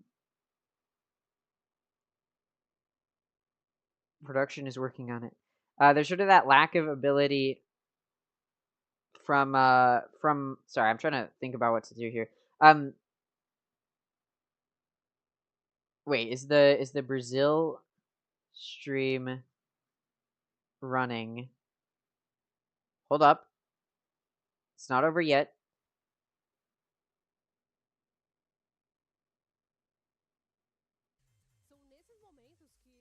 All right, it's running. I can do this. We still got it. Wait, why are they so? Are they super far behind, or is that just me?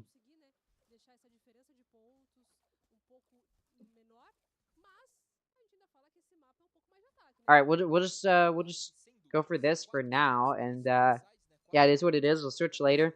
Let's get into this. So we're 5 rounds in now. We're moving to the 6th round. It's gonna be another eco from 9Z, starting to struggle. I believe we missed a round, so I do apologize for that. But 9Z, we did see that clutch come out from Degata, and then a round past M80 won it, and that does put 9Z at an eco.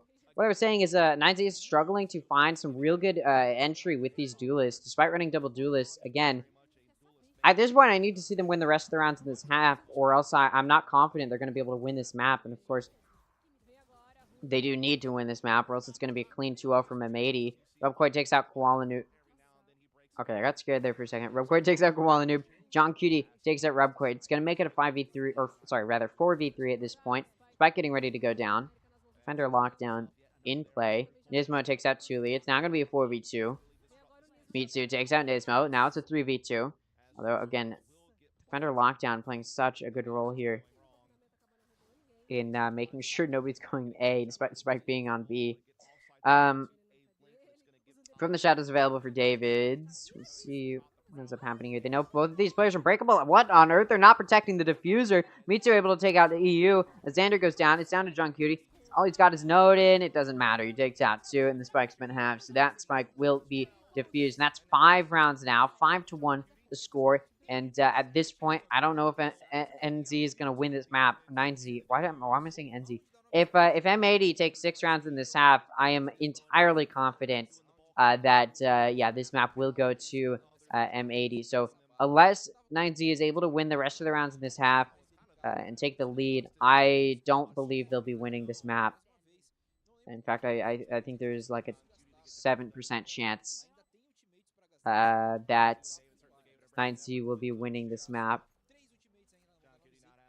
if they don't go into the next half with the lead. And if M80 takes the lead going into the next half, it's pretty much set in stone at that point. Look at this, though. Whoa, what a good entry from 9Z. Chuli able to pull out the showstopper, take control of C-site. Quantum goes down. A bit of an aggressive play, not rewarded there. Mitsu did go down earlier, though. And that will keep it even. So it's still going to be a 4v4. And Nismo able to take out Chuli. What a good re-entry towards CT. John Cutie able to take out David. It's now going to be a 4v2. 1 player in elbow. Degata takes out Xander and John Cutie. EU takes out Degata. It's Rubcoid. Rubcoid in a 1v2 takes out Nismo and EU. Victory for 9Z in this round. Let me see if the Americas it is. So I'll go back to this. Close that out. Go ahead and go full screen here. All right. Make sure everything's good and running. All right. So after that round win, 9Z gets back in this. Again, I need to see them win the rest of the rounds in this half for me to believe there's a chance of them winning the map. If M80, which it's looking like they will be able to, if M80 ties it up going into the next half, I pretty much think it's over at that point. From the shadows available for both of these teams, Nightfall available for M80. 1 up point away for Xander. 2 up points away for Xander's, should have said who it was, for Viper's Pit. 9Z 1 ult point away, or sorry, 2 ult points away from Seekers, in addition to From the Shadows they have available. A little bit of engagement there in C. Doesn't come through with any kills for either side or damage done. So off of that, 9Z going to rotate over towards A. Xander takes out Rubcoida. Mitsu takes out Xander. John Cutie, though, takes out Degata from upper, from rope. It's now going to be a 4v3. From the Shadows came through from Qualinoob to get him onto A side as quickly as possible. Mitsu able to take out Nismo. Does now make this a 3v3. Evens it out. Spike's still not down yet. Nightfall comes out. John Cutie takes out Mitsu at the same time. David's just going to from the shadows over to C. Good choice there as John Cutie takes out Tuli. David's in a clutch 1v3 situation. Again, if M80 takes this round, they get to that 6th round, and it'll be impossible for 9Z to take the lead going into the next half. At which point, again, like I said, it's set in stone almost certainly that M80 will win the map. And David sees, nearly gets a good call there, but of course, Qualinoob ready for that potential. And Davids goes down, and M80 will secure their 6th round. It's now impossible for 9Z to take the lead going to the next half. Scoreline of 6-2 as well does make it leaps and bounds more difficult for 9Z to take to take this map, because M80 1 round away from taking the lead, and they've got 4 chances to do it. They're even in a position to take a substantial lead here, as 9Z has to take an eco this round. M80 should be able to take the lead. And then beyond that, it's just down to M80 doing what M80 does best, which is win rounds, and then they can take the lead going into the next half. 9Z and Ascension has only won 6 rounds on their offense. That was yesterday against the Guard. They only won 6 rounds on their offense, despite running this offense-sided comp. And seems like it's not paying out for them. Again, running an off-meta comp, not working well, because you don't really need double duelists on this map. It doesn't really provide you with anything interesting, and then it just robs you of double controller util. Nismo, already able to get an early pick onto Degata. That's pushed out of C. And now 9Z running back over towards A.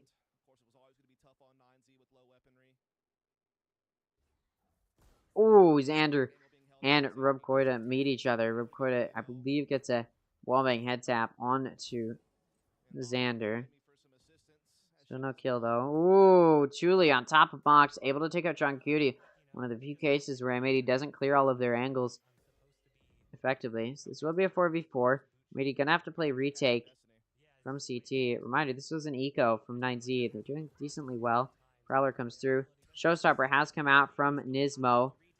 See what it can find as Mitsu takes out Xander. David takes out Kowalanub.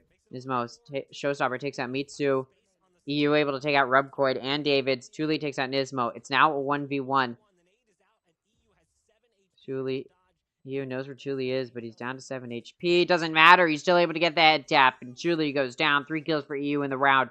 Keeps it alive for M80. And they now take the lead going into this next half. How big will that lead get? There's still so many rounds left. There's still 3 rounds left in this half. Potential for M80. They continue this win streak to get a very, very substantial lead going to the next half. Should be pointed out, 9Z's already taken their time out in this half, and they may not want to use another one. But if they continue to allow this momentum to come through from M80, I mean, 9Z will be in a very tough spot. Because if M80 continues this momentum, and they win the rest of the rounds in this half, they'll go into the next half with 10-2. So, not a very winnable position at all. Lockdown, Viper's Pit, available for M80. Koala Noob takes out Rubcoid. That starts off this round in favor of M80. There's 3 players on A from M80 to lock it down. And guess what? 9Z's testing into it. They do actually have Degata pushed all the way into B. If they want to rotate through Breakable, they can, and they do. The Viper's Pit has come out from Xander over in C main. Make sure nobody's pushing through there. Nobody is, though. Now that 9Z is on B site, they can get that spike down.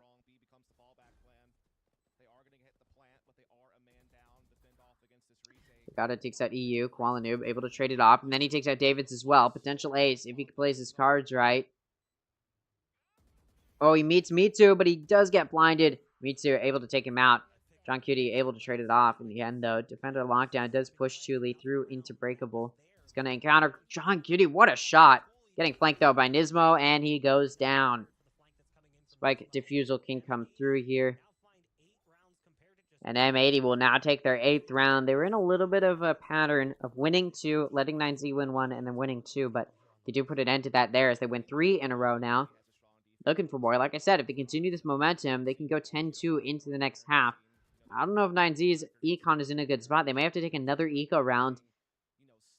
So at the very least, M80 maybe will go into the next half, potentially 9-3, assuming they can win the Eco from 9Z. Which they should be able to. Ooh, a second timeout that 9Z has being called here. I can see why. Again, if this momentum continues, M80 will go 10-2 into the next half, and at that point, it may not make sense to have saved your timeouts. So I get the reasoning here. 9Z's just been struggling to get onto these sides. They keep pushing right into what M80's wanting them to do, right into their crosshairs. 9Z has double duelist. Play a little bit more explosively. Get aggressively through. Catch M80 off guard. Maybe play a little bit slower even. Maybe not try and go for that explosive play. Maybe take a slow play. Wait as long as you can. And then start pushing. See if that gives you anything. Obviously, it's a riskier play, but at this point, anything they can do will help them out here.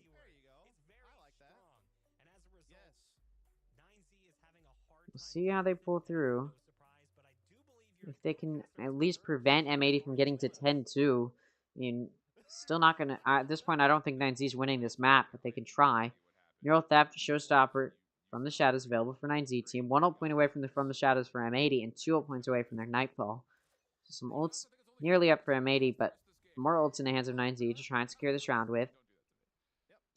Looks like M80 reading it's a C hit. Goes for an aggressive 3-man push out of C. Nismo is able to take out Rubcoid, looking for more. Does get traded off by Davids. Still, the push has been slowed down. So 9Z can't aggressively play like they may want to. Qualinib's down to 25 HP, though, so it could be an easy pick if 9Z can find the kill.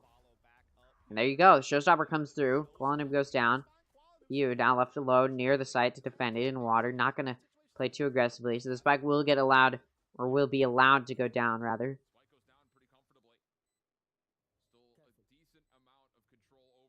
M80 getting ready to push towards C.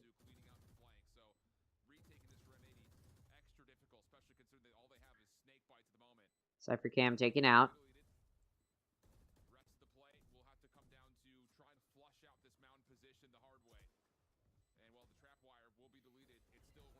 Xander takes out Thule. Degata able to trade it off, and then Mitsu and David's each find a pick off of the timeout. 9Z does finally stop the momentum from M80 and win a round. But again, 9Z running an offense-sided team comp. Not going to be taking the lead going to the next half. Not even going to be keeping it even. Not even going to be getting 5 rounds. This is going to be a very difficult play for them, even if they secure the rest of the rounds in this half, which there's only one more for them to secure. It's not going to be easy. It's a buy versus a buy. Even if they're able to secure that round, they will then have to defy the odds, being on an offense-sided team comp, win a good portion of their rounds on the defense to at least take it to OT, which is very unlikely. Upcord takes out Nismo. It's not going to be a 4v5. Ooh, good paranoia, but Thule there to back up Rubcoida. Xander going to take out Degata, but Davids and Thule each find a pick. John Cutie's alone. The IGL for M80, struggling in this series so far. Gonna have to pull out a 1v4 to secure the final round of the half for his team. Seeker comes out, and Mitsu able to play off of it. So, 9Z secures 4 rounds of the half. But remember what I said? I said I need to see 8-4 from them. Instead, M80's gotten 8-4, and they're going into the offense of Lotus. 50. It's a pretty offense-sided map. It's a fairly offense-sided map. The reasoning, I've talked about it many, many times before, but the reasoning is mostly because of the ability to rotate very, very easily on the offense, especially once you're pushed up deep into the entrances into the site. If you're down on C mound, you can open that door through to B main. If you're down B main, you can open that door. If you're in B site, you can take breakable to A. If you're down A main, you can take breakable to B site. Very, very easy rotates for the offense if you get pretty deep into that main entrance. And it's a longer rotate for the defense, so it can be difficult to counterplay. Although as time has gone on, double controller meta has come out, and it's been easier for these teams to counterplay an aggressive offense. Look at that, though. Rubcoid takes so much damage. I believe that was a ghost head tap. Down to 20 HP for Rubcoid. That does force that aggressive hold up from 9Z back. Looks like M80 still wants to test into A. They do have John Cutie lurking up in B. Not gonna find too much yet. There you go. Prowler coming through now. Down A main.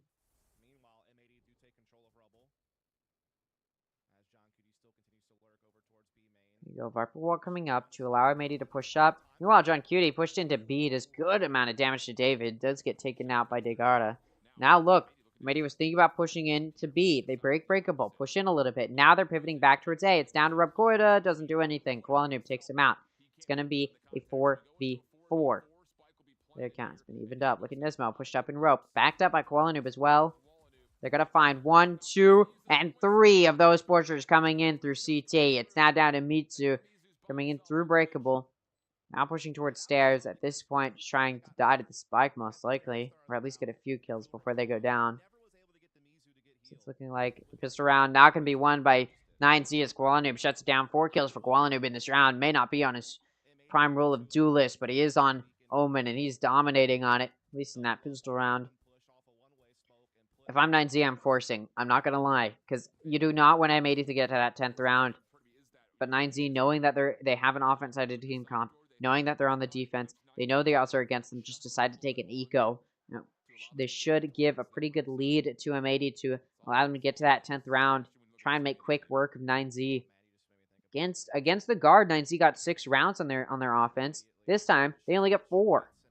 M80 may just be able to make it a flawless offense, just like the guard made theirs flawless. They made their offense flawless on Lotus against 9Z as well.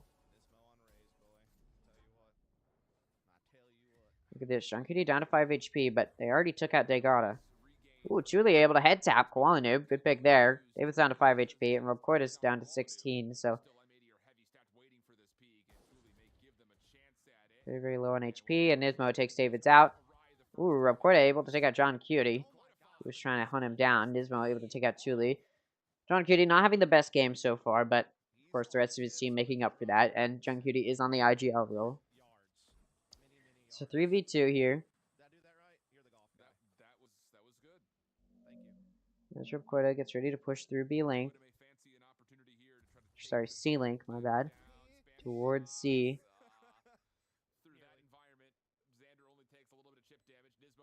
Mitsu on the flank and be caught up by Nismo, who wins the encounter. Ooh, Flash gonna come through. Nismo not able to peek it. And Ripquota taken out by Xander. It's now down to Mitsu in a 1v3. They know where he is as well. At very best, he gets one more. No, Nismo with 4 kills in the round. After Koalinov got 4 kills on the pistol, Nismo gets 4 kills on the Force Buy. That does put M80 at the 10th round. M80 only lost one of their players. And guess what? One of their players was saving some econs. So this next round will be a bonus round from M80. But they're going to have some really solid guns to work with. Meanwhile, 9Z team going to be on a bye themselves after taking 2 ecos. Question is, will they be able to win it? Of course, look at M80. Able to get 4 out of the 5 of their players with full loadouts. So it's almost like it's a buy versus a buy, but this is still a bonus from M80. What on earth? Oh, no, from Nismo. Whiff. Truly able to take out John Cutie. Ripquota takes out Nismo. You able to trade off Ripquota, but still some really good damage done by 9Z. Although Truly and Degard are low, still they are up a player. They can find some use out of those players that are low on HP before they go down. Could definitely help them secure this round. It's only 1 player advantage, though. Could be evened out really quickly by M80. Especially with this aggressive play towards CT. Xander takes out Mitsu. Ooh, the paint shells, though, from Truly take out Koalinoob. Xander takes out Degada. Truly able to trade it off, though. It's a 1v2 now from EU. Truly is down to 5 HP. Spike is down. No point pushing for EU. Just going to hold this angle. Able to take out Truly. It's now a 1v1. EU's down. 40 HP, including shield. 140, sorry, including shield. Sorry, 120. My brain's not functioning. David taps the spike. EU sees that he's off it. Spike now going to be held. He has to push through, and EU takes David's out. The bonus round won by M80. Clutch comes through from EU in a 1v2. That's 11-4 is now the scoreline. And M80 could be looking at a flawless half. Repeat what their North American brethren of the guard did against 9Z and get a flawless offense in that second half. Exactly what the guard did to 9Z yesterday. M80, of course, fighting to fight the guard tomorrow. They win this series, they fight the guard tomorrow. The other side of the spectrum, 9Z loses today and Fusion loses tomorrow. They'll be fighting their brethren in the lower bracket. David's able to take out 2. This is an eco from 9Z. Although they are forcing a bye, they really do not want M80 to win it. But look at that from Nismo. 3 kills. That makes it a player advantage for M80. And A side has been cleared out. Usade Garda may be thinking about peeking into stairs, but now going to pivot towards upper. Able to take out Nismo. Spike's still going to get to go down. Impressive play from Nismo. 3 for 1. Going to keep it even. Getting 3 before you go down. Definitely a good play there. 2v2. Record. Going to meet John Cutie. John Cutie finally able to hit some of his shots, and he takes a take out of 2 when he needs it most. He finds 2 headshots. 12 rounds now from M80. 1 round away from a 2-0 win over 9Z. Beating 9Z on Lotus much worse than what the guard did to 9Z. The guard did a 13-6 final score. It's looking like maybe M80 moving towards a 13-4 final score on Lotus. And see, they get, 2 teams do have to get knocked down to the lower bracket first. Double O Nation, already one of those teams, and it looks like 9Z going to be joining them in the lower bracket. 9Z won't be fighting Double O Nation. They'll be fighting the loser of Fusion versus the Union, which will likely be Fusion, their brethren. But still. Showstopper available for both of these teams from the Shadows, available for Koalinoob. No Theft, available for 9Z. Of course, 9Z took a little bit of a half buy in the previous round, so they can't afford a full buy this round. Again, offense is, of course, favored on this side. Paint shells come through, and look at how low Mitsu is. Still able to take some damage off of Koala Noob. Showstoppers come out for either side, but only Nismo's lands. It takes out Chuli. Mitsu takes out Koala Noob. Nismo able to take out David, though. David's hoping to catch him in an off angle, not able to do so.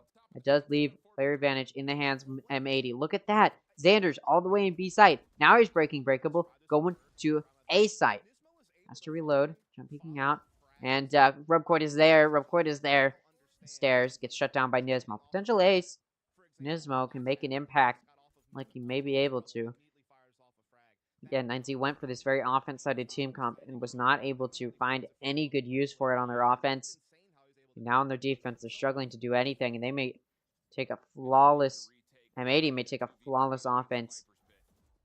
Mitsu's down to 50 HP. Degata on 100. They're pushing through a Viper's Pit. Nismo takes out Degata, and he gets the ace to finish it off. Mitsu goes down to the hands of Nismo.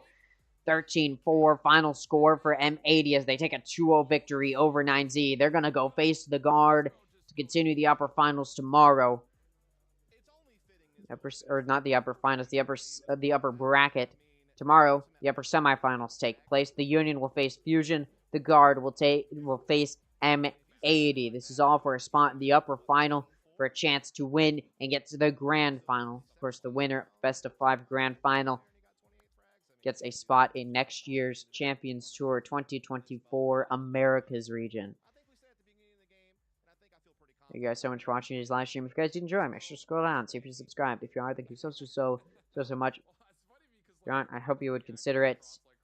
And yeah, it should be some exciting series tomorrow. M80, of course, facing their fellow North American team of the Guard, trying to put them in their place and knock them down to the lower bracket. Fusion, of course, facing the Union.